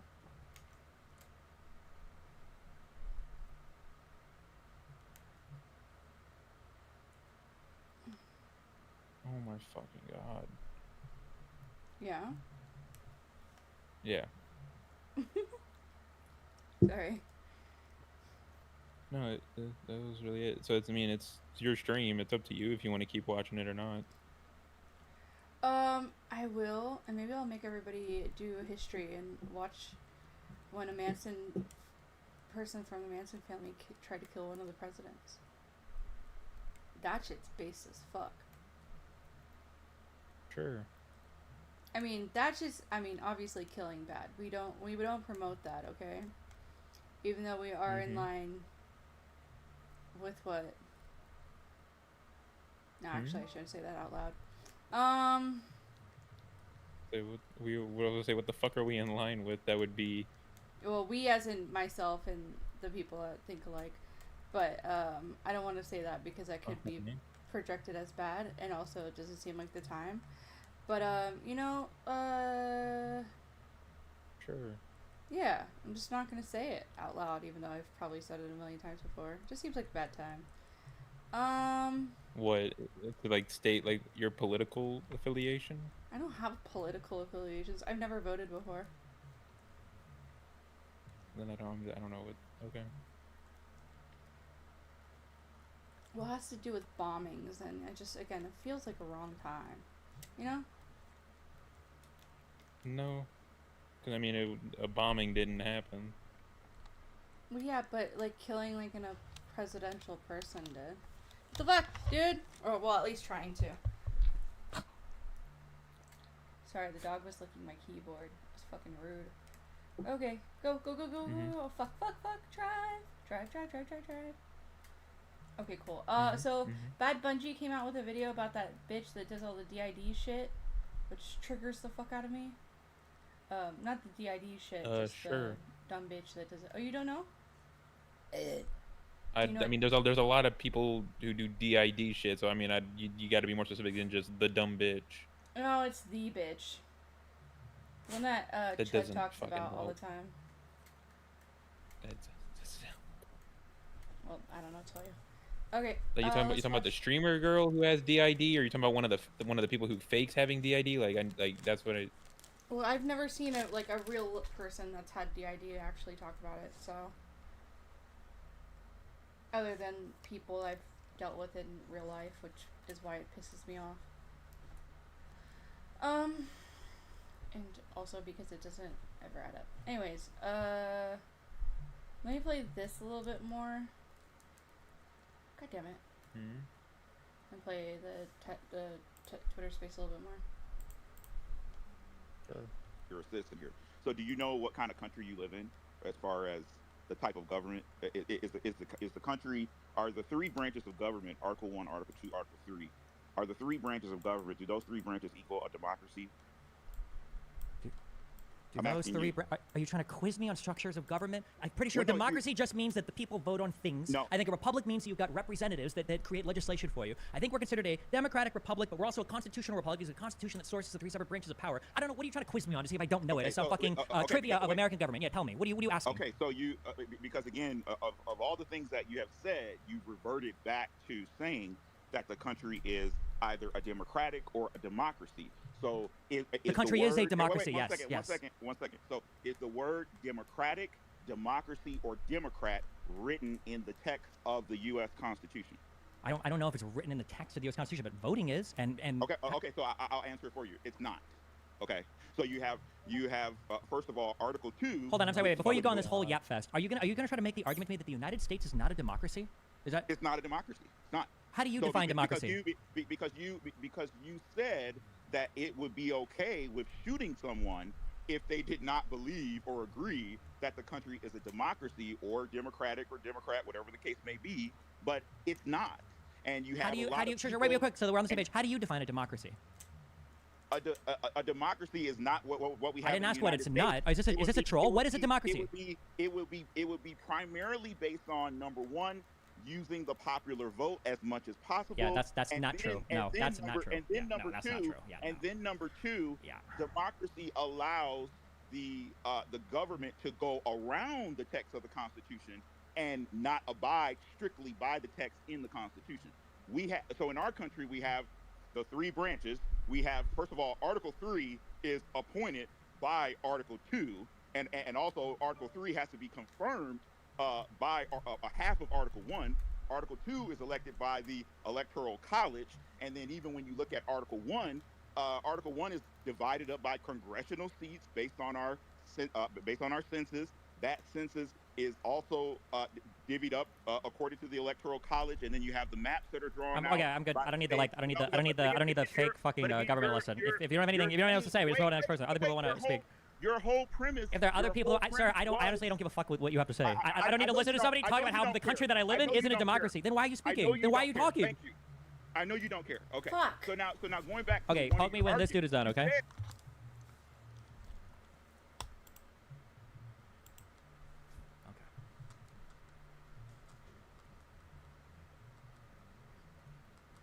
Bruh.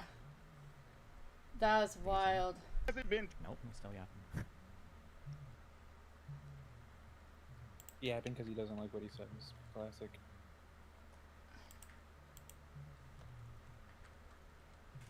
To be fair, I kind of do that sometimes when people are like, can keep rhythm with the beat drops. tap along to the beat. Oh shit, I needed this. Oh shit. Yeah, he did. He does it a lot.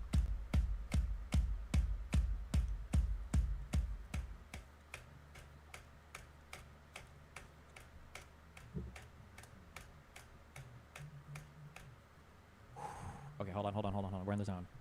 We got a 950 coming up. Hold on. Wait, one sec. Narrative or no, he's still going. Okay, hold on.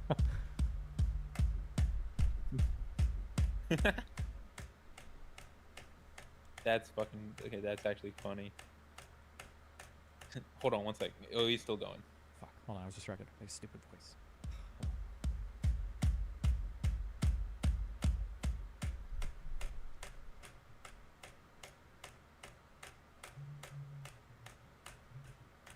Fuck! I missed a lot. Get on this. Oh no! Wait. Oh, I didn't even wait. I'm Did I about to even try. count the last hit? I'm about to pull up. You're pulling up the game. Okay, hold on. Here we go.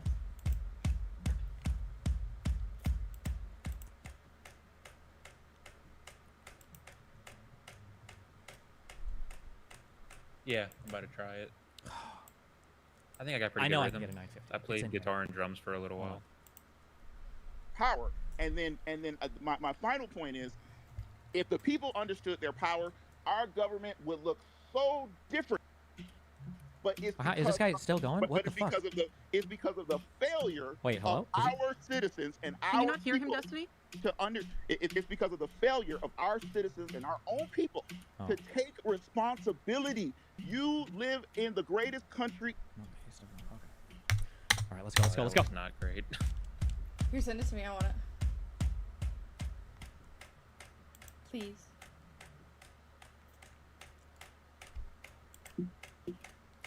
Fuck! I shouldn't have looked. I looked at the end and I fucked myself. I fucked myself on these two. Hold on. Last one.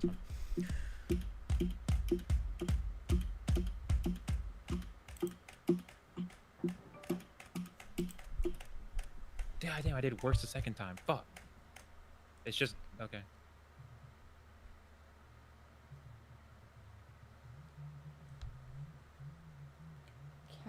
Concerthotels.com. How did I do worse the second time?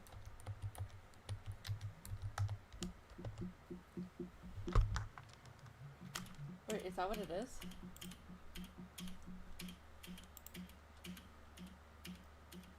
Oh wait, that's just the fucking...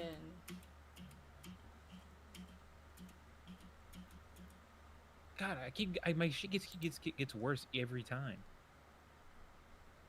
Okay, I feel this one. Okay, I'm feeling this. Okay, I can feel this. Okay. Okay. Yes, I sent you the link. Oh, you did?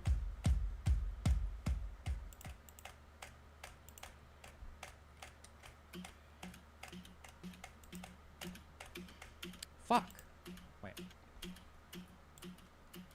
Well, I don't know if I restart the space, Oh, if wait. all the people will just join. Wait, sorry, am I here? we'll Hello? Sorry. Yep, we can hear you now. Okay, hi, what's up? Maybe sometimes it glitches. Oh, I had to mute because that fucking retard was like yapping for 30 minutes. So Okay, I just okay. walked away and did something. Okay, Literally alright. smashed my head into a wall for 10 minutes, and it was a better use of my time than listening to that guy. Okay, Ramble on and on and on. Okay. I think I'm actually smarter for it too. I think I actually endured less Okay. brain damage smashing my head against the Three wall of than those listening to words that would guy. have sufficed. Destiny, 3 of those words Oh, would have okay. sufficed. Fuck that retard. Those are the 3 words I needed. Thank you. Okay. Can we move on to the Dan from X is in the space. He has a question, I believe, towards you. Dan, you can go ahead. My bad. Thanks, Kat. Yeah. Yeah, I want to do it one more time because I was thrown off.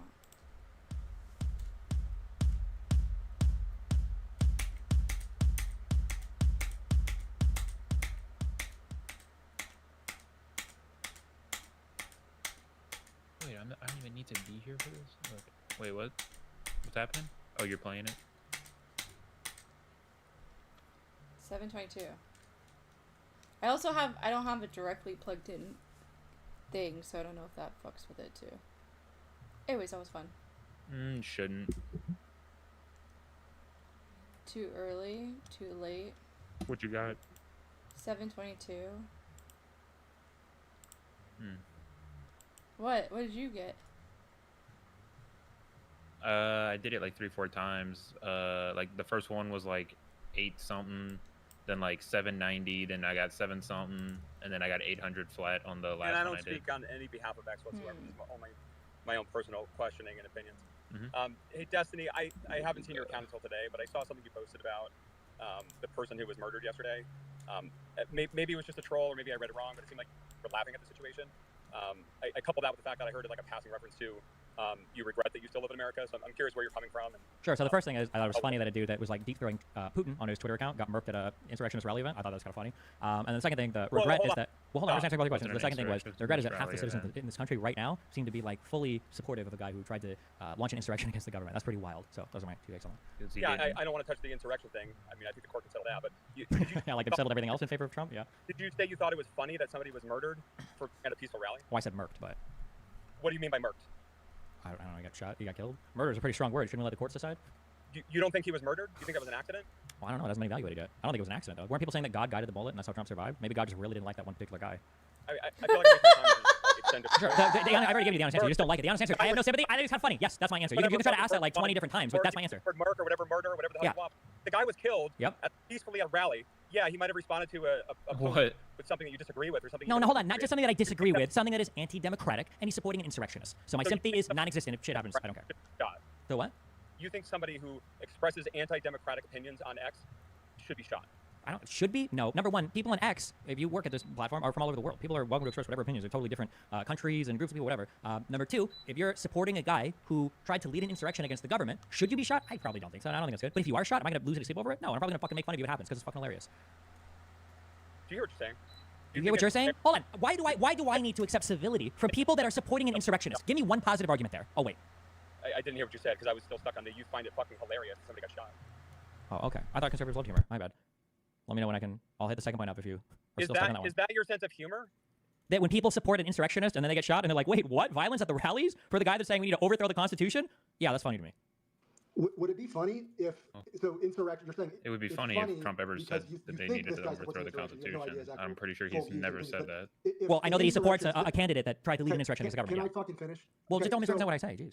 Okay, so if there's an insurrection, say, such as any of these invasions of capitals from leftist protesters, if they were shot, you think that would be like? Would it be cool if I thought it was funny that people got killed because they were doing something I didn't like or didn't agree? Like, I'm just trying to figure out if you're actually just trolling for. Jeez. Well, hold on. Let me think about that for a moment. Would I actually think it would be funny if leftists were to get shot at protests where they were engaging in violence and where they were opposed to like institutions like democracy?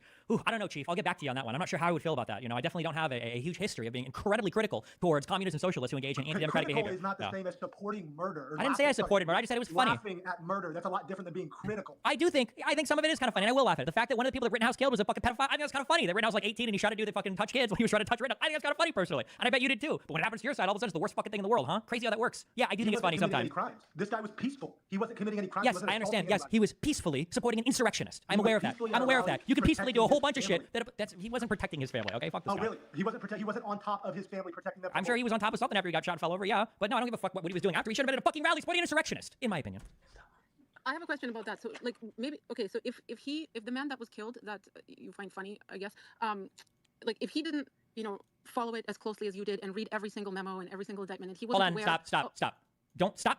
Hold on, no, wait, stop. Stop characterizing my position as reads every single thing. Okay, like it's like it feels like with conservatives. If I show you a book like the Berenstain Bears, and I'm like, can you read this cover to cover? And you're like, wow. So if I can't read fucking Moby Dick, I'm not allowed to have an opinion on something. I'm asking for the bare minimum of political knowledge. The bare minimum, like knowing what a president was charged with. I'm not asking for something exceptional. There's only two possibilities. Either one, he had no knowledge, in which case fuck him. You're still supporting an insurrectionist. In a democracy, you have some minimum responsibility to understand candidates. Or two, he had a lot of knowledge, in which case fuck him. He's knowingly supporting an insurrectionist. Okay, so without knowing what he knew, it's still FAFO. Yep. Yeah? Okay, just wanted to clarify. Yeah, no problem, I got you. Okay, and I would just like to say, thanks for eventually catching up and, agreeing not to shout at people. Yeah. I think I'm pretty brave for taking on the brunt of your rage in the very beginning. I think maybe you're taking it out on me because you're angry with a whole lot of people, and then I just happened to ask for a chat, so I'm gonna overlook that and say thank you for agreeing to somewhat moderate your tone when you're speaking with the people. So thanks for that. Sure. Also, just to be clear, the Corey dipshit was tweeting out he simped for Putin and he supported the January 6th shit. So just to be clear, he did. What do you mean simped? Like, can you there was some picture of 4 people and one of them was Putin. It was like, if you had to save any of the people in this picture, which one would you save? He was like, I would save Putin. And then he had a bunch of. It was a meme. Hey, listen, I mean, that's about all that you conservatives even engage with news on is fucking memes. So that's about all I have to go on to figure out your political opinion. So sorry. It seems to be the case, yeah, that when you come in over when I say, have you read the criminal indictment? And you're like, oh, do I have to read the entire encyclopedia to have an opinion? That kind of seems like what it seems, yeah. I didn't say it like that. I would happily read a document that you have read, so I can also take a look at it and adjust or form an opinion based on that. So cool. I think I said that from the beginning. I wasn't trying to, not look at anything. Lauren and I both mentioned that, so I think, yeah, we're willing to look at the information. So. I'm just curious, since this guy, it's apparently okay to laugh at his death because he commented something silly on a meme on Twitter. No, it's because he supported an insurrectionist, to be clear. Stop mischaracterizing. My position is so simple, and unlike you guys, I actually own it. So I don't know why you guys keep misquoting my position. It's so simple. If you support an insurrectionist and shit happens to you, I don't really give a fuck. And if the way you die is bloody, I'm gonna laugh at it. That's my position. It's very simple, from A to B to C. Okay, you don't have to make more shit up. It's so easy to understand. I think I cut out there for a second. Can you still hear me? Loud and clear. Can hear you, Lauren. Okay, yeah. Why do you keep bringing up the meme thing if it has nothing to do with why you think it's funny that he died? That makes it more funny. Okay, so it does make it funny. It makes it more funny. It was funny before. Now it's extra funny. What do you think should be done to insurrectionists or people that support insurrectionists? Like, in your opinion, What should be done? I mean, if you've engaged in insurrection, at the very least, if you've taken a prior oath to office in the United States, you should be barred from holding future office. That used to be part of our Constitution until the Supreme Court got rid of it because it was inconvenient for Trump. On a secondary level, I mean, if you've committed a crime, I mean, like crimes related to insurrection are kind of sketchy, so it doesn't really seem like there's ways to charge that. I don't think. So there's probably no criminal charge. But culturally, I think it should be heavily discouraged. In the United States of America, I don't think we should have a culture of accepting people that are engaged in that want to have like a Sharia law enshrined in some kind of legal doctrine, or that want to engage in insurrection against the U.S. government. Like, yeah, these are things that are considered anti-American. Yes. Okay, so let's say, because you've talked a lot about how.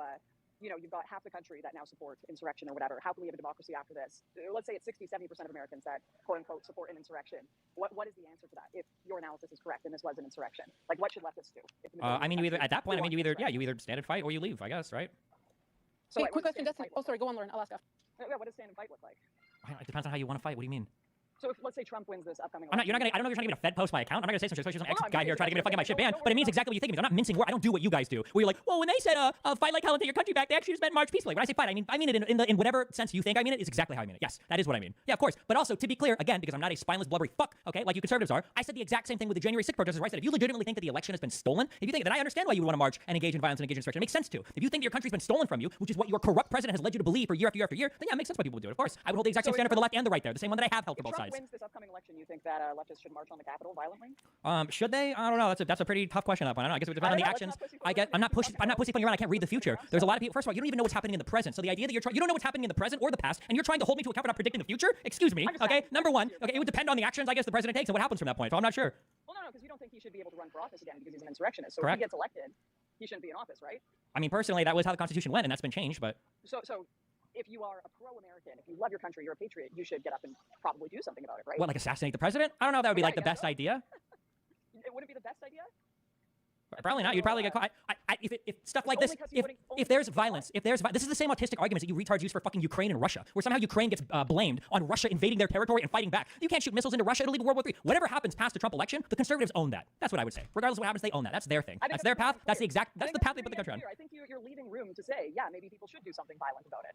No, well, first of all, that's not the conservative line. Hold on, I've never said that people should do something. I've never used those words. Okay, I'm not saying people should. All right, just the same way I haven't said that right people should do a particular thing. But I'm saying that if it happens, I don't have any fucking sympathy for it. I don't know what people should, and it's obvious like the path that people are putting us on. Like that's a pretty obvious thing. That when you make a president, and you start changing the rules for that president, and you put him above criminal fucking conviction. What the fuck do you think is going to happen at that point? Like it's an undeniable, like unavoidable path that you're going down.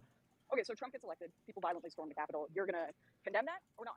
If Trump gets elected and people violently storm the Capitol, I don't know. I'm not sure. I'd have to think about it at the time. I'm leaning like 51% in supporting it, I guess. 49. They start holding Marjorie Taylor Greene at gunpoint hostage. You're not sure 50%?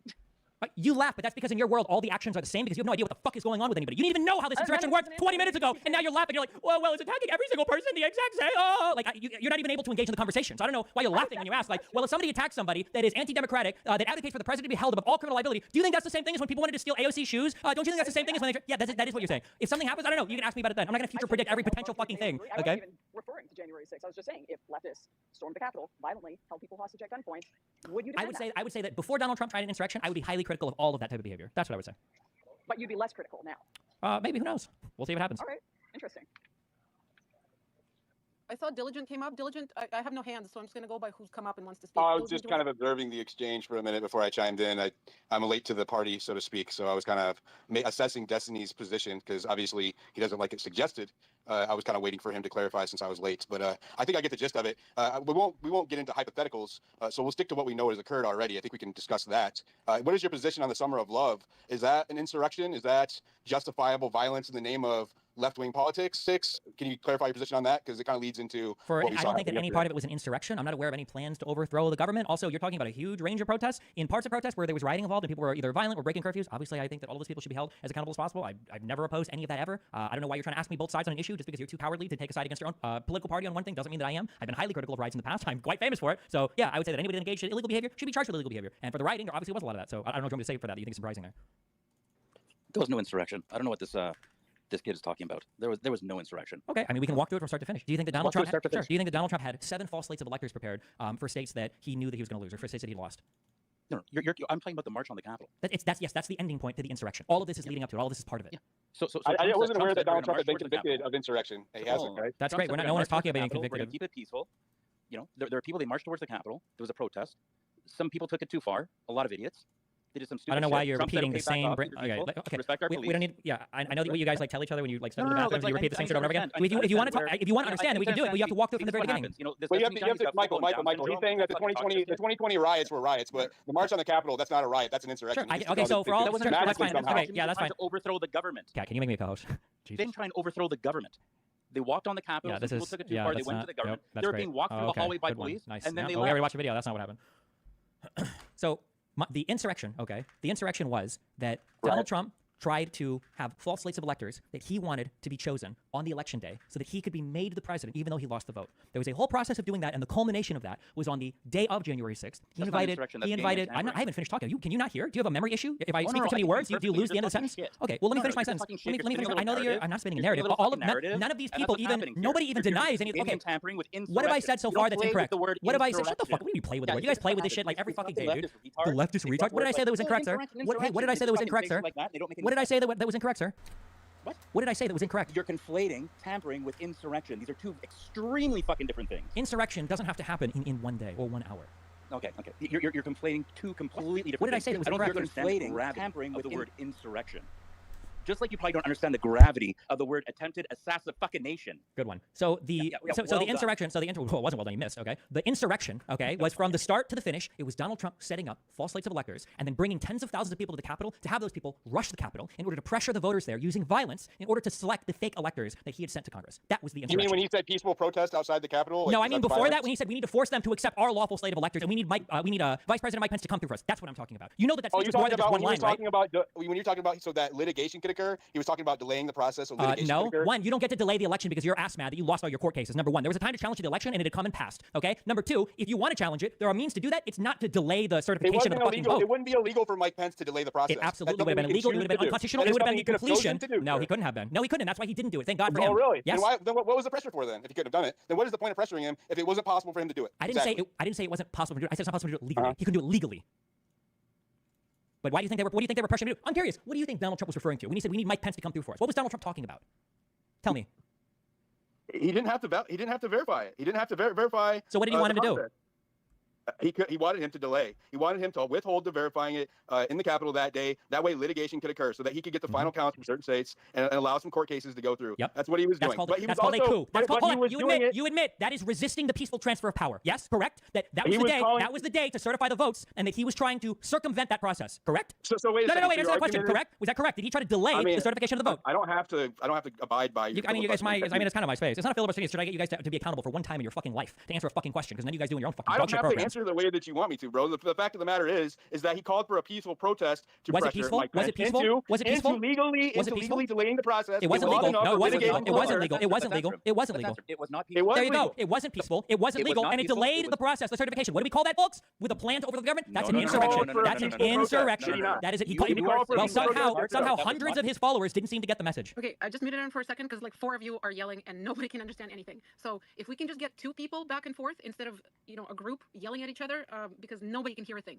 So I very much appreciate your time, Destiny, being here, whoever's coming I'm to switching. Please try to I'm hyper looking. So people can hear what you guys are saying because it's just so jumbled. It's impossible to. And this bitch needs to listen to more Destiny so she can follow his conversations. DID, or dissociative identity disorder, is a form of mental health disorder in which a person feels that they have multiple different people living in their body. This is otherwise known in medical circles as being fucking mental. Now, an interesting part of DID is that it seemingly only manifests within white women. Former Smosh member Anthony Padilla has decided to interview a variety of nutters to get to the bottom of this mysterious illness. We're watching new things.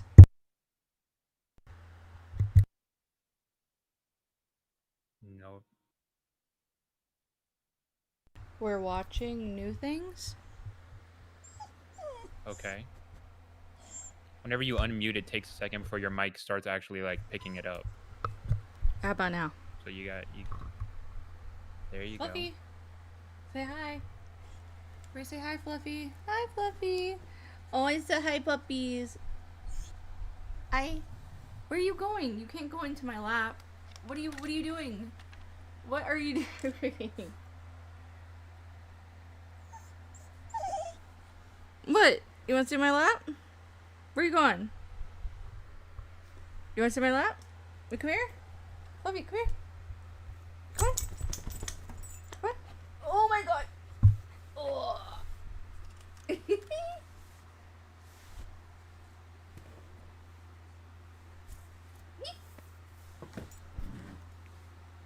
Hey. Hey, asshole. Hey, asshole.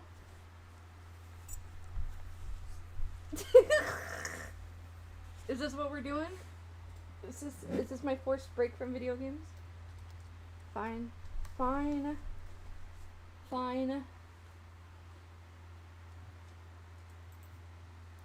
So let's meet the fuckers. We got Amanda, we got Nin, we got the Redwood.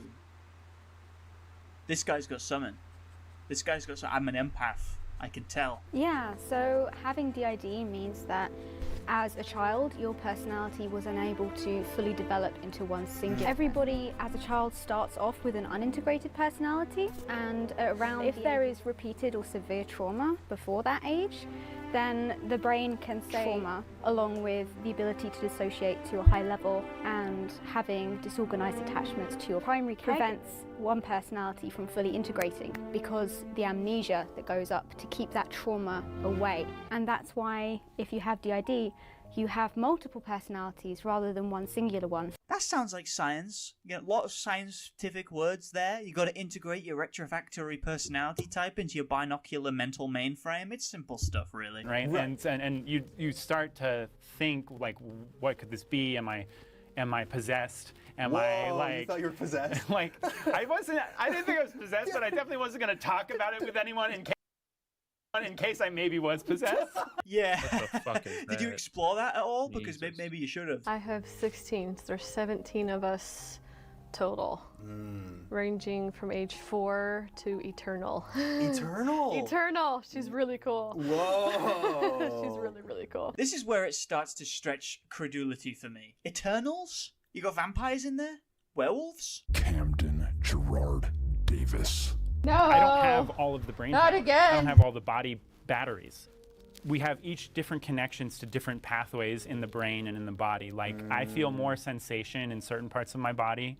It's like the Power Rangers, you know? Ali, you take the arms. Alex, take the legs. And I'll take the head. With our powers combined, we become really fucking uncoordinated. They all hate the movie Split for some reason. I don't really know why, because based on everything they're saying, Split seems incredibly accurate. Like, is the beast really that far-fetched? This woman just said she has a vampire. Split was actually like what drove me into plural activism, because I was like not planning on talking about it. What's sad about that movie is like James McAvoy said in an interview in Good Morning America, I think, that he watched a lot of YouTube videos by multiples to understand the role, but that he couldn't find anyone to talk to study for the role. So it kind of feels like a form of stealing. Yeah, he's stealing my character idea. I mean my totally real alternate personalities. Teachers of you. Is this what you mean by breaking character? Is this, oh no. Is this what you mean by breaking character? Who said that? You, I was teasing you. When did I never, what? You joke about breaking character And Bad Bungie was I like, thought you were talking about like right now. I was like, I didn't say nothing. I know you didn't I thought say you were talking about like nothing. right now. I said when That's you why I was say it. confused. Well, I said when Oh, you well, say I didn't it. hear that part. That's not my fault.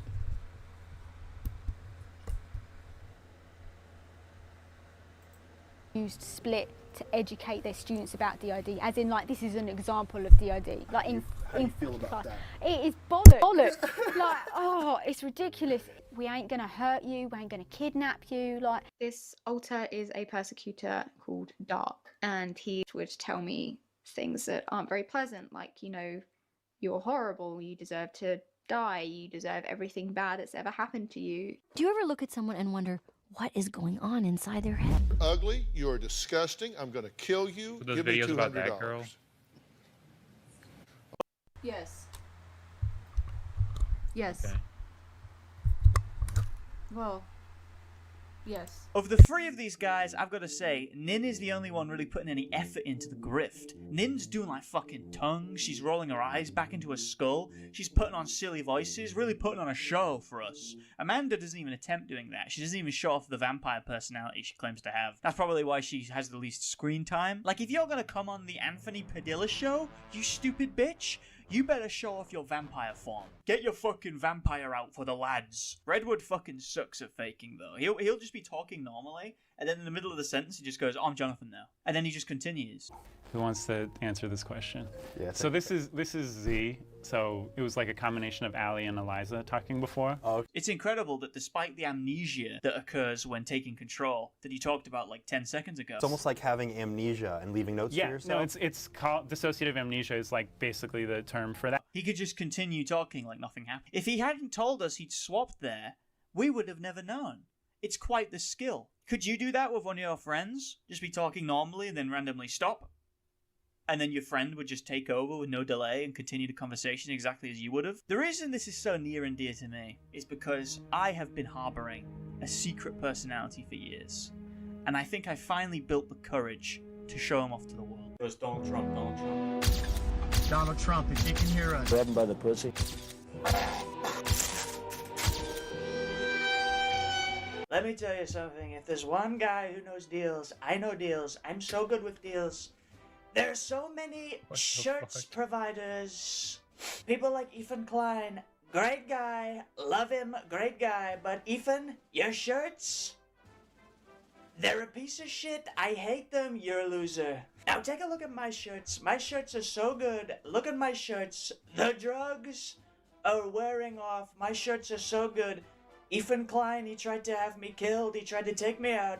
He tried to assassinate me because he said, Donald, your shirts, they're too good. BungieBigStore.myshopify.com. Get your shirts. The drugs are wearing off. You can wear those to your... What the fuck? You can wear them to your grandmother's wedding. I'm trying very hard to stay in the body. Yeah, I I'm get it. sorry. If you need to take a moment, totally cool. I'm switching, sorry. Yeah, no worries. Take your time. I'm switching. I'm sorry. Bro, kill me. It's hard. I know it's hard, but you're so strong because you flew all the way out here and and it's okay to feel this. You can take a quick moment, things, because Bruh. I hate them. I hate them so much. Sorry, what? do you want to take a quick moment off stage? No, I'm here now, sorry. Okay. Yeah. Hi. Hi. It's No Kyle. worries. Hello, Kyle. Nice to meet you. Hi. Good to meet you. Of course, we're in a skirt. That's real. You can't fake that. You're not cool with the skirt? No, not really. No. I'm I a see. bit uncomfortable. I see you trying to cover it Yeah, up. no, stop looking at my legs. So you don't approve of Nin's choice? I mean, I'd prefer not to be in it. Yeah. Like, I mean, cool, looks great on her, whatever. Yeah. I'm sure you look cute as hell, but Yeah. I wouldn't personally. You wouldn't fit. personally choose it. Yeah, exactly. If I was controlling the clothes we wear, I'd be wearing suspenders and a bowler's hat. And then I'd go down to my club in the East End and attend to my business. That was my alternate personality there. You can tell it's real because I did the voice and nobody else can do that. I wanted to answer the question. You can answer it. Oh no. Alright, Anthony. Calm down. That's the little baby there, Anthony. Calm down. I don't know why you're so excited. Playing around with them diapers, you got a taste for them. Anthony's Jimmy Savile personality coming out to play. So the comments on this video are exactly what you would expect. A bunch of white girls going, "Oh my god, I think I have DID. Maybe I'm secretly a vampire." The main person we're going to be focusing on here is Nin, also known as Dissocia DID, or Dissocia Did, but Dissocia DID sounds way better. Dissocia DID has a lot of crazy characters living in her head. We got Jade, Mara, Murmur, several different men, all of which sound exactly the same and wear hats, all except for Gregory, who is a balding 47-year-old anorexic Chinese man. Don't do the accent though, unfortunately. They do the silly accent for all the others, not Gregory. There's no, "Oh, hello, I'm Gregory." There's none of that. Last time I checked, she claimed to have 26 personalities, but that keeps changing because some of them fuse together. That's right, there's Dragon Ball fusion in this canon. In fact, the two personalities, Kyle and Nin from the Anthony Padilla interview, actually merged together shortly afterwards, becoming Klim or something, I don't remember. They merged together because they fell in love. They fell in love with each other and then, lo and behold, fused together into a single being. If I had $1, let me tell you. Now, I know what you might be thinking. Bald 40-year-old Chinese man? That's believable. Dissocia DID also has various mythical beasts within her personality complex. In fact, she's made various videos explaining how it's possible for someone to possess a were-hyena personality. Now, part of the lore around vampires is being unable to enter a home or a domicile without permission. If they are unable to cross into spaces that other people own, other people's homes, whether that be inside the inner world or externally in the outside world, that can feel like a protective mechanism. You see, if someone keeps entering your room and raping you, you may manifest a vampire within your body. Because you see, vampires cannot enter a room without first asking permission. Now, admittedly, this concept does not apply to rapists. So the rapist can still enter, but the vampire is now, unfortunately, trapped inside the room because they need they need permission to escape the rape. They literally cannot come in. They cannot come in and abuse me because they can't come in unless I expressly invite them to. No, that's wrong. The guy who's raping you can still come in because he's not a vampire. He's just a pedophile. It's an easy mistake to make. They both go after young virgins. Neither of them show up in photographs. They're both afraid of running water. Pedophiles aren't afraid of churches, though, unfortunately. The top comment on this video, POV, most of your system is vampires, and you just got called out left and right. The next comment down, the feeling of starvation is very interesting. While we don't have any vampires in our system, we do have many robots.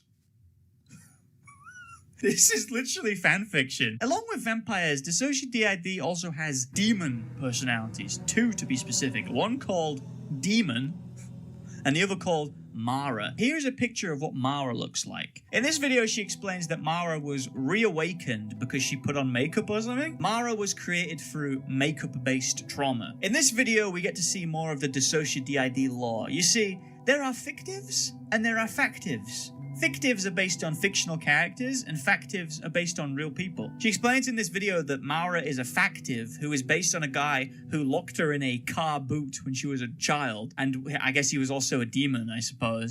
DID isn't possession. That's bullshit. No god put me here. Humans put me here. You think of yourselves as so insignificant that you would need a god or a devil or a hell to cause eternal torment. Like you're not doing it already. This is 100% real. This is definitely not just some fucking idiot woman from Tumblr. The comments on these videos always get me.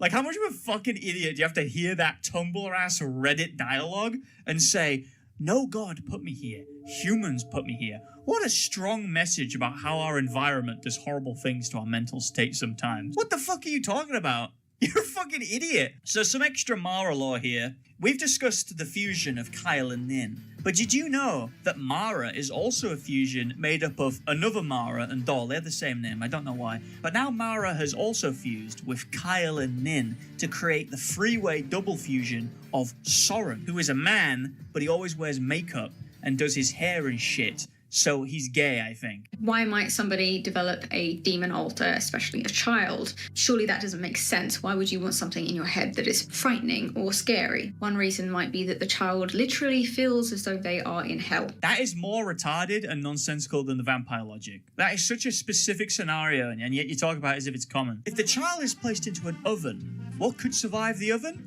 The gingerbread man. Child feels the need to escape or run away. Also the gingerbread man. My in-system wife started laughing at Mike and Soren arguing in the beginning. It was so nice to feel seen. We prefer to argue aloud if we can, because it's easier to remember conversations that way. Man, just get a fucking girlfriend. He experienced incel trauma, so he invented a fake wife personality. You're gay, dude. The last mythical creature we're going to go over is the humble mermaid. First question, what's with the wet hair? Is that an aesthetic choice, or is it part of the mermaid summoning ritual? Did you have to drown yourself to get the mermaid out? It's playtime, boy! You're coming on the video, it's playtime! No, please! I don't want to be on the video, no, don't make me... My name is Mama.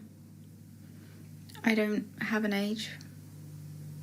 Or if I do have one, I'm not aware of it. I have dark hair, black eyes. I'm a mermaid. I have a green tail. My role in the system is to help us deal with water-related trauma and abuse. Water-based trauma, of course. What do you have for land-based trauma? Like a giant or something? I'm awake more often now. I have a greater desire to speak.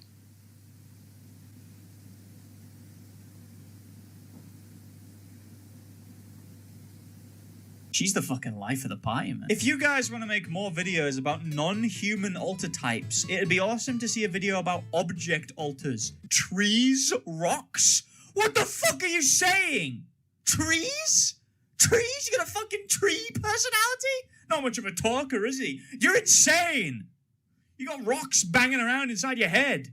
Literally. The thing is that there is a level of logic here. It's like how in Baki, the author hits you with the most retarded thing ever, but then he gaslights you into believing it. On the face of it, a vampire or mermaid alter is so retarded, and yet I can understand why stupid people believe it. My dad used to trap me in the dark cellar, so I turned into a kobold and started making candles. My mother used to call me the wrong name to dehumanize me, so I became Rumpelstiltskin, and now I enjoy it. My uncle used to shock me with a taser, so I became Frankenstein. A lot of these people also have what they describe as littles, also known as small children. Dissociate DID specifically had a rule in which the littles would never appear on video ever. This was explained in a video by Omega, who is a ghost. We don't share their names because even a name can be powerful.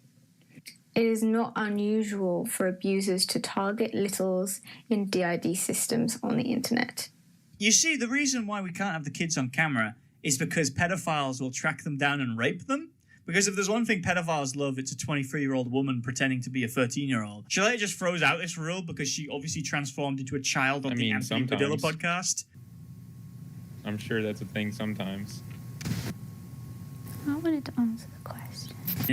Get your kids out for the lads. You might be thinking, how did Dissociate DID attain all of these alters? Well, as far as I can tell from watching TikToks, she was kidnapped from her house at 16 by 3 young boys, forced into the back of a car, and then severely abused, at this point manifesting 2 demons, a mermaid, a leprechaun, bald Chinese man, 4 different beanie-wearing East Londoners, multiple babies, and a pony, before being returned back to her house like 2 hours after they kidnapped her, and then nobody found out about this ever. Another character in this grand story is Nan. Nan is another mentalist boasting however many personalities they've decided they have today. One of the interesting quirks of Nan that Dissociate DID doesn't have is that all of Nan's personalities will spontaneously babality themselves and regress into infants. He not only has trigger words to shift personality, he also has trigger words to shift his current personality into a baby version of themselves. The best video with Nan and Dissociate DID is when they go to Disneyland together and then they transform into children and start necking on. We just deserve a good fucking relationship.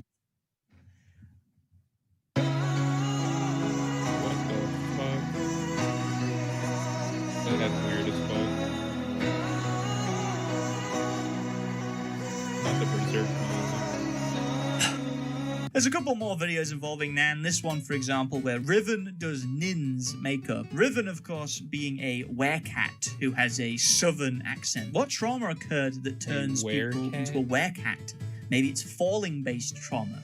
They kept getting pushed off shit, so now they've transformed into a cat because cats always land on their feet. Now, these two have various cross-system romances. Some man on man, woman on woman, hell demon on were salmon. Whatever nightmare fetish you've got, they've got it too. One of their relationships is between Nadia and a Frankenstein merger of her dead girlfriend with another personality in what could possibly be the most uncomfortable video I've ever seen in my life. It's okay. I'm sorry. How dare you? I dropped the phone. I'm gonna cry. Oh, there. I love you. I love you too. I'm sorry about the phone. It's okay. I think of you. Thank you. You're welcome. You might be thinking, how do these losers and weirdos go around spouting off this nonsense unchecked by medical professionals? The answer? They don't. A fellow called Matthew Robinson did a presentation called Social Media and the Rise of Self-Diagnosed Dissociative Identity Disorder, in which he pretty much cuts down people like Dissociate DID who fake DID for the grift. He also brings up all like science and shit. He's a doctor. He has like the heartbeat headphones and everything. Naturally, the DID fakers didn't like their grift being exposed, so they assumed their angry pitchfork-wielding alternate personalities and harassed the hospital into taking the video down. They then started a petition to have the guy's medical license revoked, because obviously the TikTokers have more knowledge on this disorder than the guy who's studied it his entire life. Our good friend Dissociate DID also had some things to say about the video. We intend to cover this repulsive situation when we are less angry, support the systems who have had their content stolen and used without their consent, publicly shamed and ridiculed by a professional body, and then defamed. Despite being professionally diagnosed, we're currently reaching out to other professionals. The hospital is deleting the negative reviews and has video comments turned off. Do not give the video more views. She later admitted she hadn't actually seen the video, so absolutely terrified of the grift being exposed. Then she responds really aggressively to someone just saying they thought the video was good. I don't know what was wrong. I found it very educational what professionals see and deal with DID patients. You're about to fucking learn what's wrong. Wait. Ruby. People start calling her out on this, so she just starts going, that wasn't me. That was someone else. That was one of the voices in my head. In conclusion, I don't know. There's no lesson here, is there really? She definitely doesn't have DID. Nobody knows what I'm not a doctor, but I know vampire alternate personalities don't exist. I would diagnose BPD, white woman syndrome, who's to say? But if you want to know more about DID, go and watch Sleepaway Camp. Alright, I'm done for the day. I've done more than enough of my fair share of streaming. Weird for some that the... Thanks for everyone that came out. I'm tired. I've had a long day. And by long day, I mean I'm just... At least my back's not hurting as bad anymore. Oh, that's 7 minutes. Okay, well, we'll watch it again another time. What about liked videos? What do we got in liked videos? See if we have something short. I'm done for today. Oh, do we have anything short we can watch? Yeah, real quick. Mm-hmm.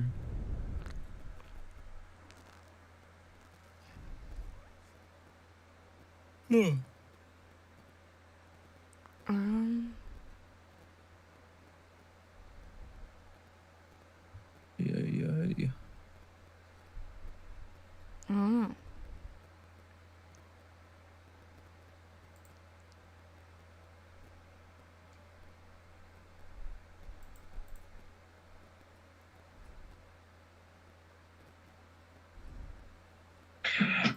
No, I'm not.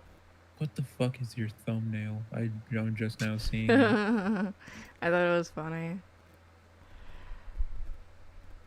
I thought it was funny. I don't know if it is funny. Let's see what I got in my stream clips. Maybe there's something in there.